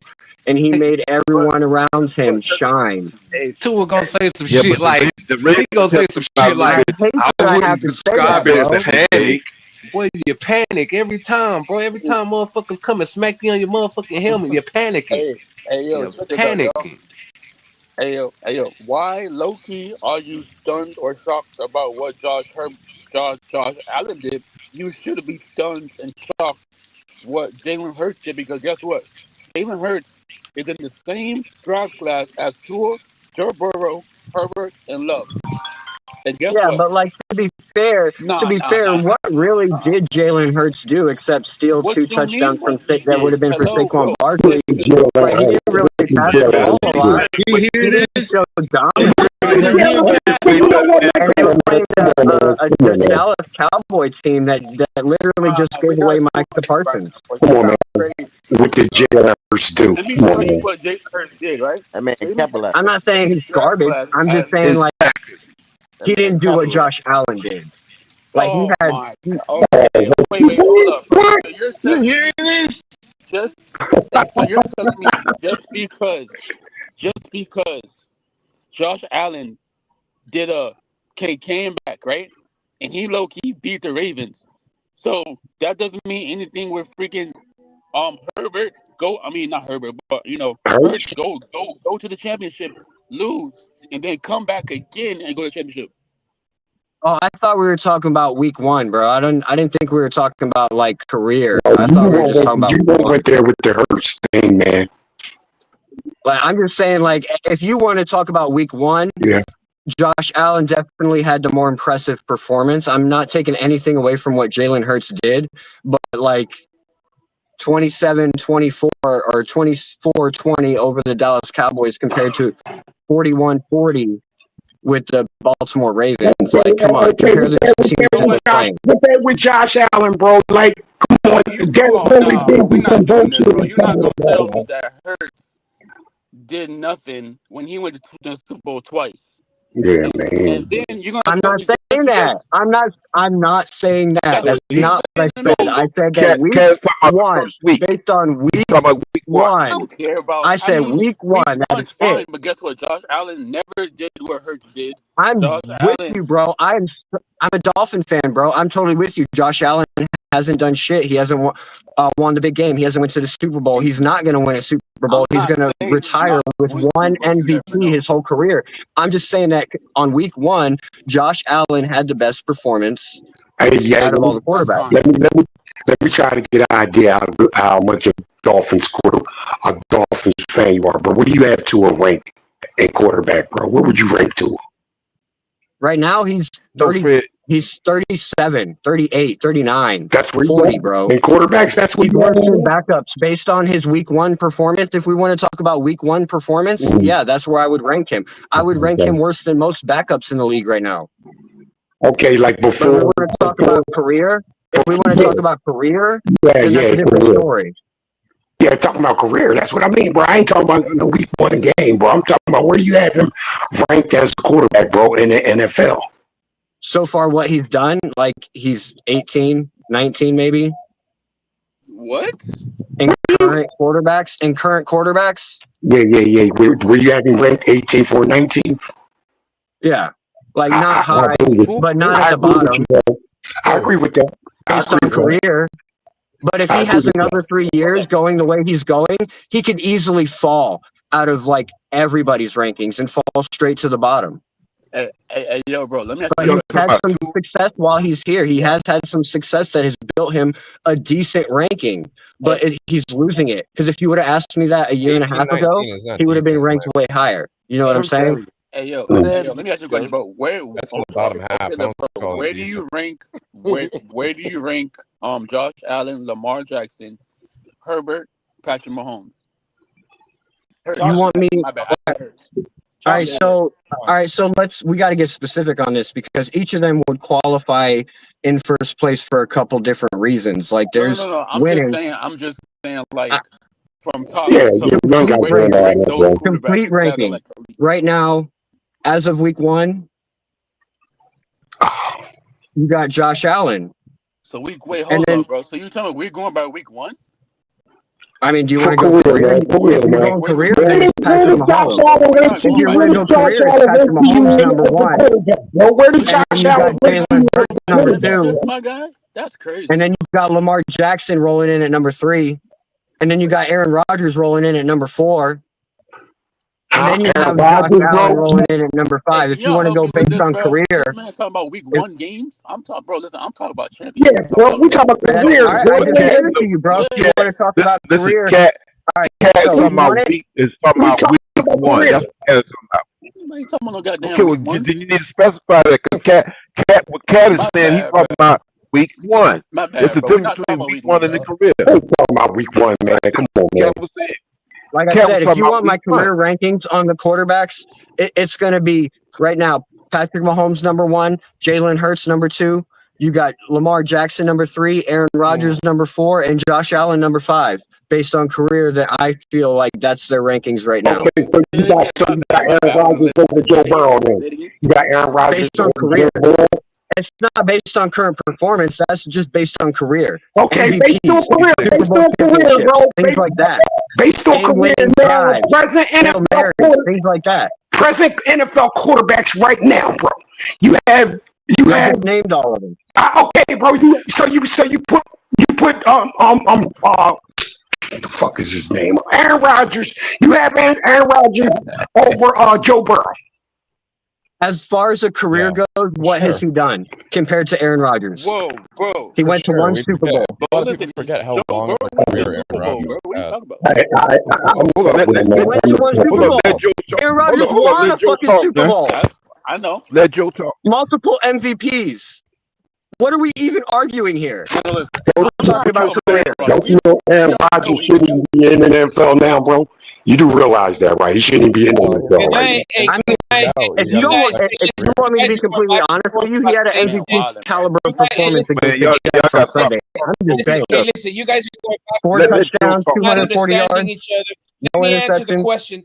Maybe let me answer the question both ways, the way that you guys are asking it. But I don't know why you're not understanding each other. But okay, for career, right?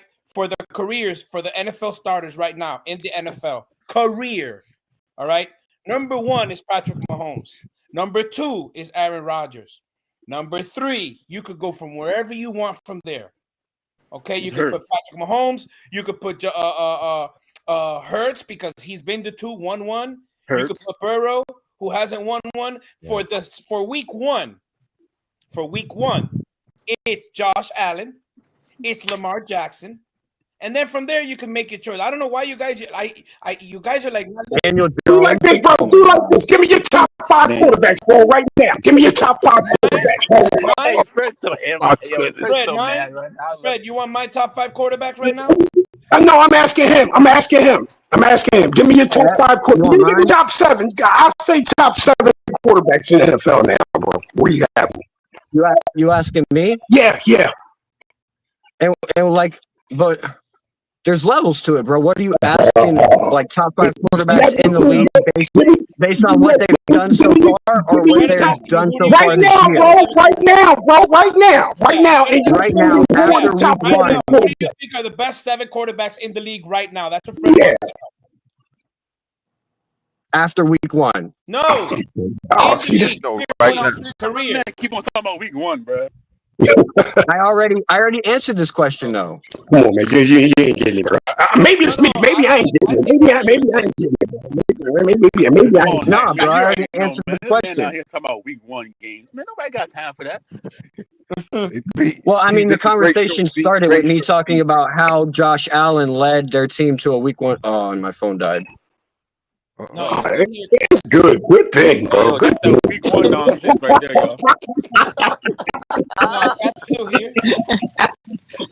Oh, his phone died. Yeah, Cat said Fred jumped off his the phone top died. rope on Cat. Hey, Cat, man, don't get on him like that. Hey, It's Cap. Cat. Hey, Yeah, man, hey, Cat. That's he almost had hey, me Cat. go get a Yeah. cardiac check, bro. I almost had to go He was get a putting cardiac check himself. for You this. know what, True Fin fan? You don't think Hey, Cat in the hey, Hat was Cat. putting That's himself the in that triple fire, effect, bro? Cat. He was putting himself in that fire. Yeah, yeah, he was. Yo, look, y'all. Listen, bro. Let me tell y'all my top 5, right? Go ahead, Week one. Look. Yeah, all day. He's Look. top 5 all day. Listen, Top bro. 7 all day. Give me top 7, bro. Fuck that. Keep it at 5. Goddamn, Fred, that's a lot. Keep it at 5. We already know who the top 5 is, bro. So these other 2, bro, is huge. That's huge to me. Burrow's got to be in there. So look, I'm gonna go Patrick Mahomes, Hurts, right? Yeah. You got Hurts over Josh Allen? No, he said Patrick Mahomes. Yeah, Patrick Mahomes first. He Then said Hurts, Mahomes first. Lamar Jackson, Josh Allen. Who else? Nah, man. Lamar ain't Josh Allen, bro. Sorry, dog. No, Come on, man. Let him do his thing. Let him do his thing, man. You know. Who else? I'm gonna go. I don't even know who 5. Bro, my bad. Burrow. Joe Burrow. Stafford's got to be up Yeah, there somewhere. Burrow. What? Yeah, Matthew Burrow. Stafford. That's a great mention, Joe. Justin Herbert. Hey, come on, stop for me, leading me on. Herbert. Stop leading me on, bro. Let me do his thing. Dennis Jordan Love and Herbert. Brock Purdy is up there because he went to Brock Purdy. The fuck was Jordan Love? Brock Purdy, bro. Brock Purdy took his team to the championship. We forgot. Man, Brock Purdy, he's nice. Brock Purdy is nice. Jordan Love. Pretty nice. You're gonna put Jordan Love over Matt Stafford? No. But Matt Stafford like Aaron Rodgers, old as hell. I don't get it. What do you mean? But he's balling. Stafford balling. Stafford won a Super Bowl like 3 years ago. Bro, what the fuck are you guys talking about? Jalen Hurts #2. Are you guys fucking crazy? What the fuck? You heard that, Bro, Bryson? you guys Let are him know on what you let him know what you think about that, Bryson. Listen. If I Had a good was, career. bro, this is crazy. Okay, you guys also you got to give respect to Josh Allen. I don't give a fuck what team he plays for. I hate the Bills as much as the next guy, but he's one of the best, if not the best quarterback in football right now. Allen Mahomes, however you want to put it. Bryson, you wash your mouth out. Like I ain't gonna come up. You guys making me come up here and defend Josh Allen? Are you guys fucking You're a crazy filthy mouth, right Bryson. Hey, Price, You check guys this out. fucking crazy? Hey, check this out, bro. Check this out, bro. Check this out, kid. Hey, can we get? Hey, man, let's No, real let's quick. give all day a Before you benefit say of that, the Fred. hey, bro. Hold on, bro. Let's give all day a benefit of the doubt, bro. Now, Jalen Hurts beat Patrick Mahomes in the Super Bowl. Shit, he almost beat him twice in You're the getting that Super Bowl. wrong. Philadelphia Eagles beat the Come on, hold on, bro. You went toe-to-toe with him, though, now. Hurts went up against Lamar Jackson. Bust Lamar Jackson's ass. He went up against Josh Allen. Bust Josh Allen's ass. So he's beating top 5 fucking quarterbacks, bro. Yeah, no, I'm not saying. You gotta give Hurts some love, bro. You can really have to, bro. Jalen Hurts isn't a guy. He is a guy. But to act like he's as talented as Josh Allen is fucking crazy. If you put Josh Allen on the Eagles, they have more than one ring. I can guarantee you that. You guys really think Jalen Hurts is better than Josh Allen? No way. Hey, man, I'm gonna say Hurts ain't far off. If you put Jack, I'm gonna say Hurts Jackson with ain't the far Eagles, off. you get two more results. So put Jackson with the Eagles. Does Hurts put the Eagles on his backs in games? Yes, sometimes yeah, he I does. think so. Yeah, sometimes he does. I think so. Just the same thing. Same thing. Josh Allen does. See, the thing about the Bills though is it's only Josh Allen. Come on, Bryson, man. That's Bryson talking to Bryson, man. Right. But that's exactly right. Can I give you guys my top 5? Can I give you guys my top 5? Go ahead, sure, man. Sure, go ahead. Yeah, and you guys think it's a little crazy. So you got to give Patrick Mahomes #1 in my opinion, just because the Super Bowls He's just the most clutch quarterback there is. I'd put Josh Allen, Joe Burrow, Lamar Jackson, and honestly, the third spot's like Joe Burrow and Lamar Jackson. You could switch the two, but I'm a big Joe Burrow fan, so I'll put him at 3. I put Lamar Jackson at 4. That's just my personal opinion, but I can't argue. Like, I won't argue with you switching the two. And then 5 is really hard for me. 5's like Matthew Stafford. Hey, I want to get my top 5 next, bro. I want to get mine after you, man.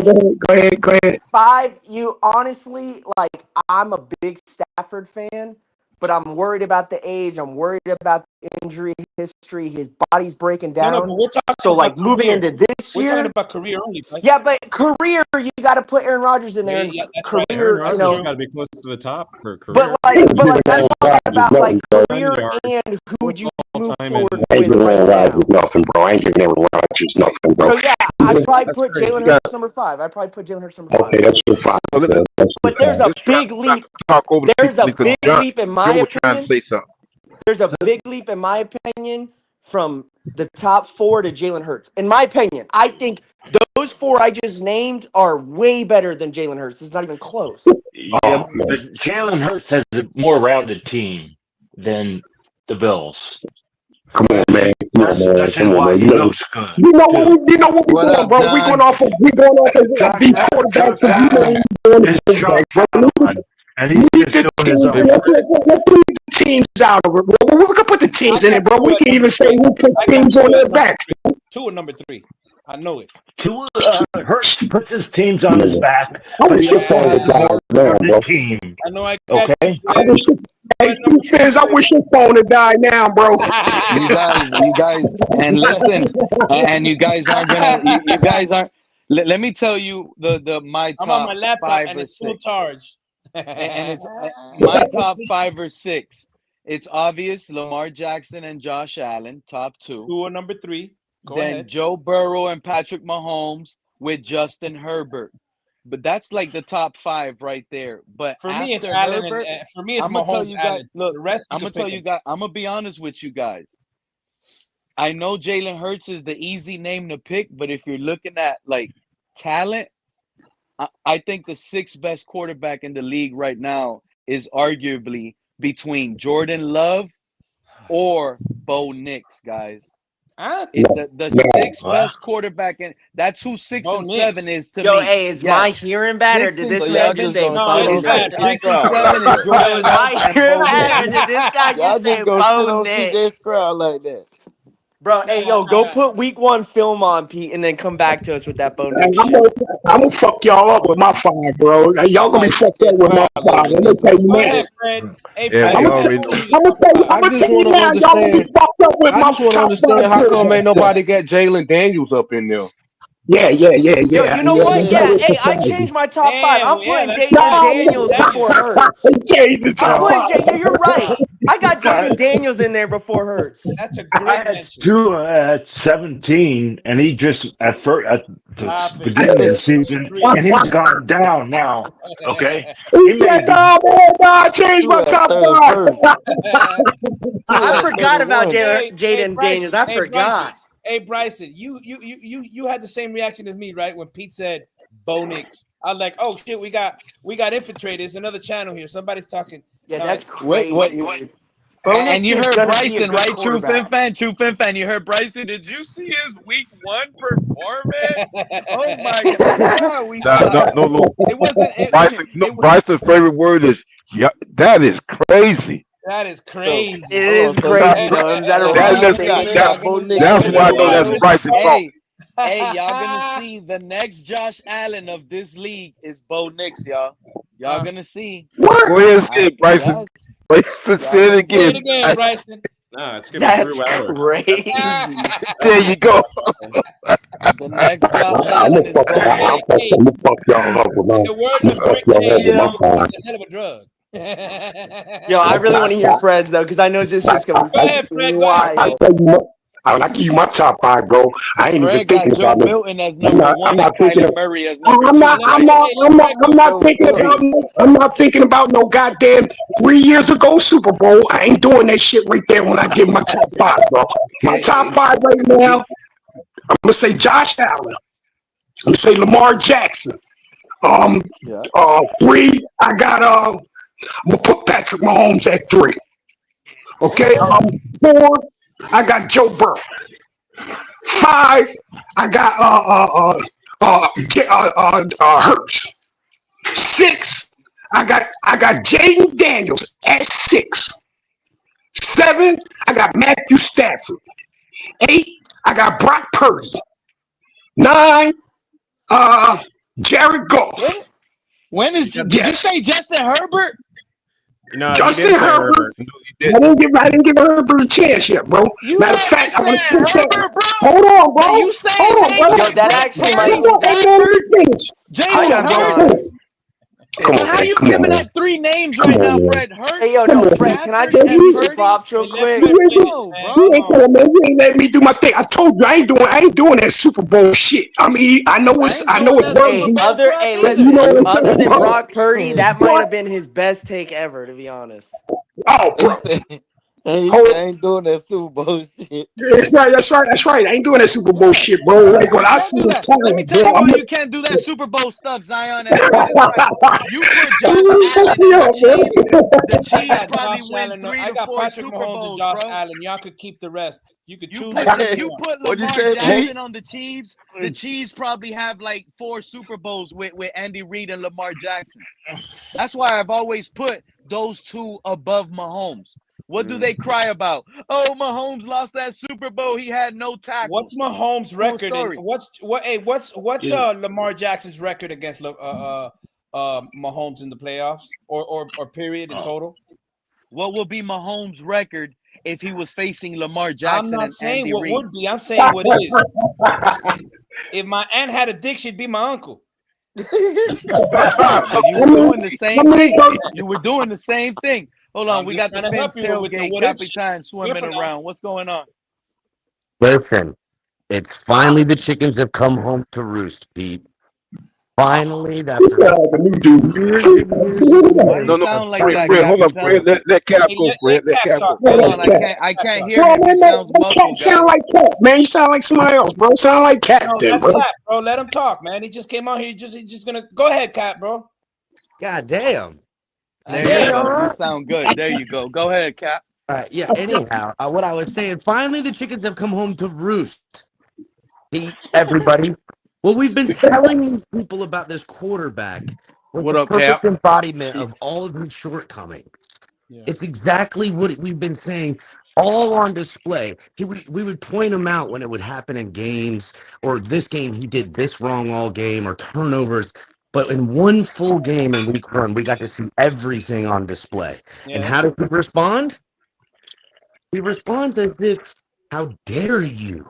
Yeah. How dare you point out my flaws? A diva. That's a wild take. Yeah, I And now agree. everybody's pushing back. They're finally seeing what we've been talking about. This kid don't care about football. He's only cared about the Thank money. you. Been Hey, saying that for a while now. hey, Cap, it's crazy you would say that. Even in his See, body language, bro. I Why was, wouldn't be why was he crazy? surprised. I'd say that. I mean, I, I what mean, would be? I'm reporting to two was saying it's crazy you would keep up with that stat. Oh, Yeah. yeah. I mean, it's been. Turnover in bunches. Did you Yeah, guys turn know over. that Tua You is know, second? if we put Quentin Ewers or Zach in, what would the response be? Shit. He would have won. What? No, but what is it The right locker now? room. What is it right now? Well, hold on, John. Because If I you're mean, gonna get that. You're it gonna get doesn't that have to one be any home game. difference. You're No, gonna get no, that hold one on. home Let game Cap first go. for Let Tua. Cap go, John. You're gonna get that Cap. one home game first for Tua, right? They're gonna give him that. If Tua follows it up at the home opener with a stinker, He's done.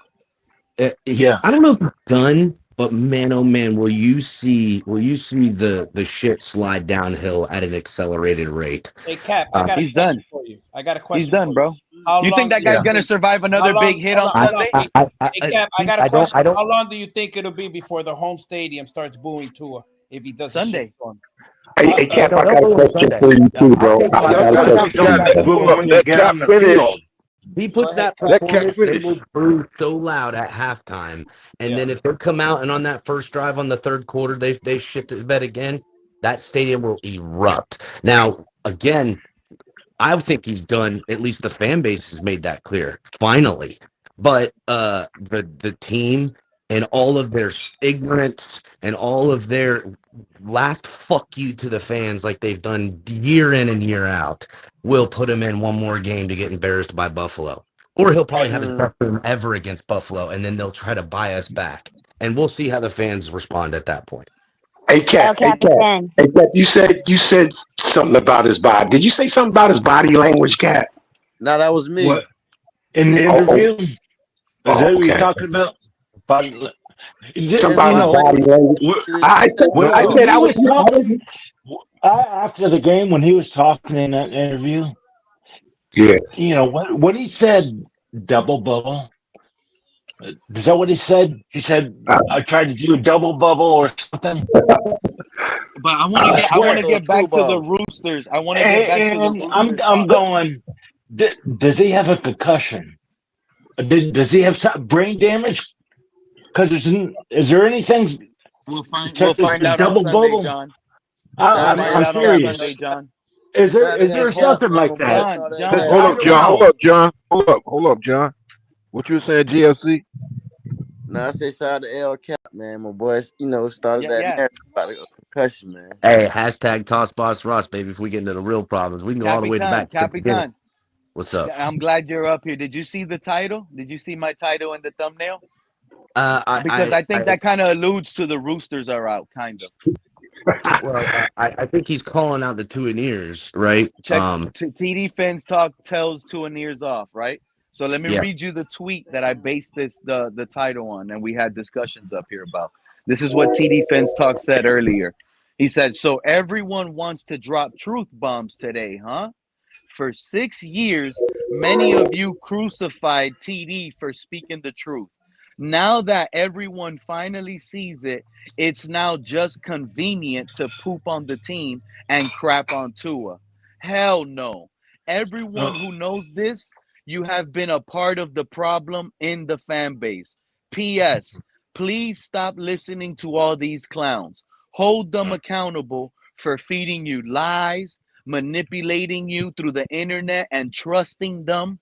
What are y'all thought? Was hating? Was nonsense. And not knowing ball is hitting you right in the face with truth and reality right now. Y'all do better. Peace. TD is out." What a beautiful statement. I gotta get that tweet. I'm gonna pin that to the top of my page because it's eloquently put. I came out last night and on Sunday, uh, and had it. And again, purple jacket back on. It's enough time. Yes, sir. TD and listen, God bless TD because I love him. He's such a nice guy, as people know, and he's gotten his fair share of really Oh bad wow, that's deals. El Cap. Absolutely, I just go but ahead. but you know, I pointed out that it's not just the bad fans, but like there's bad pushers of content, bad pushers of narratives with their the websites, their articles, their YouTube pages, their X accounts that gatekeep this fan base and happily push the agenda that the Dolphins want rather than what we need as a football team. And it's time to hold these types of people accountable. Listen, and I'm being serious right now. We're in a once in a every couple of years type of opportunity. We're not just going to end up firing this coach. We're not going to end up just getting rid of this quarterback. We're not going to end up just losing Chris Greer. We're going to clean house, and there's a good chance that they're going to raise the land. The last time we did this, we had Greg Likens in here, and remember, now we got Travis Wingfield. I'm talking a full blown identity reset. If we have the right fan base to build with the right expectations, they'll be forced to deliver.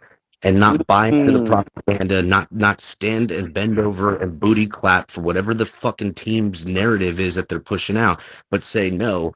We expect you guys to get the right guys, and if they're not, get rid of them, not pay them, not tell me there's something that they're not lie with these obscure stats in your echo chambers and your gatekeeping, where fans are allowed to go into little splash zone because they're willing to have peace, love, and vibes on the football team rather than results. The identity of this program has changed. And we went from being a blue-collar town that was no nonsense and we told people how we felt and how we really were, to now we can't talk to people that way because these millionaires have their feelings hurt. Fuck their feelings. What about my feelings? What about this fan's feelings? I'm not saying they gotta bear the brunt of 20, 40, whatever, how many years it's been since we've had a Super Bowl. 50, But you gotta get along with our identity here. And if you're 41 not, years. get out of here. They've changed our identity, and it's time to get back. Yeah. I'm gonna tag you in something I'm gonna be writing soon on X LCAP. What? Should go? No? No, You know sorry. what I don't like, El Capitan? We You know, Capitan, you know what's bothering me, dude? I'm not gonna lie. And I said it earlier. Seeing DDW negative now on Twitter. It hurts, doesn't it? No, I'm serious, Capitan. Now, week 1, did you see Steven Daniel, bro? I did see Stephen Daniel make a pop up. It's funny, but like, Wow, The he's been man gone wrote for a a while. whole thing. He's a sad Doll fan, and he's off of Tua. It's only week 1, bro. But this is what a lot of these guys did not like the negativity, right? yeah, A but lot I of would these say that they're guys not part of the did. problem, though, either. Yeah. You know what I'm saying? There's But it's certain people only out week here. 1. I'm not saying they're part of the problem, but what I'm saying is these guys in particular never liked negativity. They never spoke negativity. DDW nor Stephen Daniel. Now, mostly DDW, Capitan. Now, all his tweets are negative now. Now, he retweets another quarterback and turns around and says, well, we know what quarterback can't do this. Since when has he been doing that? Well, And again, why is he doing that now? because Pete, everyone's Because getting it's out in front now. of it. It's over. Yep. It's over, Pete. I told people this in the off season. I said, look, I'm ready to go because we're on a two-way road right now. They're either A, going to make magic happen and do something that no one's expecting, or B, we're on the road to this being over, and not just over, like a complete identity change. They've already admitted they got culture fucking problems. They've got leadership problems. They got guys quitting. They've got fucking. I mean, if you really want to break down the type of systemic type of fucking problems, how bad this is off the rails, they're going to have to do a full reset, or they're going to do a little patchwork. That'll all depend on how the fans react to all this. And that's my point. We have an opportunity. I truly hope Pete, it's not a fucking I mean, patchwork. Cap. Well, I just want to point this out. Hold on, At the John. beginning, Hold on, John. when A you patchover will John, look hold up, like John. the patchover will look like a internal hire at GM, and then another first-time head coach that has no coaching experience and as a defensive coordinator that's different, or whatever Mike McDaniel is, the opposite of that. That will be the same cycle. Well, I'm talking about we need to rebrand, redo everything, and get some kind of fucking real plan put together on this one. Like it's a real overhaul. Agreed. We did it once before when we did this one, and we need to do it again. Mm-hmm. I agree. Yeah. I think we went from one extreme to the other, and in our reality, as much as I hate to rehash the whole Flores thing, I'm not that guy, right? Because what's done is done. But when we look at it, as time goes by, we'll it's proven that what Flores saw, because he came from a winning organization, he knew that what we were trying to do here wasn't going to work. And for that, he was fired. And that has this was the end Bro, result. let me tell y'all something. Let me tell y'all something. Somehow. Like this is like I'm so tired of all get a new coach and just crap it all out. What are the chances of that actually happening? Let me explain something to you guys. This season is all about top flight backup quarterback season. They have Zach Wilson and Quinn Ewers. What are the chances that both of them bust out and get them fired? It's really low. Low. It's really There's low. There's no chance either one of them save their jobs, bro. Wow. No, I you don't could know put how both y'all those, don't see it. like, you could put both those quarterbacks together and they couldn't save nothing. And I'm not saying they're not good quarterbacks. That's not. Hold on, real quick. That's not me shitting on them. I'm saying this organization has slumped its shoulders over and has looked at these players everything. You can't. There's not enough lightning in a bottle that's going to save this football team. Capitan, we're going to be 0-2 Sunday. We're going to lose the home game. It's going to be 0-3. On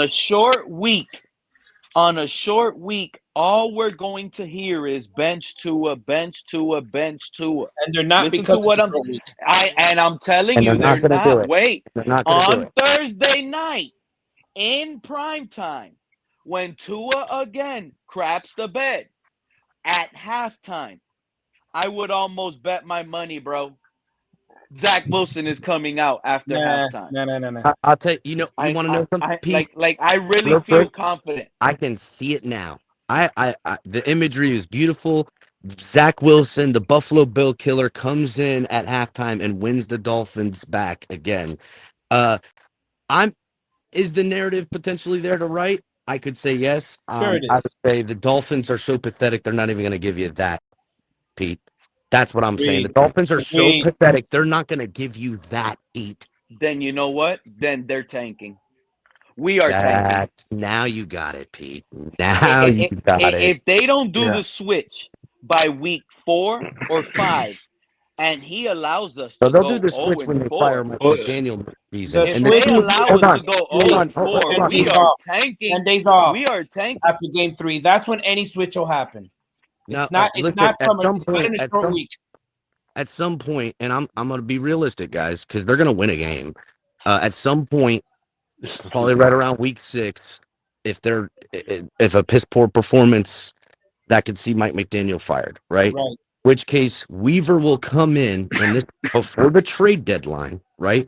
He'll win a few games because you always get that bounce back. We're all brand new now. We're doing it for Weaver. The defense is lighting it up. And before the trade deadline, defense is winning games, and we got a backup quarterback, or maybe Tua's now back playing good because Zach Wilson came in and won them their second game of the year in week 5 or so, whatever. That seems a little bit more where we're at. Yeah, right, exactly. I don't think it's going to be in a short week when you got 4 days off to prepare against Buffalo. You're not going to do that. If anything, it's going to be once you see the season is over. You know, like you said, Cap, game 6, game 7. So he's saying, so we start 0-3. You don't think Tua's bench, bro? No. Tua will come out. That's why. I think that's when McDaniel gets fired, though.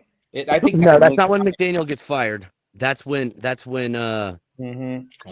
blame. They'll have effectively blamed the defense for one of those failures. So he'll get that 4th game. Really, the firing week is coming week 5, week 6. I'm telling you, he's going to get 4 games. Breaking news. You know why? Hold on. You know why? Because it's right on. What's the breaking news, Fred? Steelers just signed Jabril Peppers. Oh, that's not breaking news, dog. That happened at 10:30 this morning. I did it. I'm on TV late as motherfucking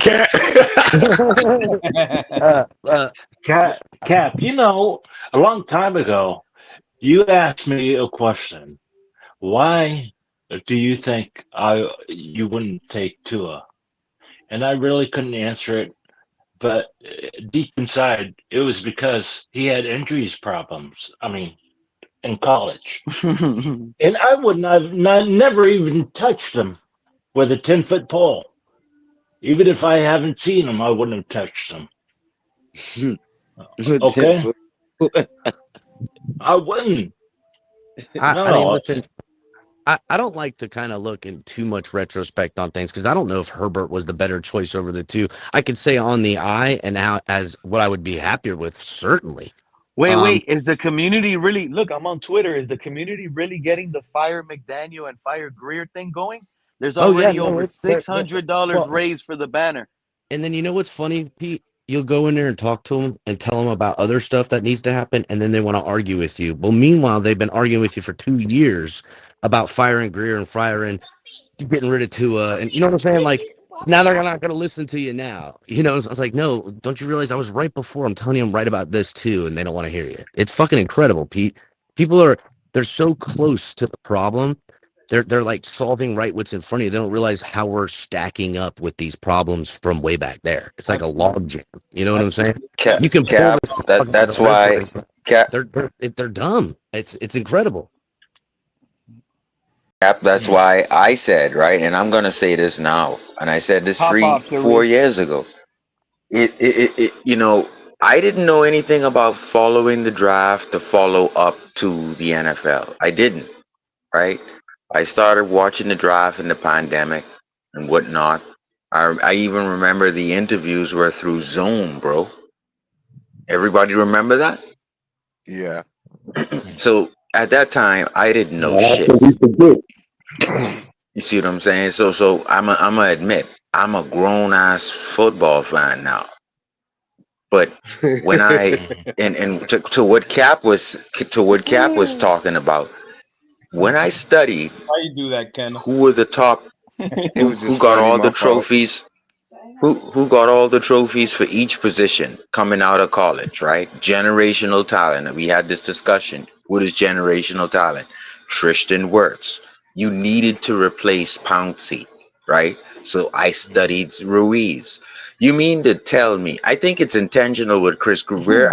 I don't think it's a curse, Cap. They're dumb. They cannot evaluate. When little old me, potato chips, sitting on a couch, can Now see hold on, hold on, Ruiz hold on, move people. Sharif. I can I had see to, Ruiz I move had to people. interject this I real can quick. see Tristan Wirfs move people. I can see Panay Sewell move people. But they went elsewhere. What does that mean, Cap? Sharif Well, let said, me. I just became a grown man not long ago, A and grown y'all dumb football man. motherfuckers. Put some respect on that name. Grown Oh, football man. everything grown football man. If I can see this shit, what the Put some fuck is respect wrong on with that name. y'all?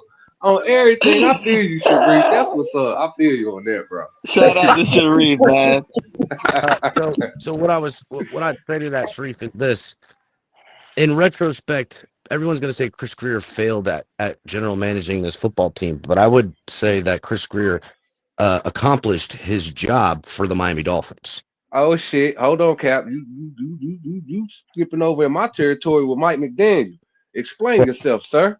So Chris Greer was able to take a football team and pivot to the idea financially that the financial boom behind Tua, the big money, and then also getting this fan base to buy in, selling out in season tickets, and I mean just that flash in a pan is hard to get in the NFL, and he did it.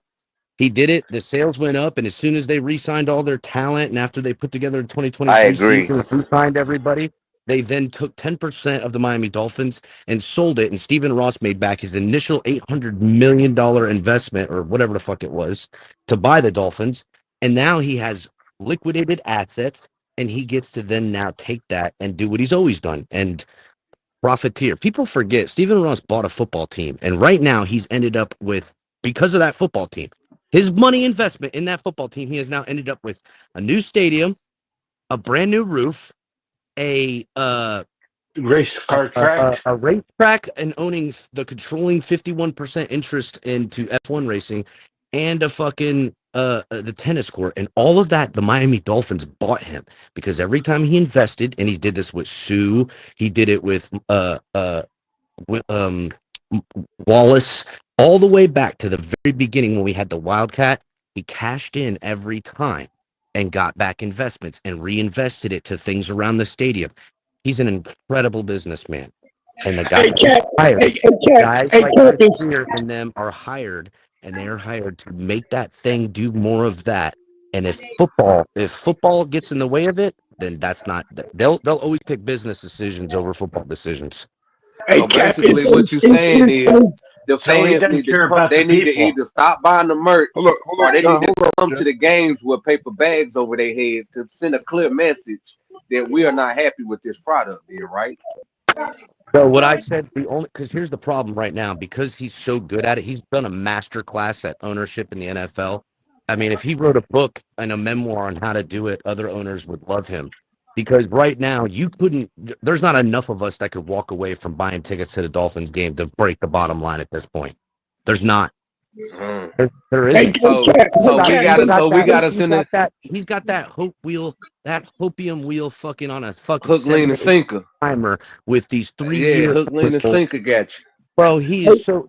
It is humming. It's humming. This is the same exact playbook we did when we fucking fired Philbin and hired Adam Gase and did that whole. It is the exact same playbook. They Same did for perfect facts. right on our It's ass. the exact same fit. Matter of And they're fact, it's gonna the do it exact same again if we feeling. don't get out in front of this bitch, dog. They're gonna do So, it again. so what you're saying is the fans need to come together, right? Fans need to get the right people. Need to have the right mouthpieces. We got to build a fucking army. That's how. Capitan makes a good point, guys, but this is the new NFL, and the fans run it. And unfortunately, Capitan, the fans pretty much now run the team. If you don't believe me, all we got to do is go back to the preseason Bears game, and you're going to hear the vice president of the Bears pretty much make what I just said very clear. He said they pretty much went with Ben Johnson at head coach. It was a no-brainer. It was the popular pick by the fans, he said. So the fans from Chicago chose Ben Johnson. Hold on, Pete. That's why they said. Back on So you. this is why I know, but that's why I like what TD said on the tweet. What he called these Tuaneer clowns out, right, for lying, manipulating, making content. They had a really big following. This was before Tua was even a Dolphin. They came swimming around now trying to make content. Going on long before bash. Yeah, they try to bash Tua. Real Dolphin fans that had content. They ran away, in my opinion, mind you guys, this is what I think happened. They ran away, Great One DeVore, from making Dolphins content because he probably got sick of all these hating Tuaneers. So he probably didn't even want to attempt it. That's what I'm trying to say. And now the Tuaneers had a big cult following that they drafted Tua, tank for Tua. They drafted Tua. They gave us what the Tuaneers wanted. They gave them Tua. They wanted it. Y'all asked for it. Y'all wore the shirt. Y'all flew the banner. Y'all cried out loud for it. And y'all got what y'all asked for. That's why it's important. What Capitan is saying is it's important who the loud voices in the community are. It's important that the guys in the community that are doing what's best for our team, saying the real and not are afraid, need to be. And it seems like I'm hating on other channels or whatnot. I'm not at all. But those channels need to be heard more, like TD Phins Talk, like the Capitan, like us over here, just to put myself in there. But these type of channels need to be listened to more than the ones that are trying to sell what you've been hearing the last few years, the hope and the lies and the think about all the hours these Tuaneers did following them. Like they put I a gotta lot imagine of hours some of these believing guys into this did it for the crap, right reasons. and it sucks But to they say, sell but out. that really happened. Your mic is really crapping out, Capitan.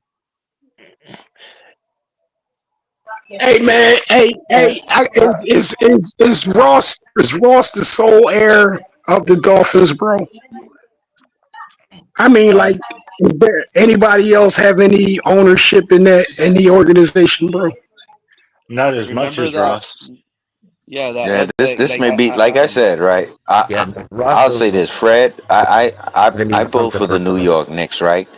The New York Knicks is only cursed until our owner sells the New York Knicks. He's a jerk. He's a clown. All right, now I don't want to go and say Ross. I asked the question because but you can't remove him though. He owns the Knicks, right? No, and he moves Charles Oakley out of the fan. He's a crazy person. So my thing is, we're gonna begin to talk about how do we even get Ross out of here, bro? He's profiting $4 on every dollar with the F1 racing, the Skyline. The dude is making $4 on every dollar, bro. So he's gonna somehow say, So I'm asking. All I asked was he the sole heir of the Dolphins? Because if I He ain't remember, doing nothing with your aspirations is. because I I told you remember, earlier, I Fred, that he's remember, I 20% remember, 800 I remember. million. That's I thought common. I heard that. I thought I heard Serena Williams has shares with the Miami Dolphins. He does. So And does Several Mr. of them has like 305. 0.5%, 1%, another has that's 0.3%. all It's I asked, bro. okay. That's That's all okay. I asked, bro. I don't know anything about the Knicks, bro. That's just all I Wow. asked, bro. Shout out to I'm just Elizabeth saying in the that chat. Stephen She Ross said is not some going of the to biggest. sell. And Elizabeth it in the seems chat like said he's a some of the. bonehead. He's a Go ahead, bonehead. Go Pete. ahead. No, he's a It bonehead. Go seems ahead. like He's a he's a bonehead. bonehead in not wanting to hire people like Cap is saying, people who have the groundwork, who will keep the Campbells of the world, who would keep Flores, who would keep discipline in here, who would make your ass run to Yeah. the wall, who doesn't care about your quarterback's feelings, who doesn't care about competition, quarterback competition with Tannehill hurting Tua. Who we want someone, and Stephen Ross is not going to do that. So is the Knicks owner. He's not going to do that. He's not going to sell the team. And the Knicks will keep losing because of the owner. And I'm just saying, we are in the same boat, bro. How old is Man, Dolan Ross has right I us now? feel that, Sharif. fucked. How old Dolan is has Ross us right now? fucked, bro. I get what you're Does saying anyone on that, know? Sharif. Elizabeth in the chat said some of the biggest platforms that were already established in media were pounding the desk for Tua. Big O, Hawk and Crowder, Joe Rose, and his Hmm. sidekick, 3 yards per carry, Big and O Dak still Prescott. defending Tua. Big Yeah, O but doesn't. this is Big O wants to talk about but how McDaniel should be fired and he doesn't know how to run the football and he doesn't have a clue about. No, just say the quarterback that we picked fucking sucks, bro, and you're off of his ship. That's Yeah, what you need well, to be yeah. saying, Big O. Well, hold you on feel now. like the That's Big the O is narrative scared to they admit want it? to spin. That's Hold up. Pete, Let can you Cap hear me? talk. Let He Cap talk. doesn't want to be wrong, bro. He doesn't want to be wrong about that. Where's Cap? You're back? Yeah, can you hear me? Yeah. Yep. Yeah. All right, You're all right. good. Go ahead, Cap. There's a reason why Mike McDaniel's under fucking microscope right now, bro. It's because that's the progression they want. That's them really controlling the narrative. It's also why the Tyreek Hill stuff's surfacing. It's also why they're dropping all their rival jersey pictures all over social media page. They're looking for distractions. They're just trying to buy time. And the pecking order is 1A, 1B is Tyreek Hill getting traded and Mike McDaniel getting fired. And then they're going to protect Tua all the way until they just can't anymore. Mark my words. They're going to make every excuse. They're going to blame the defense. They're going to throw anyone and everyone under the bus Cap, I until think there's a scenario where Tua can be the backup quarterback next year and this year. I think there's a scenario where you can not eat his money, but he can't play. His cognizant ability, and I'm going to discuss this later, it's gone, bro. I You mean, can't. You know that, how much times Dudley Do Wrong pointed out? The third read, once you look over to the next side of the field, Tua can't see that anymore for 2 straight years. For I mean, 2 straight years, Tua potentially, doesn't look over to the fucking next side of the field, bro. His potentially. cognizant ability is gone, bro. 5 concussions. So to me, it's not even a discussion of where Big O and guys are still defending Tua. The I got to be honest, though. Steven, He could never bro. do that. He could never do that. I Yeah, don't they were saying in the understand. chat today Reason was going nuclear defending Tua. Course Sharif. reason to defend Tua because that's his baby. He's tied his entire Yeah. existence with this kid making it. And don't get me wrong, he's Facts. gonna fucking roast Mike McDaniel until he's got to eat crow and go, "Oh man, I'm just upset because Tua ain't it." The facts are, kid, you fucking leaned in on some shit you don't know fuck all about, and there's a lot of people that did that. And it's time to fucking start pointing people out. And I get Reason is one of them, right? Isn't Of Reason course one of he's them? one. Of course he's one. He's Joe Yeah. not the only one. Marciata, He's three not the yards only per one. carry. I've been calling these Yeah, put hoes his out name. for Let me minutes. tell you. Oh yeah, I'm glad you got that Oh no, energy. listen, Keep going, go Capitan. watch my Hell yeah. Pete. Go watch the end of Sunday Night Show and go watch the fucking yesterday's opening monologue. I'm telling you, I've been on demon time. Purple Jacket's out. I told you we're But tearing the bitch to the fucking Uh, stud, and when but we El Hell finish Cap, the yeah. back, I'm gonna make Cap sure El ain't you playing ain't around. got He's right. bad cornerstones. right. El Cap, that's what Pete was pointing to when he was talking about Dudley Durham being negative.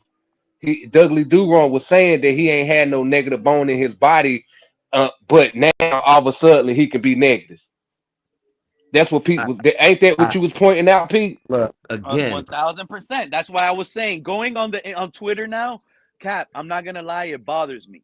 I'm not going on Twitter, Cap, and I'm like, look, I said this. Ah ha ha. I said this. I'm not everything they're saying. Fred, Kenna, a lot of these guys, probably yourself, Capitan. You've already said this years ago. Some of the stuff coming out that the reason they're flip flopping. Oh, some of the guys, Xavien Howard, they're using Xavien Howard today and saying, I'm off of Tua. Xavien Howard said this about Tua that, you clog the middle, you're done. We've been said that years ago, but y'all debunked that. They used Kurt Warner's film. They brought Kurt Warner's take. They used Dan Orlovsky. Manuel They brought H.O. up his takes. They Manuel H.O. So now they're going around Or using the guys that Orlovsky, kind of the quarterback that did nothing his entire career in the NFL. Fucking for what's his name? Dan Orlovsky or whatever the fuck his name is. Right. Mm-hmm. Again, I know it's propaganda, Pete. But listen, you know what's weird? You could call me Mr. Negative pretty much right now, and shout out to Mr. Negative. But it's weird that I don't like these Tuaneers negativity. I don't know if it's just me, but I don't like the negativity from the Tuaneers. I don't.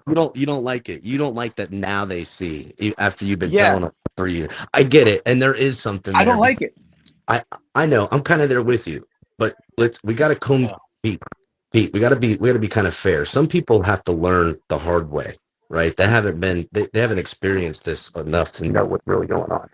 But also, there's other that are more culpable. Is that me or is that Capitan? Yeah, That's Cap. that's His him. mic, your mic fucking up again, bro. Yeah, man. That's I like okay. We're Florida Panthers fans, right? And we're champions here, so it's not like we're losers here. No, you gotta get the cup from us. You actually gotta take the championship from Florida Panthers fans. But by the same token, you also learn how does a championship is built. It's built in the first line and the second line of the Florida team defense. Everybody sacrifices. And you see what has been done right now, what Zito is doing right now. You're like, of course, the heat, how the culture and everything. So the Dolphins have no excuse, bro. They have no fucking excuse. They have 2 championship caliber organizations they could easily follow, and it's no excuse, bro. Yeah. The Florida Panthers, the owner knew how to pick the right GM that knew how to pick the players, and that's how I got it. I mean, before Bill Zito, we were really trash. And think about this, right? Guys in Canada and guys like Reason were laughing at me when I was telling them Oli Jokinen is a good player, and I was telling them, the Panthers, Pavel Bure and the other Bure brother, these are you guys are trash. Now look at us, Reason. Hello, Reason. Yeah, look at Sharif, Reason. Click on Reason. Click on Sharif's name and subscribe to Sharif, Reason. Tell him, Sharif. He might learn something listening to you. Let him know, Sharif. But that's what's up, Reed. Hey, Sharif gonna take it there. I ain't mad at him. I mean, we won 2 Stanley Cups, and we're bound to win the third one, maybe. I mean, we're that good on ice. Well, let's not forget, and I know some people gonna hate me saying this. Let's not forget what the Miami Heat did also. Yeah, they won like 2 in a row or 3 in a row. Somewhere it looked like the back of your shirt dirty. One time. You got a hot mic, Ted. Yeah, you gotta go to the laundry, man. Yeah, dirty, bro. He sat on the That's something. You sat on the side of McDaniel, man. You gotta go clean your shirt. He said, yeah. "Goddamn dirty Tua." Right. Tua Cap, got my Cap, damn shirt dirty. Captain, come Exactly what back here. happened. I saw it. Anyone seen the clip, right? When Tyreek was making noise at the wide receivers coach, right? And McDaniel tried to Yep. go over and I'm gonna be the head coach who's gonna walk. Hey, walk where? Get the fuck from around here. That's all Tyreek. And he turned back around and walked away. What you think you're gonna do? Stop Tyreek from spazzing out? Man, see, That's that's why you. McDaniel McDaniel is need to such get a off that bitch. sobriety. He need to get off that sobriety shit and go ahead and hit the bottle and show motherfuckers who he really is. You know, El Cap said something a long time ago. He said, we need to get, everybody needs to go to the stadium and don't even go in while the game's playing. It's What if that's Just go, Sperano or just Dan do it. Campbell John, or it's Jimmy Johnson? inevitable, guys. Did you guys Oh my see god. any fight in our guys on Sunday versus the Colts? Was there any heart? Nah, I ain't see no No, fight, man. there's Looking nothing. on that field, yo. It's over. They're not fighting for Looking Tua, at John. that. And the Bro, thing about it is, right, they're Not not only fighting for that, Tua. It's they, over. Pete? He there gets were benched guys week 3, laughing dude. on the sidelines during this game. Exactly. Tua was Guys laughing laughing. on the sideline. Exact. There you Now, go. So watch this, what does right? that tell you about this man? And then this Man, man got And think about the respect, right? Think about the respect, right? Omar Kelly exposed him the most in that post game conference interview, yo. When he asked him about the turnovers, and Tua turned around after he said that, every quarterback has turnovers, which is a true statement. Then he gonna turn around and say, "It's wild that you would even say that turnovers in bunches." Like he Yeah. said that shit. He said it like, "What is wrong for you He pointing did out it my like wrongs?" nonchalantly said, is what you're saying. He said it. He said it like, "Who are you to point out my fuck up?" That's But what the he. Like, That's thing how is, he right? said Let it. me and guess You know what? what, Kenneth? The That's same big. You thing, know why? It shows that nobody could hold Tua accountable. Look how he comes and down. that's He's why when quick to reject. Flores He's and quick to all reject. But Flores did. imagine Now, Tyreek. watch this, Pete. Watch Imagine. this, Hold on, Pete. Tariq. Go ahead, Imagine when Tariq. Go ahead, Tyreek Hill Tariq, because goes up to Tua. Hey, Tua, why you threw that ball too high?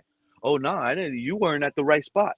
That's what Tua would say real quick. You weren't at the right spot, Yeah, bro. yeah. Real But He watch quick. said this that. now. He said that on He'll a number, dodge. on a Now, numerous times, on a count of times. He was like, let he me said, "Well, I just have to trust that my receiver is going to be at the right spot." That's basically and see saying you wasn't in and your that's spot. why let me show y'all what real That's respect why is. Tyreek was bad on the sideline. Let me show y'all what real respect is. Real respect comes untalked. It doesn't have to be said. Because if Flores put a wall there, let me show you an example. Flores put a wall there, right? Tua would have had to go and touch the wall 3 times, according to the mistakes he's made, right? Shut your mouth. Don't make noise with other teammates. Just go touch the wall. In a game, Xavien Howard does 50 push-ups for dropping an interception on the side of Flores. I'm talking about unspoken respect here, right? We have a freaking wall that talks about takes no talent, right? And if you try to do what we just said to Tua, Tua would say, "How dare you speak to me like that and hold me accountable? How dare you ask that to try and throw me under the bus?" This is the world we're living in, bro. There's estrogen in the food. They're trying to feminize men. And I'm Yeah. telling you, men now are protesting more in universities and colleges than women. And that right there in itself, you're scaring me. Oh, you're talking to me too hard. Ah, get the Hey, fuck out of here, man. hey, The Dolphins Tariq have brought some no real heart. life shit into Okay, it, huh? there's no heart in the Dolphins. Okay, so it is what it is. There's Bro, no I can heart. There's guarantee no you Flores accountability. talked to No Xavien leadership. Howard hard. He talked to anyone Well, hard who yeah, made a that's right. mistake, Y'all who know. made a I'm saying penalty, that. I'm talking who about right now. who I'm did a talking about false right start. now. I'm not talking They about ran then. and they touched the wall, bro. If you made a Yeah. false start or anything, any holding, anything, and guess what? The penalties was the least in the next season, 2020, and the next Yeah. season after that, the penalties was the least in the NFL, and that is unspoken respect. We're searching for what respect is. That is respect. When your star cornerback can do 50 push-ups in a game before the special teams kicks off another kick. That's respect, bro. We don't have that. If McDaniel could go to Tyreek and Tyreek still bitching and moaning and making noise, you gotta go. You got a game to. You gotta go, coach. You can't handle that player. That's what we're living in now. See, but it's like I said though, the only way any of this gonna get resolved is you gotta scratch it from the top to the bottom. Exactly. Clean Keeping house. this person, keeping this person, keeping that person. I hate to keep bringing this up, but motherfuckers was sending emails saying they hope Chris Greer kids get cancer. Chris Greer, you did give this organization cancer. I'll be the first to say, right? All you have to do is remove McDaniel and remove the quarterback. And I'm gonna be honest. You have a good offensive coordinator. I'm not talking about Frank Smith. I'm talking about the championship coordinator, Bevel. You do have good coaches in play. The only way to attract them coaches you're talking about, Sharif, is you gotta have some appetizing for them to come. And right now, there is nothing appetizing about coming here to Miami. So, in other words, we're gonna have to trade If away I'm Louis Riddick, everybody. if I'm We Louis have to trade Riddick, away everybody. If you get rid if of I'm the Louis coach, you're Riddick, going to get a new quarterback. exactly. Okay. If I'm Louis Riddick, I'm getting new everything. So I can still keep some of the coaches that are in play. I'm Louis Riddick. I'm the GM. I'm the GM. I ain't going nowhere. Now, once I'm here, Greer is gone. McDaniel is gone. I like Weaver. You're gonna stay here.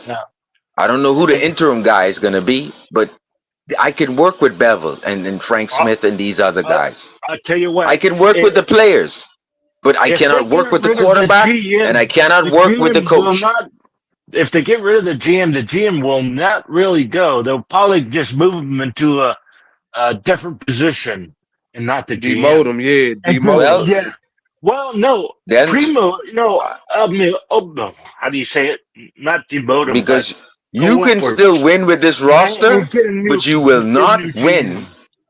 You will not win with the finesse style, and that's another topic I want to talk about, Pete. Hold It's on, probably Sharif. Hold on, Sharif. You gotta go rewind ahead, real quick, bro. Yo. go You ahead, just go said ahead. we can win with this roster, but not Yes, finesse.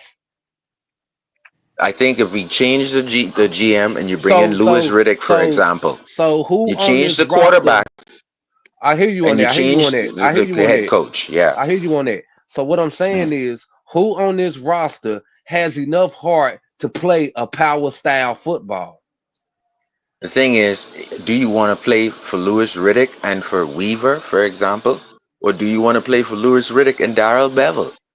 Because to me, I hear what you I'll play for saying. Louis Riddick and I'll play for Darrell Bevel and Weaver. I would like to run through a wall for them if I'm a Dolphins player. Get that clown out of here, Tua. You're done, bro. And then I'm telling you, it will be a refreshing new. As It will far be a as refreshing new thing going on. as far as talent, Now that you said Weaver's we name, top heavy. As far as talent, we top heavy. Linebacker spot. No, I'm Who can we trading point out? Tyreek. No, I'm I trading get that. Tyreek. I get that. So when you How trade you trading Tyreek, can we Tyreek with trade? these new allegations? What new allegations? You ain't going. Oh, he's getting Them new charged with allegations. seven Somebody times gonna he hit. Seven times he hit his wife. Domestic Over violence. Listen to this, 7 Josh. times. Domestic She Listen to has this, Josh. video. Yeah, she has Yeah, a she video. has video too. Tell So us what happened. Tell Tyreek's John what done. happened, Sharif. Tyreek's done. So, but what I'm saying is, we're gonna trade Tyreek before week 6. Tua can still be benched and be the backup till next year. My We're gonna have point to is, trade Jalen Phillips too. and so let me tell you something. I saw that Waddle was hurt in college. Waddle is still hurt. Waddle is Yes, he still is. freaking limping in his 5th year, bro. He's still limping, bro. I mean, Yeah. you This gotta it's not contest just to the Tua. fact that Tua It's the throw dumb hard with a ball. decisions. Are we going to get rid of Waddle too? Yeah, get rid of Waddle I too. would. I I think would. you got to start. Because Sharif is right. Waddle has been hurt since his Alabama days. Similar to the quarterback. I would have got y'all rid of think the Waddle the Cowboys moment he won that dropped those trade? when he Y'all dropped those passes in the playoff game. I would have traded him then. I would have y'all got rid think of him. y'all think the And Cowboys won the trade then? and get players that aren't injured to use. Probably Pittsburgh. I think, well, the thing is, Probably right, if you Pittsburgh. get Lewis Riddick in here, it's No, going to I'm be talking the about trenches. I'm talking It's going about to the be the trenches regardless. y'all talking Yeah. about trading Kenna, what you Jalen talking Waddle about? because y'all talking about trading Jalen Waddle because Yeah, he's so that's injured why right he's now. going to trade all of Okay, these guys. He's right, going to trade all okay, the flashy guys. Yeah. right. So is y'all So you want to so what build we the saying trenches, is so correct? what we Okay. saying is the Cowboys have won the trade when they traded Michael Parsons because reports is coming out that Michael Parsons is injured. Is that Mm. right? Mm. Y'all ain't hear about Yeah, that? but That he Michael yeah, Parsons but he But he played. got a teams He do nigga. that. played. He Teams played. He do played. that.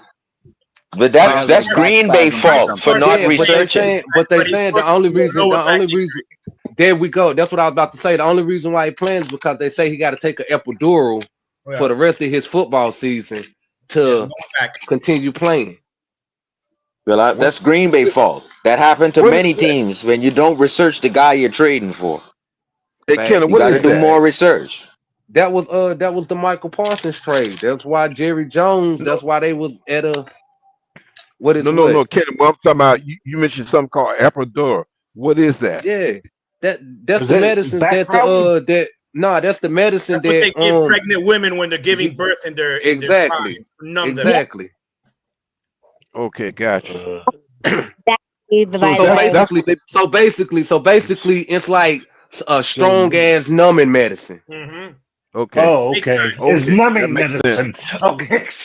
Right. Now You say know what? that. That makes sense because I And know. with all that, and with all that, No, Parsons Kenny. balled But you know what, Ken? That makes sense because I've seen a lot of players. I mean, take a hard hit. They'll go back to Why? the locker room. Next thing you know, they're walking back out like it wasn't nothing, and you know they Yeah, were hurt when that's they got hit that's real that hard. adrenaline. Yeah, that's that Uh, adrenaline they used to give you back then. Give you some of that nose stuff up under your nose that you smell it and wake your ass up The and bring you yeah, bath back salt. real stomach quick. sauce. Yeah, Yeah. yeah. Shout Yeah, out they used to Trap. do What that up, back though? in the day too. But So they here's my probably thing. do How that come with the how come epidural this year. yeah, I but mean how come nowadays. our guys aren't getting ankle shots? Our guys aren't playing with toe Wow. shots. This Because is our the guys beginning don't of want the to play for the season and they got the organization. They girl. don't want to play for the There you They organization. go. eh, There- they don't want to play for two I mean, I would say the organization because, like y'all I keep said saying before, organization. They don't want to right? play for Because they two don't, because the organization does not honor the players. Pete, listen to what I'm saying. The organization does not honor the players. Where is anything about Zach Thomas, Jason Taylor? You know what I'm saying? Keith Byers, right? You know what I'm saying? Sam Madison, Patrick Surtain, Chris Chambers, Randy McMichael, Clay Thompson, Cam Wake, hell, how fuck could I not name Dan Marino first? You know what I'm saying? Like, where is the presence or that even that 72 Dolphins team? You know what I'm saying? The only team to go undefeated. You know what I'm saying? Like, where is the honor in them players in that right there? That's what I mean by the GM and the Stephen Ross, Chris Greer and Stephen Ross could really set the culture by honoring the history of this team and making people respect it. That's how you Oh, hold your head coach accountable. That's how you hold Oh, a quarterback like Kenna, Tua but accountable. L. Cap Kenna, said it Kenna, perfectly. Kenna, you are Ross cooking. You are cooking, is Kenna. not a football player. He is a businessman. And that's why we don't have that. I mean, Okay? even being a He cares businessman, about money. He doesn't care about even football. listen, bro. Even being a businessman, what I'm talking about has nothing to do with any of that. Everything that I'm talking about has to do with honor. Honor goes in There you everything. Even being a businessman, you have honor. His honor is his money. Even with that, you have honor. You know what I'm saying? So That's, I just don't but understand that's why his money. Stephen Ross can't go. I take don't that understand and it put it either, in there. okay? I don't No, I understand understand what it you're saying, either. Kenna. I know exactly what you're saying. I know exactly what you're saying, Kenna, and I you're know You what right. you're gotta You're spot saying. remember. on. Steven Ross is under the microscope. One of the things that I wanted to say too is, as much as we all agreed at one point or the other doing this rebuild, right? I don't think anybody saw this coming. Not many of us did. I did, but I was about to say, bro. Yeah. I Not know this some bad, of us no. did here. I know some of us did here, but I know that what we're looking at now is, to me, and again, I'm also open-minded to the fact that this is football, that it's one game, that there's still 16 left. But I cannot sit here and be the guy that says, hey, man, it's just one game, because in reality, we've seen this shit for longer than one game. Exactly. Sunday was just the icing on the cake. We've seen the blowouts against good teams. We've seen the injuries. We've seen the bad turnovers from Tua. We've seen the bad games from McDaniel. We've seen the players that are here chosen by Chris Greer that are injury prone. We've seen the all the bullshit, and it all. I should have. The reason why I saw this coming this year, because I remember seeing all of this, and I'm like, and I'm gonna ask you guys the same question. When have we ever seen a team be this inept for this long? Because it wasn't just Sunday, and then they turn it around under the same regime. I'm not saying changing regime, under the same regime. Because usually you start off bad, you get better, right? Kind of like the Cowboys. Usually we start off good, and we go downhill. No, but those are things that's why I did my whole thing where I'm like, yo, this is not like, because I'm very analytical, bro. I'm always thinking. Even when I'm sleeping, I'm thinking. I can't stop it. I was born that way, right? Yeah. So one of the things that I do a lot is, like, even as stupid as it may sound, but the love that I have for this team is almost like a family member. I know you guys get what I'm saying, because we're here 5 hours. Yeah, I definitely get it. You get me? We're still here talking about this, right? So yeah, when when I got friends of mine that are not really into sports, and they, oh, you like the Dolphins, I'm like, you don't understand. Like, you don't understand what it is to love something the way that I love this team. Put it like this: imagine a family member.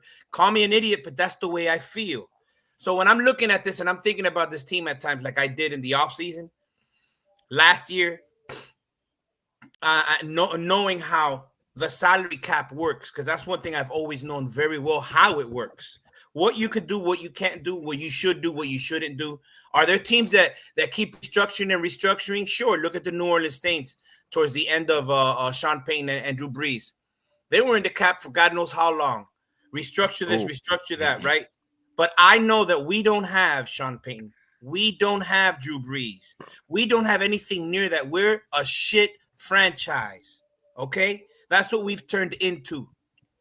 And if we're going to keep on, if any fans out there are listening to anything that any of us have said this whole stream, if any of you are still holding on to hopes with any of the culprits, whether it's Greer, McDaniel, Tua, whatever you choose, if you're holding on any hopes, you're setting yourself up, bro. You're doing it to yourself. Yeah. Well, I'm gonna say this, and I've said this on other platforms. You don't know how loud and wrong you are, but go ahead, Mr. Paul. And you probably heard me say this before. Right now, as far as 2025, 2026, 2027, 2028 is the year that I may expect the team to take a step forward. But this season here, next season, and possible the season afterwards, I don't think so. So right now I'm in the observation mode. Where I'm going to watch my game. I'm going to watch the team. I'm going to watch the game. I'm going to cheer for my team. Hold up. I'm going to cheer for my team, but I'm not expecting us to do anything. Now, if we do, I will take it, and I'm not jumping ship. Mr. Paul, get your popcorn ready, buddy. You're about to be cheering for Zach. No, but I'm with you. I'm with you, Mr. Park. And miss me with all that true Fin fan was saying. You have hopes as a fan, and I hope you're right. You're not an idiot. You probably said it nice. Cool story. You worded it nice. 2028, Mr. Park. You know why you say that? You're wrong, because bro. that's going to be the year. I'm sorry, my brother. Go ahead. No, go ahead, I'm True. just saying. You're Hey, saying win the if next anybody game. has hope, When I'm is the sorry. next game, I have man? hope, When is bro. the next game? No, I have hope. hold up. I have hope. Zach Hold up. I Wilson want is to hear gonna One True at finish. is one gonna at a do some time. good Hold stuff. up. Let me What hear I was True gonna finish because say, True trying to say Pop, something. Pete, Let me Pete, finish, what I was please. Pete gonna was say, trying to say something. what I was John, gonna hold up. say, John, let you finish talk, please. what Yeah, I was gonna say is, if in your theory of 2028, in all reality, if they're gonna, if the Miami Dolphins are gonna do it the right way, which is to set yourself up to be able to do the same thing you did in 2020, right? In our reality, you're right, because you're gonna get rid of Tyreek. You might get rid of Waddle if he keeps on getting injured as well every time he catches the ball. You got to get off the you got to get it off the Tua contract.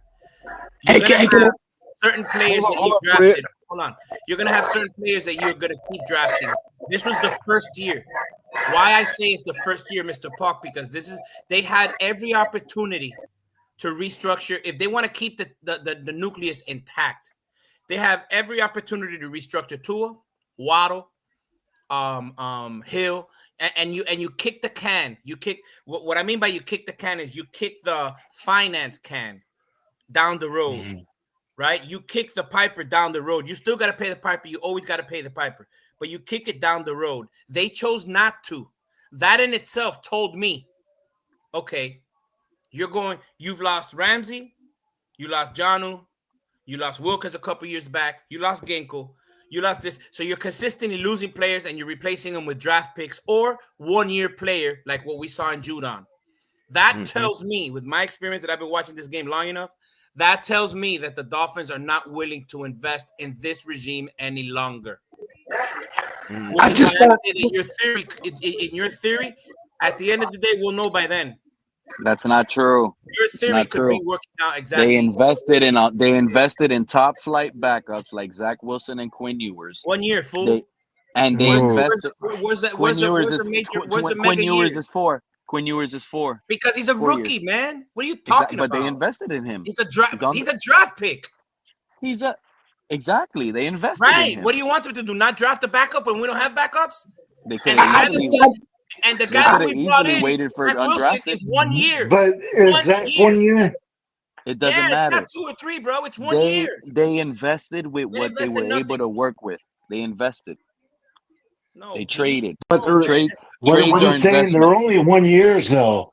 They're except for Ewers, everybody else is a 1 year player. My point is what he's my saying. point is my point No, is not really. You got a couple. my point is 2-year, they did 3-year not players. invest. Okay, well. Other than Zach Sealer a year or two ago, they did not invest any 3, 4, 5-year plans. Okay, they're not doing it. Yes, you're right, Pete. They're investing in backups because our backups were so shitty last year. Okay, I give you that. But if you would have told me they signed Zach Wilson for 3 years, I'd have been like, okay, there's a plan here. Maybe they're seeing him as the replacement. They're not. What they're doing you got to understand they're bringing a guy in because they know Tua is going to get hurt again. No, I think that what they see is they see yours as their number one, Yours is and that's why they gave him 4 years. That number in the 5th round. It's called a hopeful project, which means if he doesn't make the team, he'll make the team this year. But if he's not anything special within the next 2 or 3 years, you'll be in the same predicament you were with Skylar Thompson, which you move off of him. And you only wasted a 5th round pick. Now you tell me that we drafted a Ewer. If we would have drafted a guy like, who's the guy that went to the Giants? Jackson Dart, right? You draft a guy like Jackson Dart and you say, hey man, we got him in the 2nd round. Fuck the 1st round. I'll even give you the 2nd round. I'll be like, wait a minute. But they're not thinking about that. What the signs that they're telling us as it is right now, all the signs indicate the Miami Dolphins want to get everything off the books. And the reason why I'm thinking Greer might be safe is, why would Greer do a trade for a team and get a 3rd round pick next year and a 5th round the one after? Why would he be worried about that? Why would he care to do anything like that? Because of the fact that what you're saying is not true. I understand it's your opinion and it could be your truth. But if you go based on the team's identity, they believe. Remember what this offseason was about, to get after a top flight backup quarterback. Why did we go after a top flight backup quarterback? Tua got hurt. Okay, what hurt them and what made them go after a top flight backup quarterback? Because when Tua is hurt, they haven't been able to win games. He's been Pete, hurt often, right? Pete, So now they know if Tua is healthy, they're a playoff team. They just Pete. sniffed division title 2 years ago. They believe they would have been a playoff team last year if Tua stayed healthy. So all they're doing is betting their chips that this is a playoff team based on the salary cap. I'm not going to overspend and overexpose myself. And I'm also going to try to build through the draft. That's what they're Pete, doing. Building through the Pete. draft because they believe this is a playoff team. We'll What up, see. Kenna? Our general manager also used the word reset just barely a month ago. Exactly. And if I break it down, you guys will understand when he spoke about reset. You see, they ran with narratives. These Tuaneers, they ran with narratives. They used that as an excuse to flip off of Tua, whatever. But when he spoke about reset, he was talking about every year you pretty much have to reset based on what you're allowed to do with your salary cap. He doesn't Okay. have 10 He's draft gonna try to picks. fit that into there. That's what he's Good shit. doing. That's what he said. Go listen to it. That's what he No. said. He's basing it on salary cap. That's the I'll reset. disagree. And again, like you said earlier, I'll disagree. I'm not saying you're wrong. You could be right, but why I will disagree is because in 2020, 2021, 2022, all right, we didn't have those problems. Why? Tua wasn't under the big contract. Why? Yes. We hadn't re-signed Waddle to the big contract. All we had was Tyreek and a couple other players. What the difference is this year, Tua's contract is kicking in, Waddle's getting his money, and Hill is still getting his money. That alone, if you do the math, I'm going to look into because I can't remember the number. I think the salary cap is at 258. Okay, that's 93 million between those three next year alone, just on them. Good. We're not counting what's, and you don't think that they got to be prepared for the upcoming contracts? A-Chain. What if Patrick Paul? That's right. What if Patrick Paul works out? What if Xavien who got a fully guaranteed contract, but what if he turns out to be a stud? And by year number 3, he says, yo, you got to pay me because I'm not, you know how it is. I'm not playing on my last contract. So they cannot tie. They could have, they could have made $55 million of free cap money had they restructured contracts. They chose not to. Why would you not choose to if you think that this team, your big dogs, your main dogs, are a winning formula? Because you don't. You're off that train right now. You don't believe in the head coach. You want to get rid of the Tyreek contract that if you don't get rid of it this year, next year is $51.9 million against the cap. Yeah, but that's the problem, though, because the fact that they don't know what they're freaking talking about. A lot of them, When we get rid of a lot Tua, of the ones. it's still 41 or $43 million. It's not that bad. It's not that bad post June 1 cut. Okay. We saved like 15 million and the cap hit is not as bad as it sounds. True Fin fan, do you really think that the people who are making these decisions actually know what they're friggin' talking about? Business wise, yes. Except for Well, one I'm not talking about business wise. I'm talking about to make a good team. You know, they would make a hell of a lot more money if it was a winning team. Oh, obviously, Liz. I mean, that's obvious. And to answer your question, the answer is obviously no, right? I mean, what did they put together that changed anything for the past 25 years? What, a couple more wins in the season? Didn't exactly. we win 11 games with Chad Pennington? Didn't we win 11 games? Or what was the year of the Wildcat? Was that the same year, 2008? I don't know. We're going to get our first injury report tomorrow. James Daniel was put on IR today. I heard. That's my point, though. I mean, they're getting rid of the good players because they don't want to friggin' pay them. Didn't he already? Wasn't he coming off of a season injury before we signed him? Yeah, we did. Yeah. He was, and if I'm not mistaken, Ken or Pete, didn't we pay him $3 million to come to play for us? Free money, dude. I don't think, huh? Free money, bro. He's taking free money. That's what I'm saying. Instead of paying $1 million, we paid him $3 million, if I'm not mistaken. And not only that, that's one thing that I have never really liked about Chris Greer. Chris Greer has always, for one reason or the other, wanted to take chances on the big talents that are injury prone, and that has turned out to work for us. No, what he does is he goes with Gase, what Gase wanted. He goes with what Flores wanted. And then when a year or two in, he tries to recover with injured players, or he tries to win on blue chips that, are in their fourth year of their contract, and he can somehow get a guy undervalued to play over his value, right? He did it with Gase, he did it with Flores, he's doing it with McDaniel. We've seen for 9 years that doesn't work. We've seen that. That. So he's gonna get this new coach in, and I'm only being sarcastic. If he gets this new coach, he's gonna get exactly what the coach wanted, meaning he's gonna avoid getting the obvious talent, generational, which is a Tristan Wirfs or Panay Sewell. Chris Greer's gonna avoid getting this generational talent that could possibly protect Tua. Sharif, I think you're spot on. I think you're spot on because if you go back, wait. If we go back when Greer hired Flores, Greer must have been told there's a model, there's a standard. He wanted tough, he wanted someone with grit, and they identified and hired Brian Flores, which, if we go today, Ross fired Flores, but Greer is looked at as the general manager that hired a good coach. Stephen Ross even said he was a good coach. Stephen Ross said that firing him hurts him a lot, but it's a decision he had to make. So Greer gets a green check mark for hiring Flores. Now they said, let's turn around and look for someone friendly, someone more offensive genius to help save and loop up on Tua. Greer did just that. Check mark. So check mark.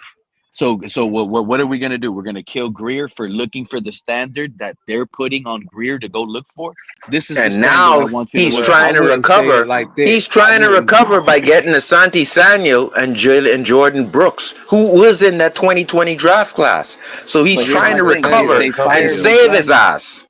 If they fire McDaniel, ain't coming here. Greer might be here to the point where all they're gonna do is pass him an email and they're gonna tell him, this is the model we're going back to. Hire this type of mental tough coach again.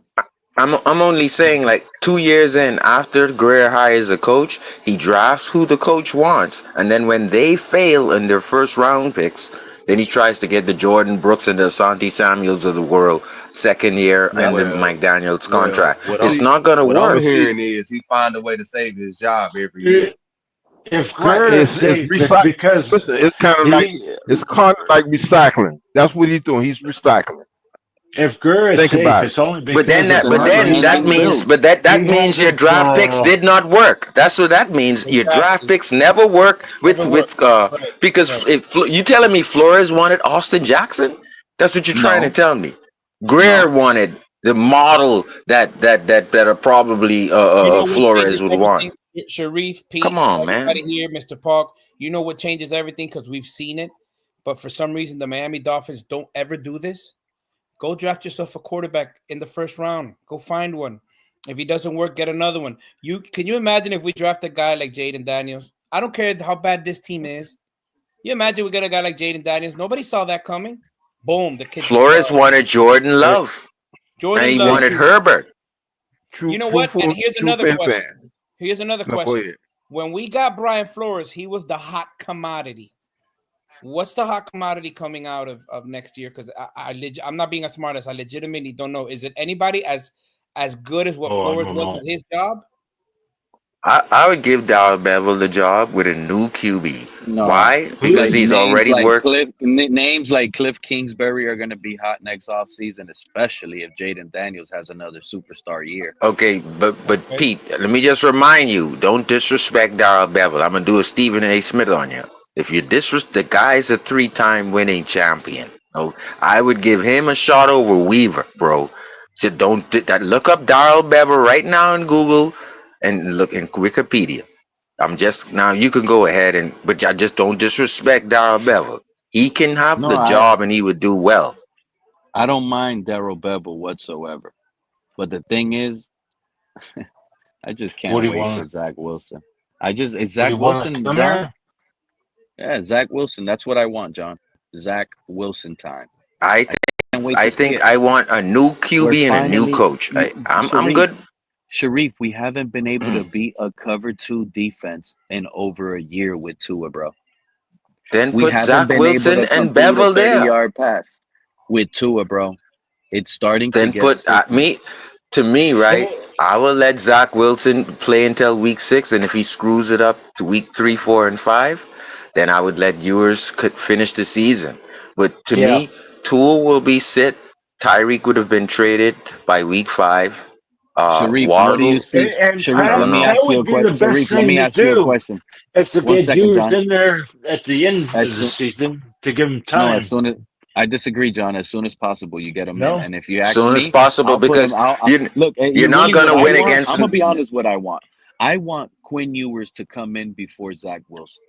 I really do. you're not going to win against New England. And yet 4 days later, boop, boop, Buffalo Bills. I'm telling you, New England, and then 4 days later, you got to You play don't think Buffalo. we're Now, gonna beat you the have an Patriots? 11-day break after you Sharif, you play don't think we're Buffalo. gonna beat the Patriots at home, bro?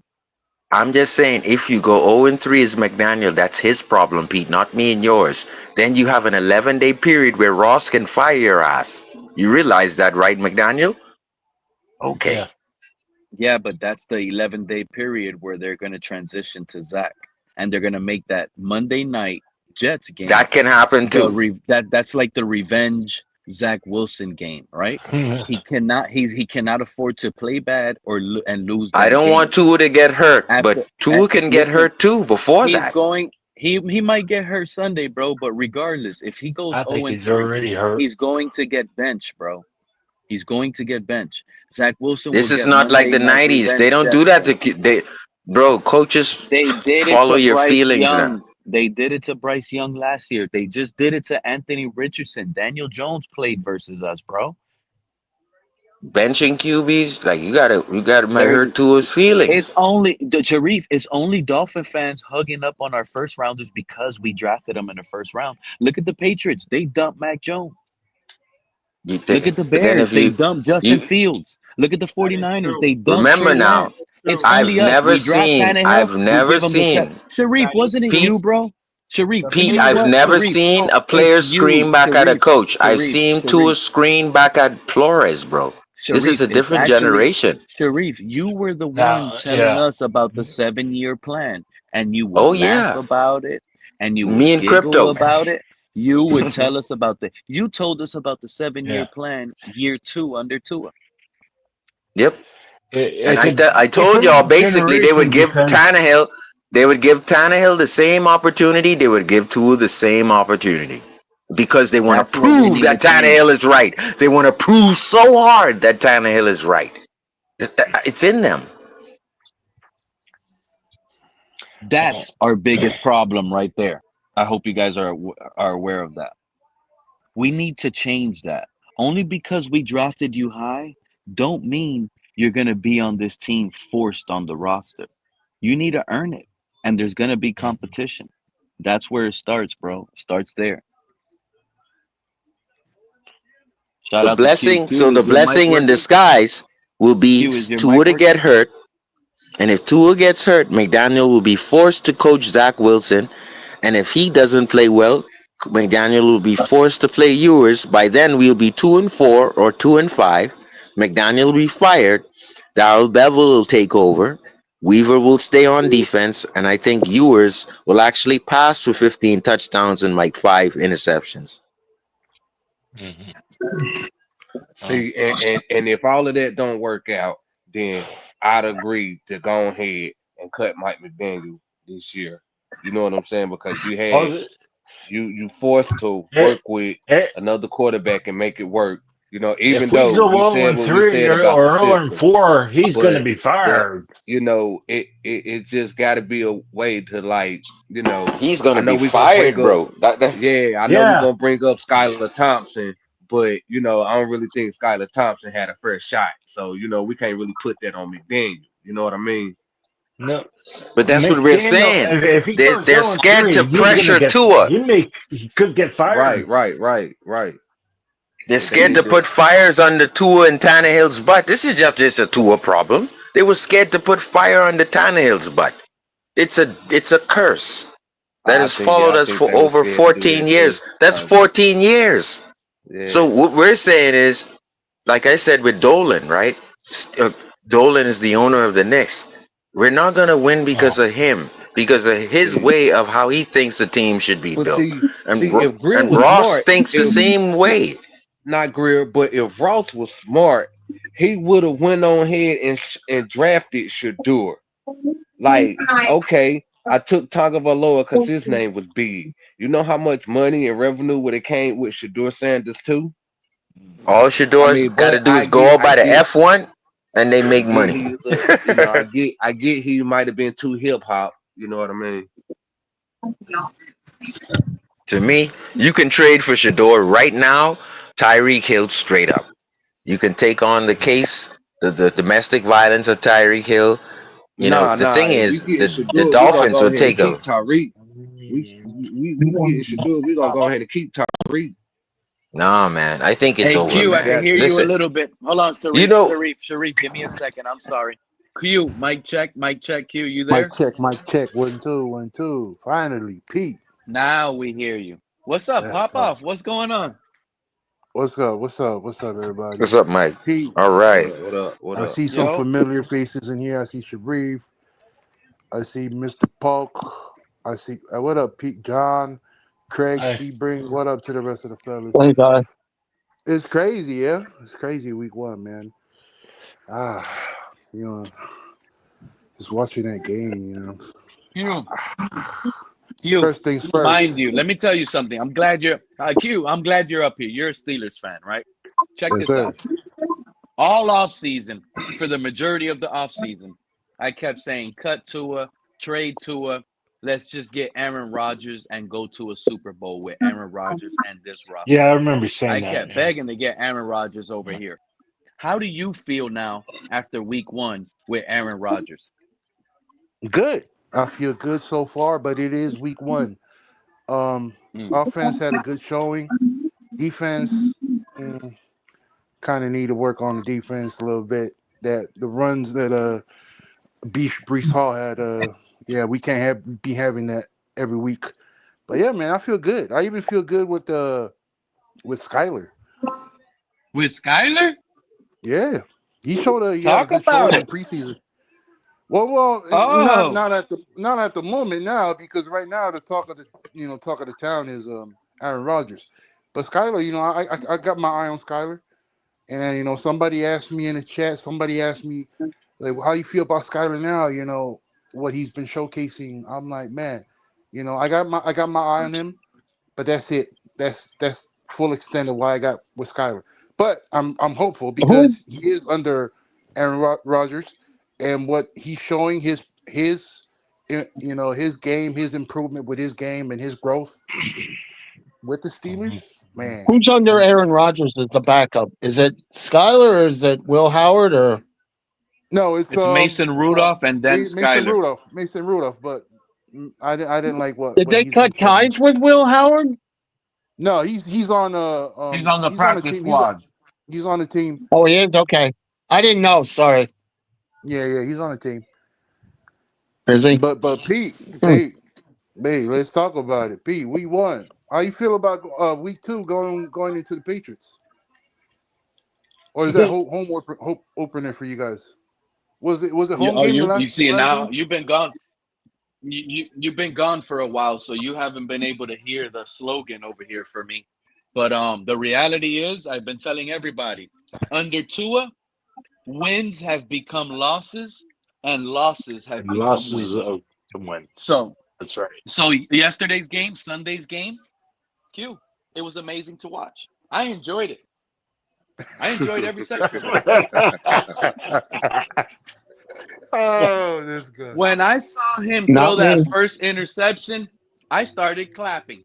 Yes, I was excited. I mean, that would be a Pete thing, it wouldn't be out of character for you, Pete. That would be in line, in character for you. Oh, Yeah, no, but it's a I good mean, feeling over here, at least for me.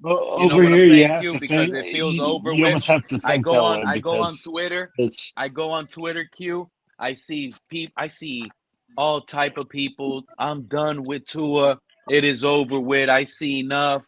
And it's a But lot you of know the what that same means, people right? that You know when people get heated, you know what that means, right? what that mean? And it's the only thing I don't see from you. And that's why I say you're probably the realest Dolphin fan out there because you say it loud and proud. You don't like Tua on this team. But for people who come and say, oh, they don't believe Tua's the guy, Tua's he's not as gifted as people say, this and that, but then come out, after saying all that about Tua and come out shocked and mad and pissed that you guys lost. You know what I'm saying? Like make it make sense. Yep, Make it make exactly. I've sense. been against him the whole time. everybody Yep. here up here has. Mm. I mean, it's just the I fan haven't in you been want to. It's against just them. the fan in you that wants you to see your team do good, yo. That's all it That is. means no. But That means they got I hope. They mean, got hope for Tua, which is overall, funny. but nah, Which is overall, nah, you can't say that, bro. Because overall, you already know to a far extent you're gonna go. You know what I'm saying? Like at the end of the day, it is what 17 weeks. So you know it's no, gonna no, be no, some no. ups and downs, but you Let me know break it down. Let me break it down you real ain't quick. going What no I'm further saying than is, that though. what Pete said Yeah, too. When Tua came out and he looked like the way he did, Pete said, "Pete, what you say, Pete? That's a good thing." yeah. He clapped his hands. He said, "That's what's up. That's exactly what I wanted. That's it right there." But people who come out and say the same thing Pete said, and then come out and say, "Oh man, he sucks.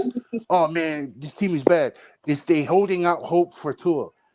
How you gonna come on a panel talk shit about him, and then come out mad that he lost the game? You know what I'm saying? Make it make sense. Who said I was it like, was? Pete, man, Pete, it's man, years, Pete. We're going back what 2021, 2022, 2020 days, man, on the panels and back in TG. Those days we was all about bashing.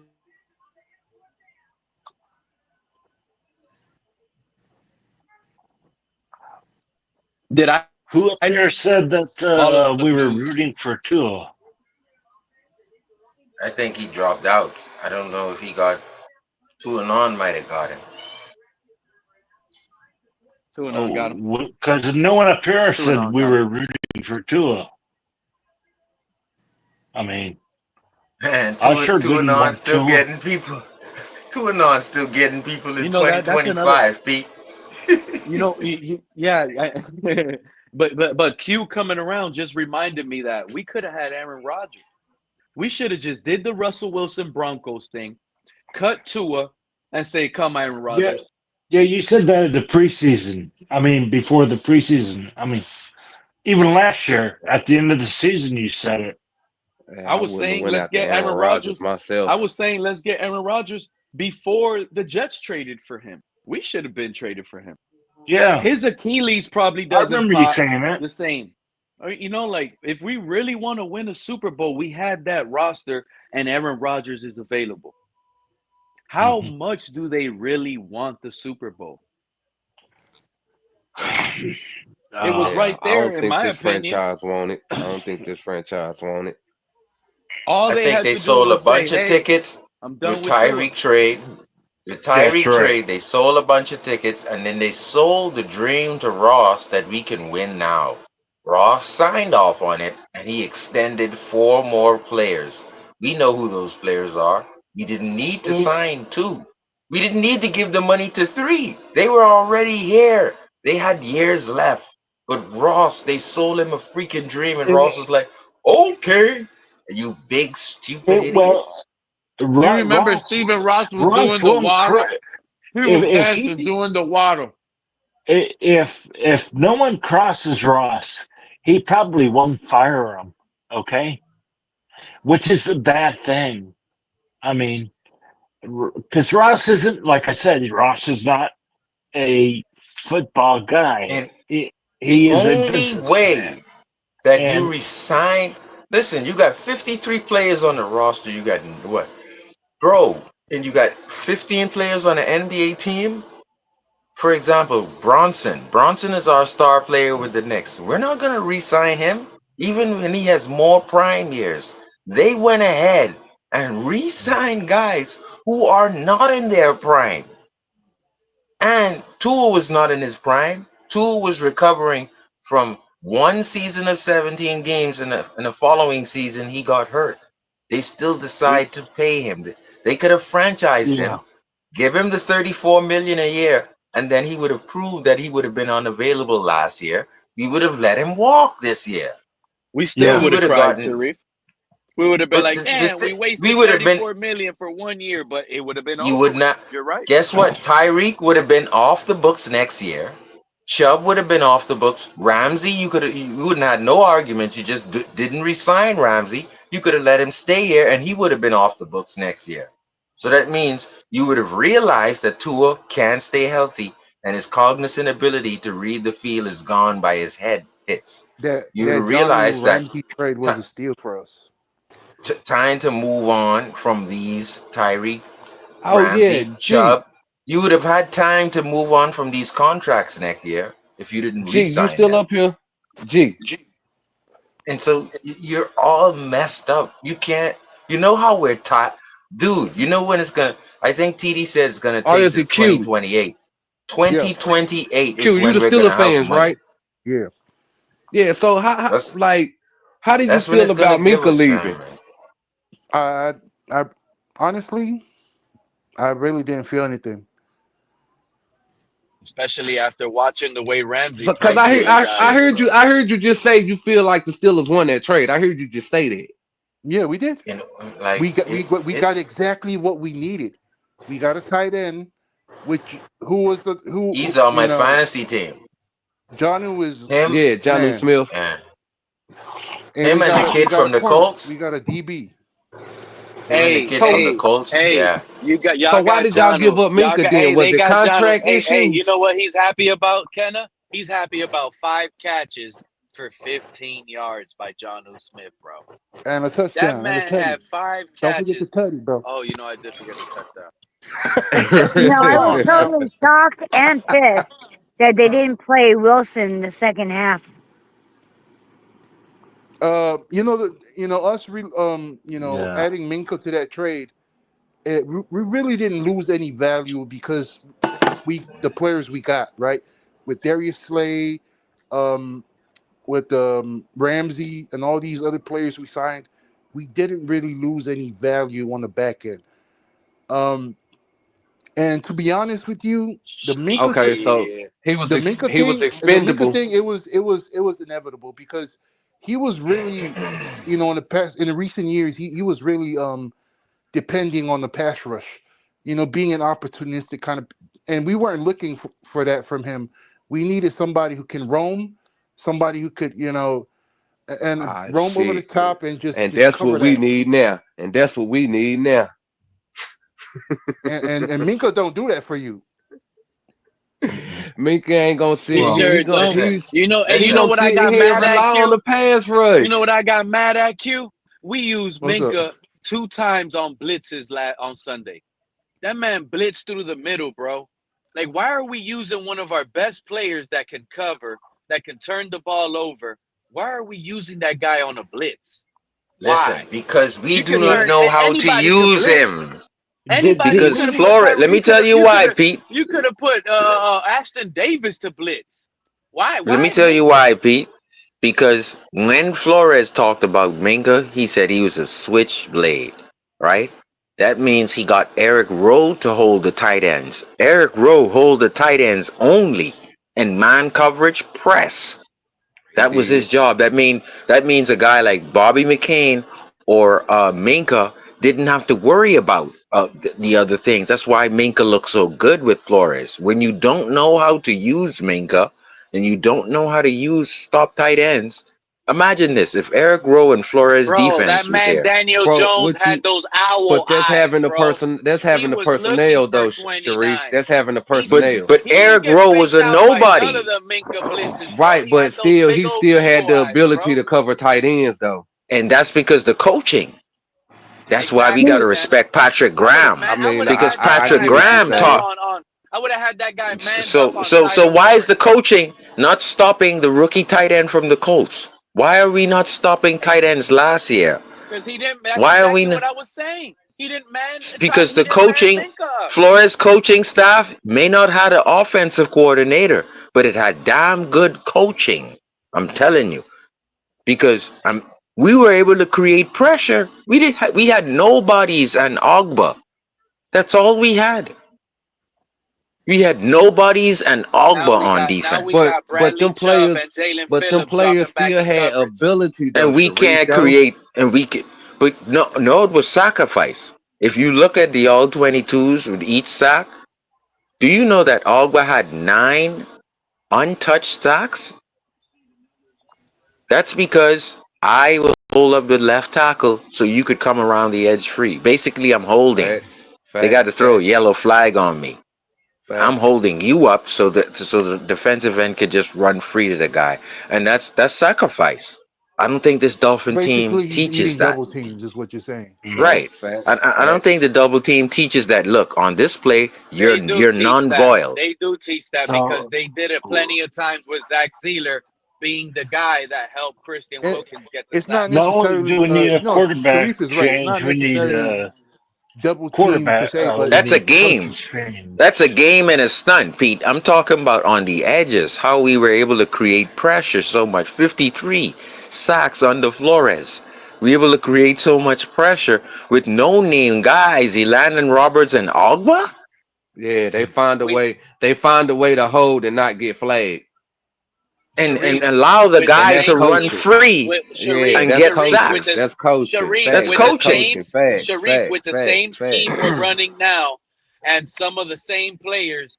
Vic Fangio broke a franchise record with sacks and not blitzing much.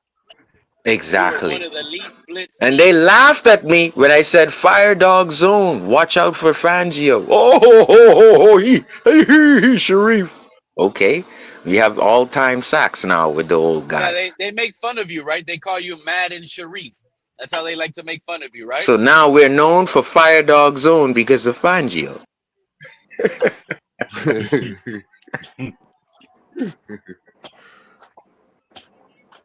hey, you got to admit Nah, though, Man. y'all laughing, Sharif, but I've heard people Fire go Dog at Sharif talking does sound about like he's a it Madden. comes from Madden. But Fangio said it. That's what he uses. That's what the weak side linebacker would come right at the end and create 5-man pressure. You know how much times Fangio did that last when he was here? They would come right at the very end and just create a mismatch. 5, only sending 5. Hey, y'all heard Patrick Paul when he said the team feels like they got punched in the face?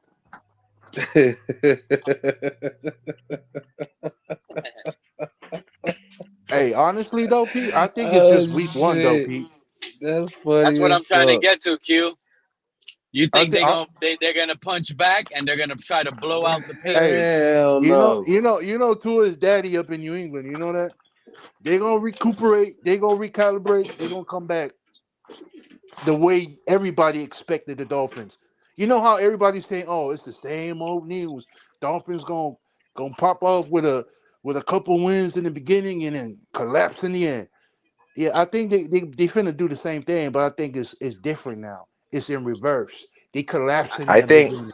I think okay, when you talk about line communications, O-line communications, they haven't given that to Q, Tua yet. that's crazy because the next All 3 right? games are division games. So if Tua goes out there, he beats the Patriots at home, short week, beats Buffalo on the road, Nah, he's then saying it's gonna comes be the back and opposite beats the way. Jets Monday night, dude. Nah, he's saying All we're of gonna this will lose be to looked all of them at. first. All of He's this saying will we're be gonna looked split at. Listen, everybody. All of I this will think be looked at as a joke, right, Q? listen, Listen, I think Tua can't see the Miami's backside gonna of the win. field anymore. is going to win versus the Patriots. Against the Bills, I'm going to give it to the Bills. See. I can't I'm going see to give it to Q. the Let me Bills. stop you right there, bro. I don't Because see you this. talking about Tua beating uh Mike Vrabel led team, Man, that which don't is mean nothing. better, Yeah. which is You go to better, New England, which you is know what that man better, name is? which is They Then better call last him than the year. Tua Tennessee Daddy Vago team, up there, bro. but which is better than the Tennessee team that Yeah. he stopped us and beat us 2 years in a row on. We Hey, all I Yeah, gotta but say 2 is we'll years in see. a row, Tua We'll wasn't see. coming off a 33-8 loss. Because the record stands okay, 7-0 against the Patriots. That's Now, okay. undefeated. Well, Tua was like I was undefeated saying, on right? opening day. They got squashed. Mm, So Are you Like I was confident? Are saying, you right? confident? Are you confident Miami's gonna lose What to y- this Sunday? this Sunday? Yeah. Listen, y- Man, listen. don't Let me talk tell you trash. why. yeah. Because I'm Let me telling tell you, you why Miami is gonna Miami whoop is their gonna. ass. I'm Let me telling tell you, you why Miami is gonna lose. I'm telling you, I'm gonna tell you Miami right is gonna now. whoop that ass Sunday. And Hey, hey, shout out to you, Cap. So let me Right. tell What you up, why we're Cap? gonna lose Thanks for coming up that info, Sunday. Cap. See, what y'all don't realize is if when you watch the film, I saw from the Trent Sherfield touchdown against San Francisco. Look at Tua's record from since then. From the Trent Sherfield touchdown against San Francisco when we hey, had Cap, 2 games and hey, we could have my clinched the brother, #1 seed. Let me just rest. When we could have clinched the #1 seed after that Trent Sherfield touchdown when he ran it in for 69 yards, the Dolphins were shit. Meaning the league catched up to Tua's and McDaniel's offense.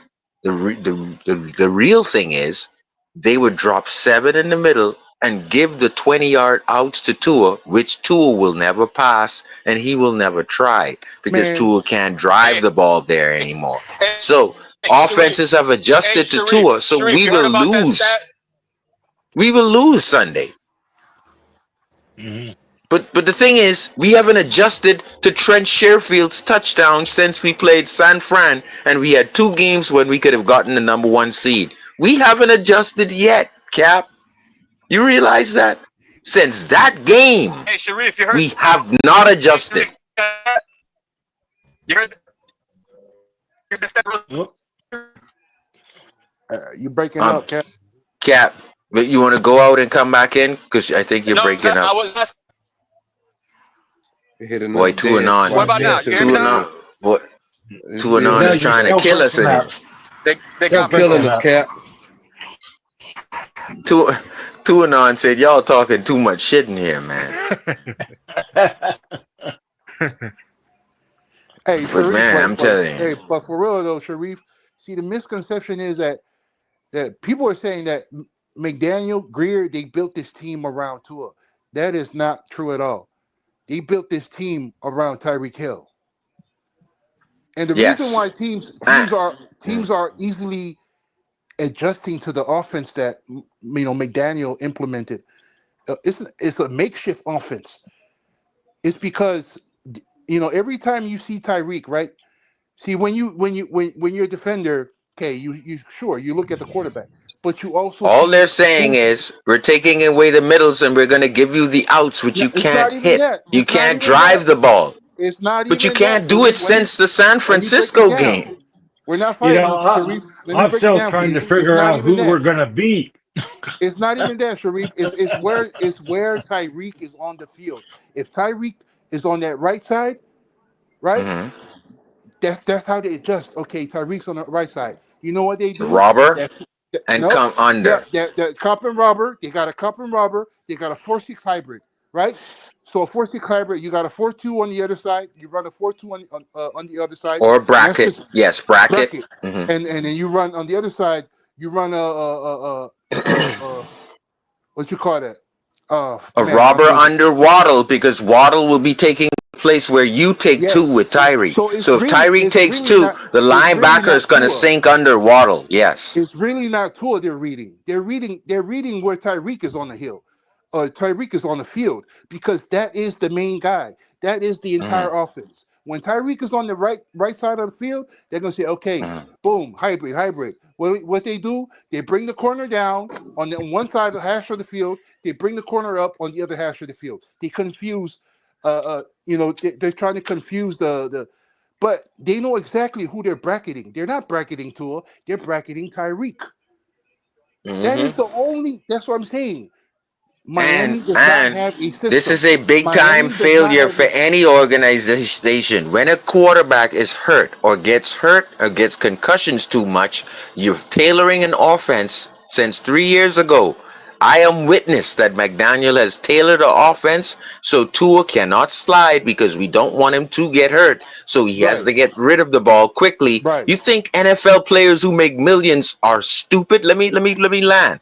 My point is, the NFL players are saying Tua does not want to get hit. He will not slide, and the Dolphins are fearful. So let's play the middle. He can't drive the ball to 20 or 30 yard out like a Mahomes or a Wilson. So what we're going to do here is we're going to take away that first read because our rush is going to reach there in 4 seconds. Who is that first read? We're going to take away whatever the first read is, but they also know off script. 1 Mississippi, 2 Mississippi. This is now not Tua's game.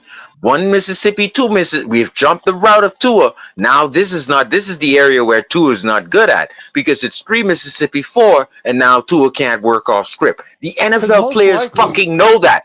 They know that. And for the most part, Sharif, that first. And so they're not going to give him anything in the middle, and they're going to give him the outs. And by the time it's the 3 Mississippi, the rush is already reached. Not because the O-line is shit, because they know what Tua is now. They know exactly what Tua is. It's not because of the O-line. They're bracketing based on his noggin being hit. They know he's not going to run because they don't want him to run. You're not making sense, Sharif. And like I said, No, we're it not is. fighting. He's making sense. Oh, man. I'm not even speaking to this. I'm not speaking to you, sir. I'm speaking to the audience. Who is the key? If you disagree with me, that's fine. Who is the key to the offense, Sharif? The entire offense. That's irrelevant to what my point was. Man, you I'm just telling you that. It'll debunk everything. My point is that because of it is Tyreek I'm Hill. not arguing that. We agreed on that. That's 3 minutes ago. What I am saying is the defenses of the NFL. It's over 500 defenders in the NFL. They're not dumb. They know what Tua is. He is the entire He's offense. arguing. Exactly. Bro, you got it. You're arguing two different points. Listen. On ESPN, and I've said this a million times, there was a Baltimore Ravens defensive back that was on ESPN, and when he was asked about getting ready to play the Miami Dolphins, he started giggling and laughing and said, "We got to tell on the Miami Dolphins." And he was talking about the offense and Tua. And this was about what, maybe two seasons ago. This offense is based on Tua not being able to slide anymore or take off and run. He has to get rid of the ball because they don't want him to get hit. And because of the 2.5 seconds release, that's Tua's offense. That's Tua's offense, bro. That's Tua's offense now. It's been his offense for 3 seasons. Exactly, and that's the problem, Sharif. They made this makeshift offense, no system whatsoever, no concept, no everything. It looks like a. And the NFL defenders have realized that he will release the ball to a spot within 2.5 seconds. So let's take away those spots. Let's just take away those spots. He won't drive the ball to the 30-yard out or 20-yard out. Something that Tannehill could do, by the way, but Tua can't. So now he's minimized even further. Now you can't scramble 2 Mississippi, 3 Mississippi. You can't work out of the pocket. You have so much diminished skills.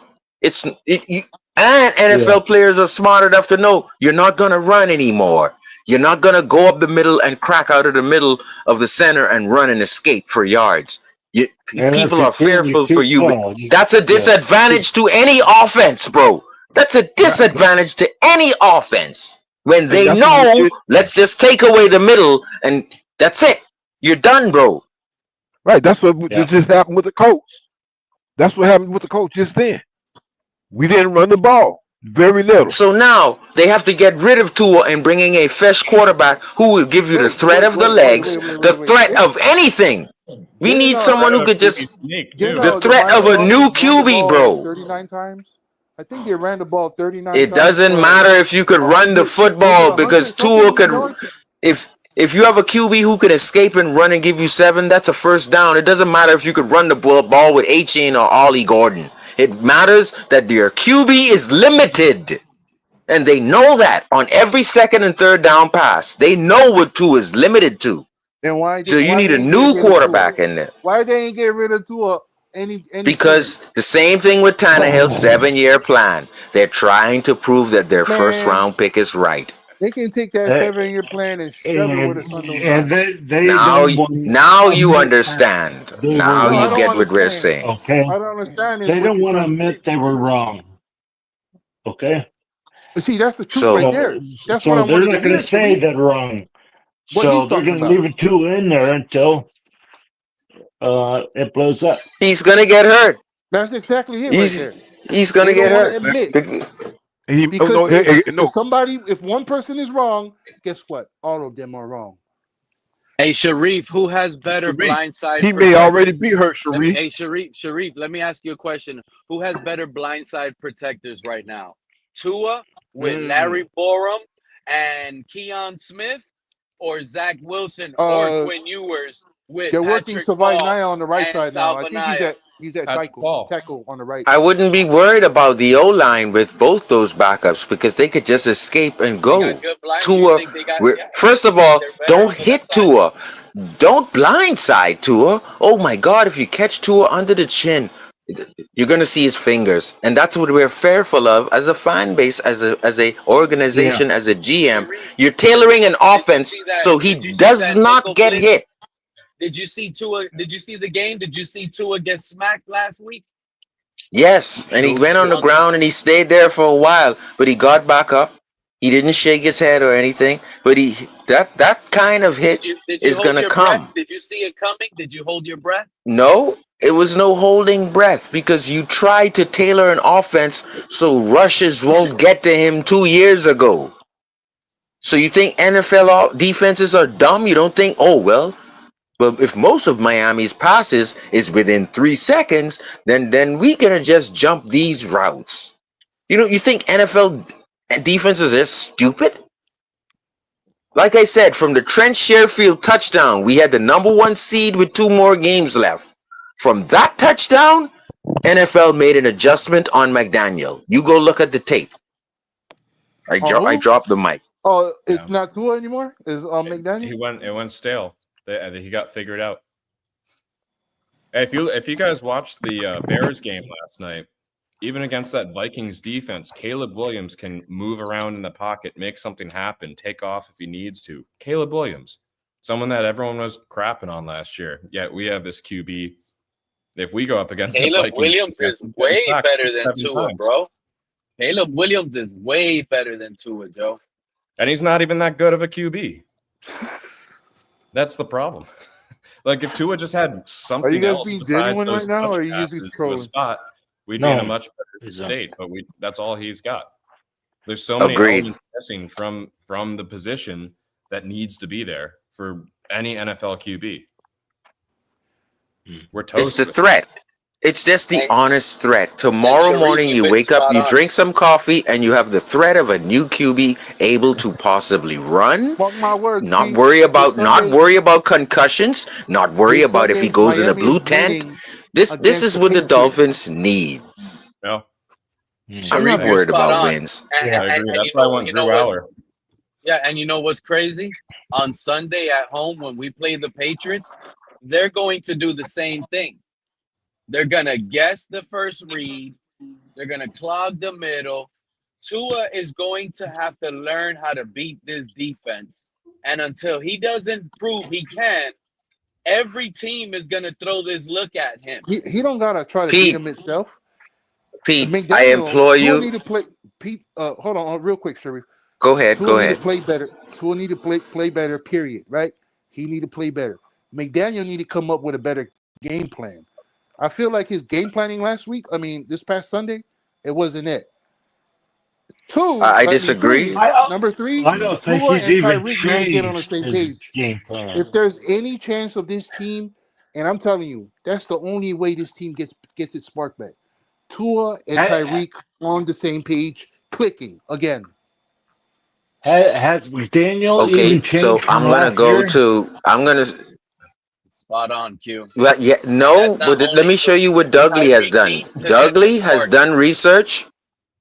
And guys, I implore you to go and watch Dougley talk about this because since last season, Dougley has pointed out at least 30 instances where Tua has forced a turnover. And when you look on the backside, meaning all Tua had to do as a left arm quarterback is look over to the right and you would see the other option wide freaking open. Dougley has pointed this out many times, but because Tua has in his Yeah. mind, let me listen to what my offense tells me. Get rid of the ball, throw it to a spot. It's 2.7 seconds. Let me get rid of it, but not look over to the right where someone is humming under the linebacker. That's wide open. Tua has done this too much times as a starting NFL quarterback where it's not the McDaniels offense. It's the fact that you want to get rid of it to a freaking spot in 2.7 seconds, and you did not see Waddle hanging over the middle, wide open. Tua does this too much. Dougley pointed this out, and he fact checked it and showed the receipt for it. So it's not that Tua he doesn't want to see these guys wide open. He does this shit on purpose.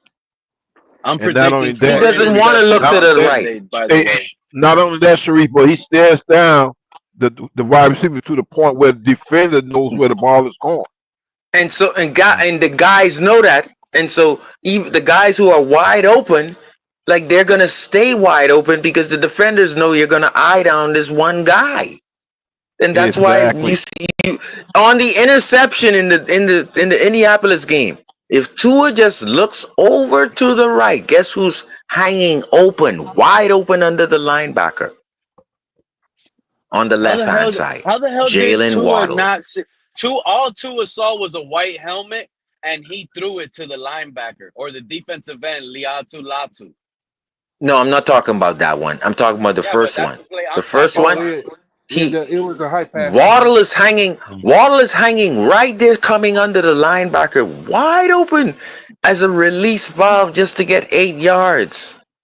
What the hell are you? And he does this over and over. Dougley Durong pointed this out again and over 30 times. He did this over the past 2 seasons.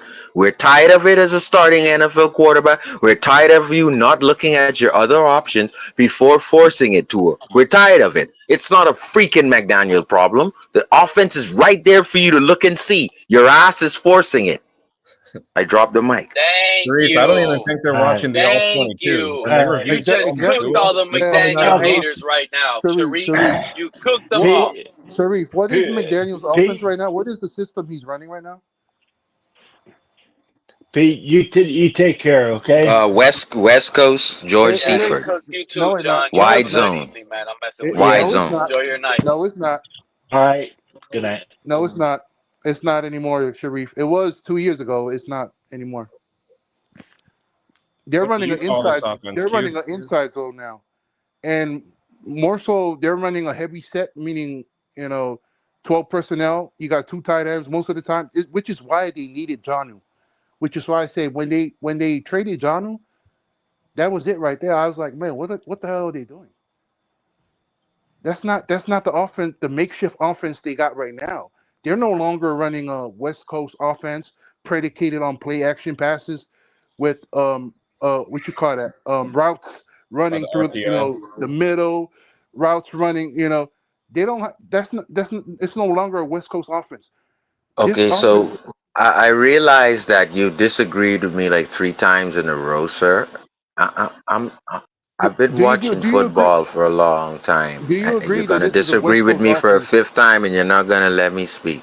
So All I'm right, not gonna I'm letting you argue with speak. you that it came I'm from letting you. George Seifert. No I'm need to not gonna argue, Sharif. argue with you with that, I don't need to okay? argue, Sharif. You got it. You a grown I'm man. not. I You a grown know man. where that came from. I'm not gonna go back Then and tell forth me, with you with it. because You just want to that tell ain't no me West Coast I'm offense, wrong Sharif. and then correct me. So you go ahead. My mic is That ain't no closed. West Coast offense. So you tell me what offense they running right now because that ain't West Coast. It definitely ain't no outside zone.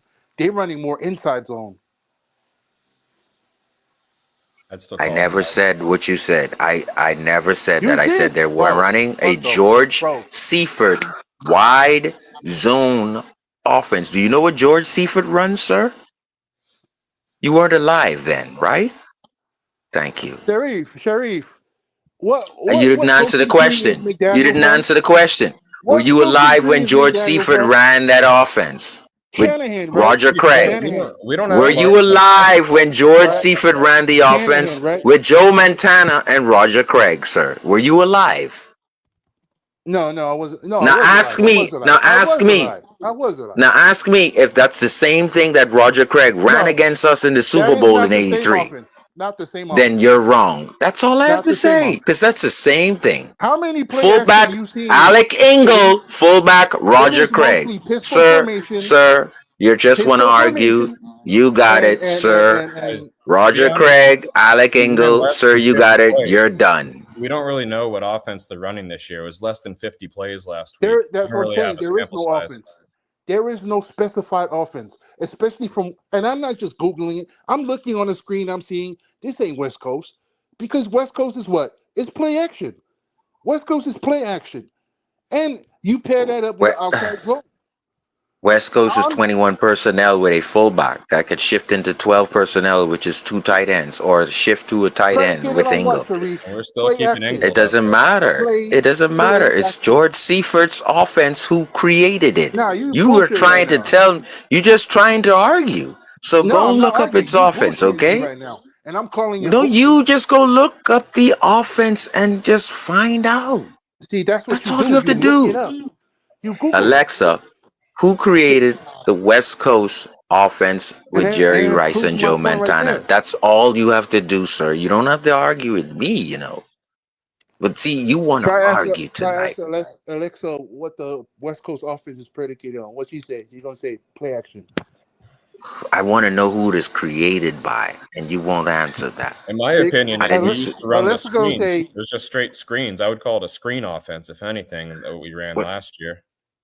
So the thing And is, I'm we and did significantly you and see happier Ty, with the, this year's play calling. We did you just see fucking screens? suck at executing. and to Tyreek's argument, right? Tyreek should be killing people in this offense because this offense was built for Jerry Rice and John Taylor. Yeah. 2 wide receivers, just 2. I didn't That's know they all were they still needed, playing. bro. When you look at the tape of, there's just 2 wide receivers. It was Clark. Clark was a good tight end. There was Jerry Rice and John Taylor. That's the same 21 personnel that Miami Dolphins have. Whatever rendition they run out of it, I'm telling you that George Seifert created it. That's all I'm telling you. I'm not telling you you're wrong. I'm not calling you names. George Seifert created that, okay? Okay. That was about the truthful thing you said. I think they cut out the play action because Tua doesn't have time to. If you take 2 seconds to Can fake you the tell handoff, Sharif that, he's going to be please? sacked. What I Can like you tell about what Sharif Sharif that? said, what I like about what Sharif said is what me and Fred were pretty much talking about not too long ago when we were saying all we really need is Tua and Waddle and let them go to work because we can max protect, use our max protection with the double tight ends or running back and 1 tight end. Just use 2 receivers. They can't be stopped. But the thing is, the reason why they're stopped is because their play has to be in 1.5 seconds. Let these guys go to work and trust their route tree, and they will find a way to get open, and Tua will find them with max protection. Shout out to Young 3K pulling up. Yeah, I agree with a lot you're saying, Sharif, man. You're spot on, dude. I'm very excited about our left side of the line right now, though, guys. I mean, if we get a righty QB in there, Patrick Paul played very well. If you look at how he graded in this first week, it's very encouraging. So we might have some blindside protection if we get Wilson or Ewers in there. I like. One good thing to pull away from that game was Patrick Paul. Dodson had a decent game too. I think You're looking I at the like the PFF potential. numbers or something? What was Savanea's? Savanea, what his grade? Yeah. He was not good. He got a PFF gave him a 51. One of the worst on the team. Well, I'm telling you all right now, right? Imagine Christian Wilkins' rookie season. No impact whatsoever. I don't expect anything from Kenneth Grant. I don't know. Maybe Jordan Phillips shows above his draft grade. I expect that.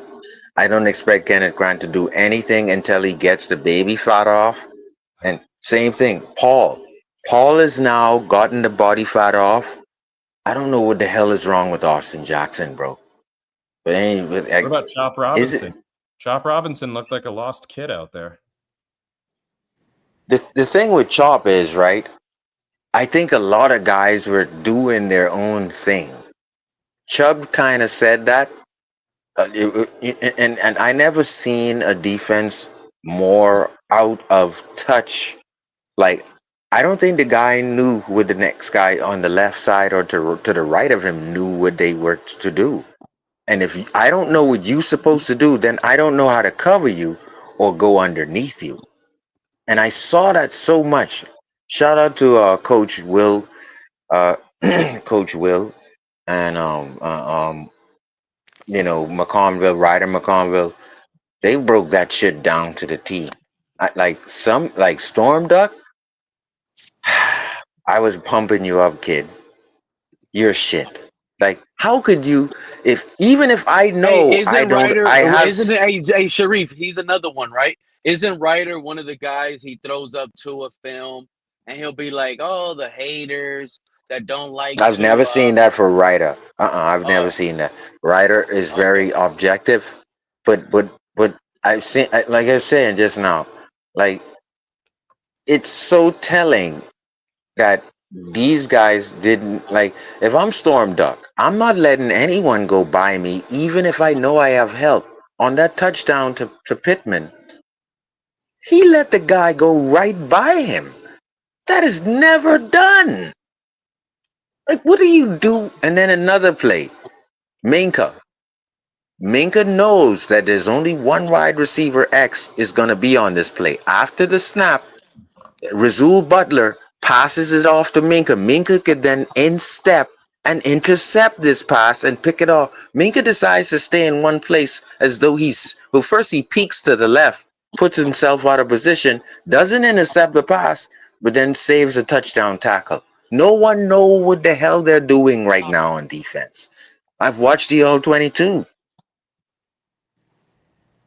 Like, it's not just the problem with Tua right now. Tua is not only the problem, but I believe that this is a protest. This is my opinion now, Pete. This is my official opinion. Guys, you would have to stay around I this late stand into the with you. stream. I stand with you. My Go opinion ahead, is pop up, Sharif. this is a protest against the Yes, it players. is. I do not Against want Tua. McDaniel No, no. anymore. Oh, no, no, I no, do no, not no, no, want. no, no, no. This is where I disagree. I thought you were gonna hit it on the head, Sharif. I thought you were a smarter Dolphin fan than No, that. I But think they're protesting this because I Tyreek, think the like team is McDaniel went in his protesting face. against Pete, Tua, bro. McDaniel went in his face when he was pissed and cussing, right?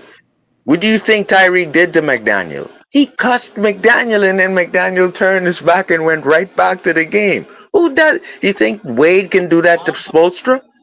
You think LeBron can do that to Pat Riley?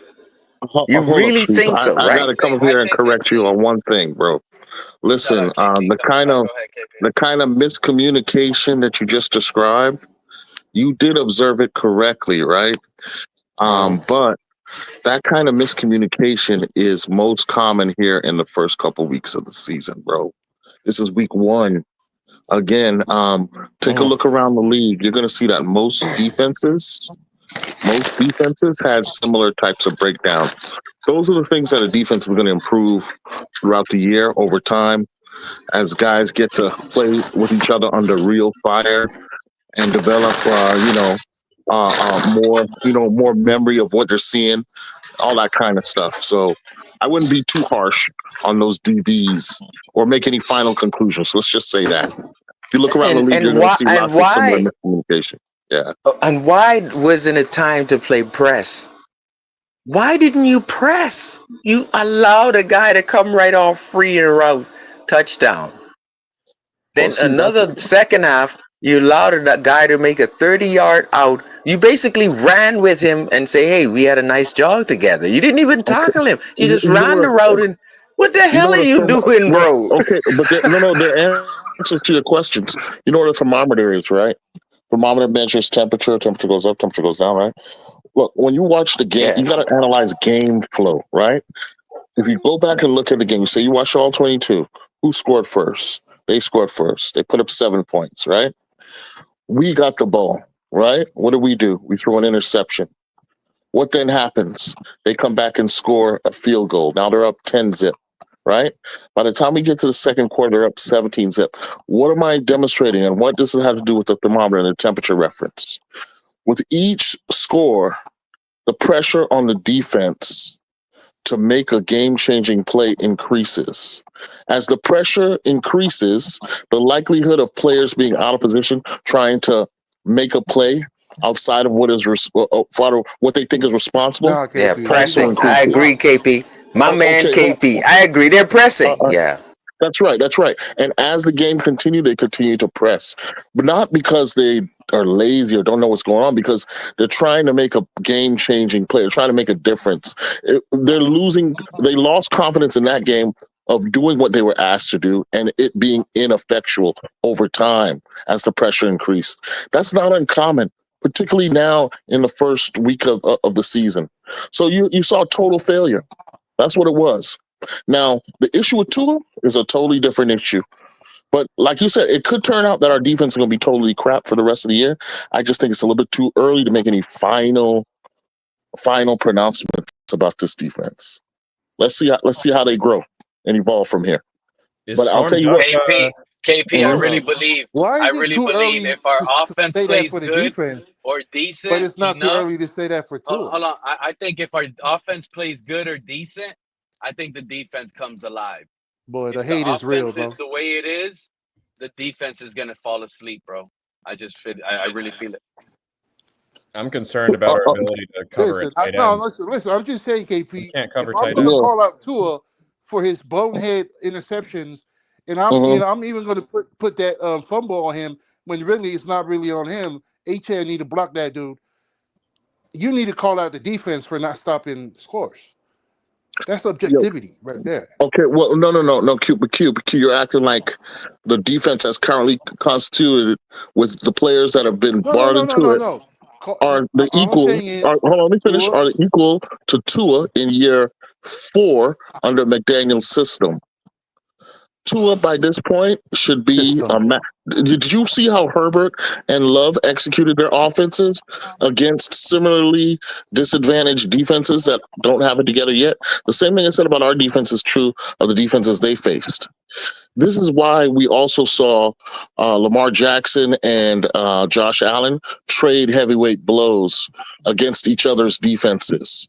Again, the defenses aren't set and in full mode yet. They're at a disadvantage in week 1. Okay? I don't know if that's why you're describing I that know as what you. hate I know against because Tua. the film is not out there yet. I get what Right you're saying. and then now let's think about Tua, because you made a statement that I was hating on Tua, right? Tua is in year 4 of McDaniel's system after having 2 weeks to prepare to dissect that Indianapolis Colts similarly shaky defense, or at least it should have What been system is that, similarly KP? shaky.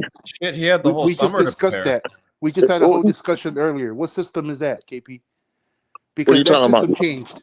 What offensive system are they running? Oh, you talking about your little West Coast discussion or No, it ain't non-discussion? West That's Coast. exactly what he's getting at. Okay. It All ain't right. Well, West listen. Coast.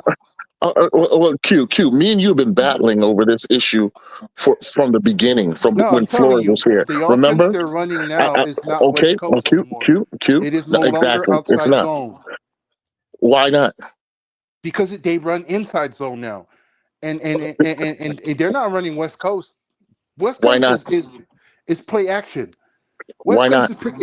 is predicated on play action. They Why they not? they cannot run it. They cannot give Why Tua not? time. Play action. They need time to Okay. throw the That's ball. the They myth need you're gonna time hold on to, for right? routes to develop. You're operating under a delusional thesis, bro. How It's is it delusional? How is it delusional? That is logic look at through and okay, through. no. The statistics show that Tua had, I think, top 5 time to make throws in yesterday's game. he had more time to throw than every other quarterback in the league except for 4 or 5 guys. Might More have been time as high as I've heard as high as Daniel 2. I've heard as low Jones. as number 7. I heard a number. I think Fred brought up the number earlier about having 2.33 seconds to make a throw. Whereas other quarterbacks had like 1 point so forth. Daniel Jones had 1.56 seconds to make a throw. Man, I Tua had watched the game just 2.33. like everybody. You can't Okay. tell me that. I can't believe you're still out here making excuses for Tua. Oh, Q. I'm not making excuses for Tua. He played like a bum. Right there. I said it. You guys are making excuses for everybody else. why? I'm calling out Tua. I'm calling out the D line because they the edge, particularly the edge rushers, they did not put up the pressure that Miami needed. I'm calling up Weaver and whatever that coverage they be running. I'm calling out. The only thing I'm not calling out is that run game because Listen, A10 in our that run defense game got did their whooped. job. I'm not saying our defense is great or is going to be great. They may end up being total hogwash, the 32nd ranked defense in the league. That's all I'm But asking, KP. I've never said they're great. I'm just saying they deserve a little bit more time. And part of the reason why is because our offense doesn't help them out. This has been an ongoing issue season after season, where the You defense has tell me kept us in Tua played games. bad. I said right.